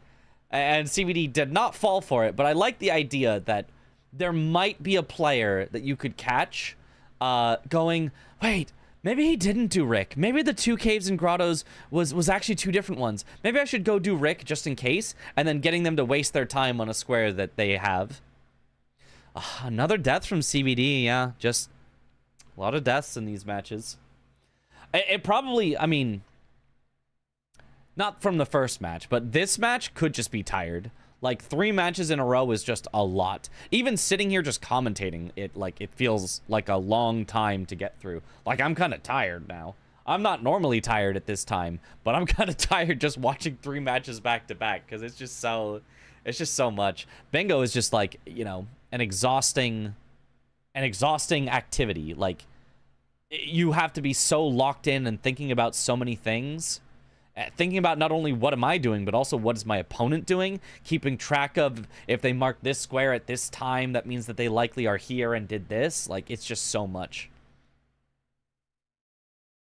I looked at it because of the cave square, yeah. It's very intense and that drains a lot of energy. Yep. For everyone participating. Yep. Even the commentators. I'm surprised they're doing best of 3. To be honest, it's a lot. I mean, I'm really glad they're doing best of 3. I think best of 3 is infinitely better than not best of 3. But it is a lot. But I'm glad about that. I think it's okay that there is a lot of bingo. And I think most people would agree with that. Hopefully, it will not somehow overstay its welcome. It feels like it's impossible to overstay its welcome because everyone always wants more bingo. But, you know, if there was bingo literally, you know, 365 days a year, we'd get tired of bingo at some point. Or maybe not get tired of, but it would be hard to keep track of, okay, what are the bingo matches that matter? You know, because there's only so much. Like, I think you see this phenomenon in other sports as well. Something like baseball, there's just so many matches every year that it's like, I don't know, it's just hard to, like, keep track of and care about every single baseball game. And you really just go, okay, is my team in the playoffs? Yes. Okay, now I'll start caring. You know. Bingo in the morning, bingo in the evening, bingo at supper time. For a second, I thought I had a second hand cam before I realized it's Zoodle's hand. Yeah, that's... there. It's my hand right there, yeah. So true, same for NBA too. Yeah, yeah. Like, I mean, great sports, and it's nice that they have so many games so they can really, like, you know, definitively kind of tell who deserves to be in the playoffs, but it just is a lot.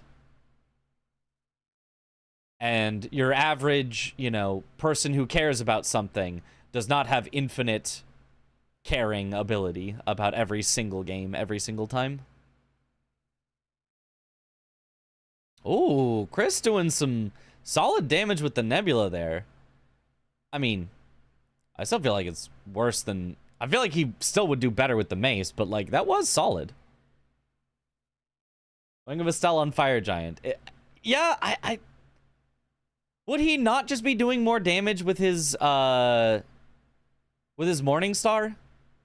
With Sacred Blade? Like, I feel like he'd just be doing more damage with his Morning Star with Sacred Blade, but maybe I'm wrong.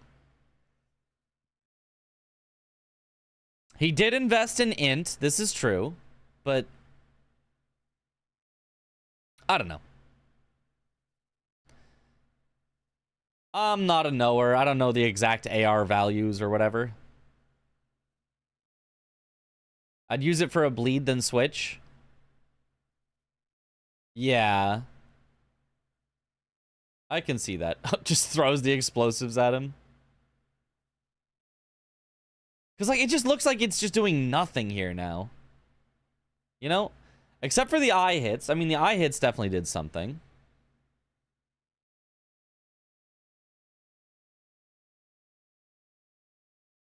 So cool that Bingus is going international this season. Yeah. Or maybe the opposite, Swed.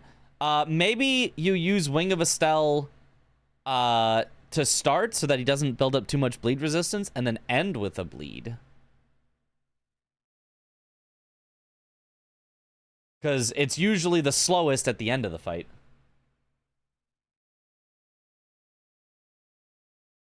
Poise damage is insane. The poise damage has been good. He did get some good staggers on Fire Giant. That's true. And just taking the riposte, yeah, it's not bad. Chris definitely made good use of it. Oh, and CBD actually also commits up here to Fire Giant. So a second snipe in the game. This is the second time they've both gone to the same square. And both times, Chris comes out ahead on the snipe.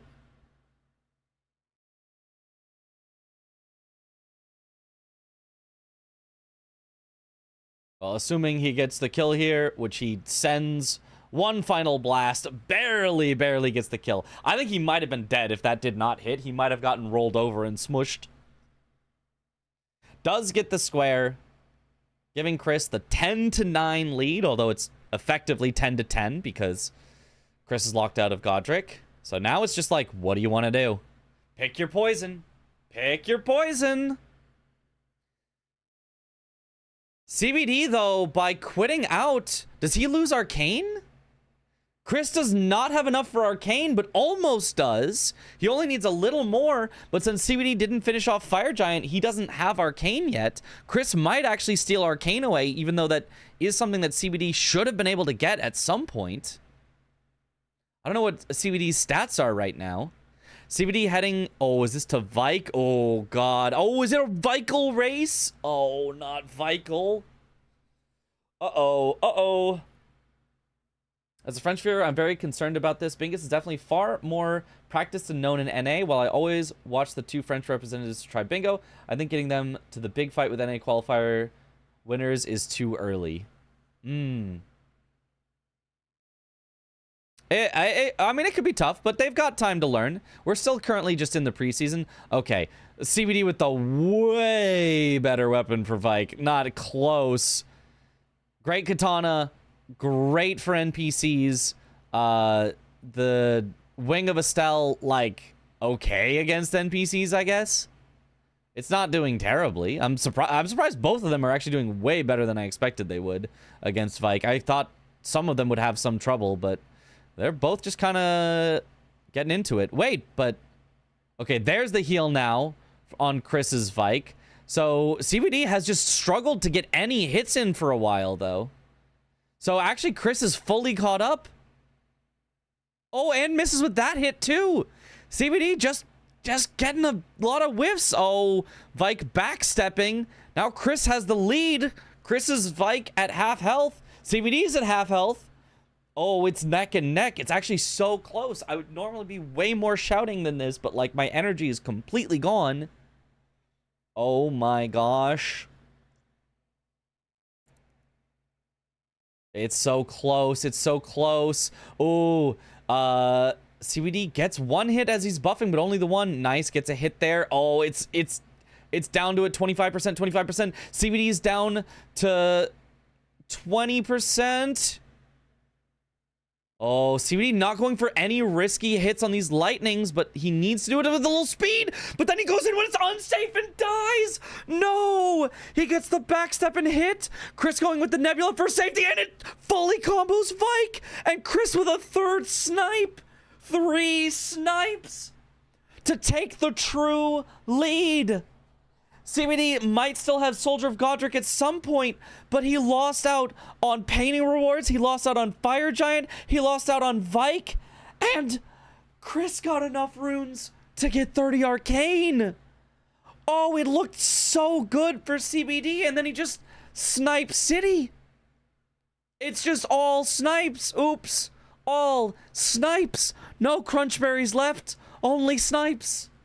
Oh my goodness. Oh, what's today's match? It's Blanks versus Pepe Jack. My voice is like gone. I probably shouldn't have done so much commentary the day before my actual commentary. I hope I don't wake up with no voice.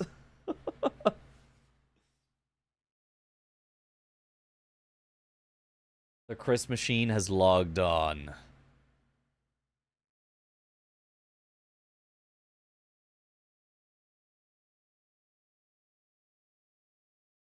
How's Chris locked out of Rick? He killed him already. Yes, killed him already without using bare fists. And now all Chris has to do is Loretta. CBD just has to try to snipe back 3 times, but it just can't happen.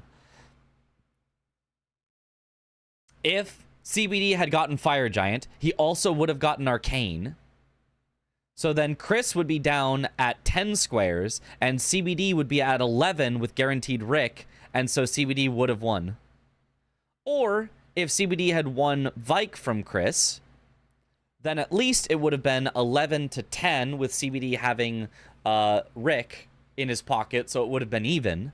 But the double snipe of Fire Giant and Vike going to Chris, also giving him 30 Arcane, it's just Jover. It's just Jover. It really just came down to the very end. There's just those 2 giant snipes. Bro's acting like he's watching this for the first time. See, the thing is, I wasn't paying that much attention at the end of this. I was, I got my headset arrived right at the end of this match, and I was going and getting it. So, like, I was kind of checking in, and I went, oh, cool, Chris won. But, like, I was not paying that much attention to the end of this match. So this is the first time I've really seen it. Which commentary is better than Zoodle? No hate, Zoodle is a good commentator. I mean, thank you. I do like that you enjoy the commentary.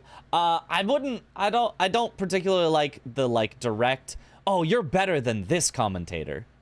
It's not, I don't like that. That feels bad to me. But if you say, Mitch is my favorite commentator, I'm like, oh, awesome, thank you. I appreciate that so much. Whereas, you're better than this commentator, I'm like, I don't know if I want you saying that.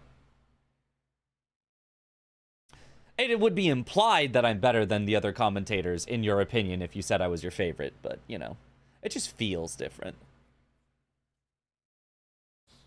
If we knew that he killed Soldier of Godric without bare fists, why would he do Fire Giant before Vike? Because Fire Giant was what he needed to have enough runes to get the 30 Arcane.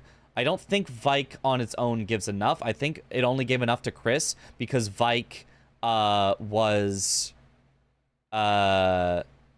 because Chris only needed like 2 more levels, so Vike was just enough. Whereas CBD needed Fire Giant because I think CBD was very far off the 30 Arcane because he lost so many runes earlier to the Omen Killer and Miranda incident.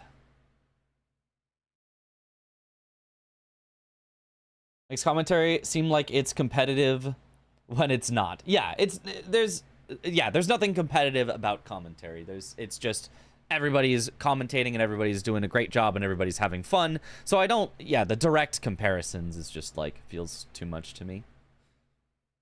Really happy whenever I see Zoodle, Mitch, or Josh commentating. I do love when any of the 3 of us are commentating. All very fun. Well, Chris needed both. Yes, but it's not like CBD knew that Chris was going to do Fire Giant first and Vike second. CBD just, made a bet on, well, the best play for me would be Fire Giant, and then I get 30 Arcane, and then I win, right? So CBD just said, if I get this play, I win. He didn't say, oh, I bet Chris is doing Fire Giant first, so I should go do Vike first, It's just a guess. It's just a bet. It's just, you try for one, and you guess wrong, and you lose, and it sucks. But yeah. That's the matches. Excellent, awesome matches. I should get to bed. I should go to bed. Hold on. Hey, there we go. Now my camera's moved back to its normal position. All right. With that, let's find someone to raid here. What the... CBD is still online? What is he? Oh, he's got a sponsored stream this late at night? Holy. He just has to stay online. He just doesn't get to go to bed. Bro did a whole day of bingo and then has the latest sponsored stream known to man. Oh my gosh. Rose Energy is unreal. The topic came up. Let me say that I really enjoyed your commentary with Parky for DRL matches. Thank you. It was very fun to do it with Parky. I'm so glad that she invited me to do some because it was a lot of fun. There's someone doing Sekiro all bosses right now.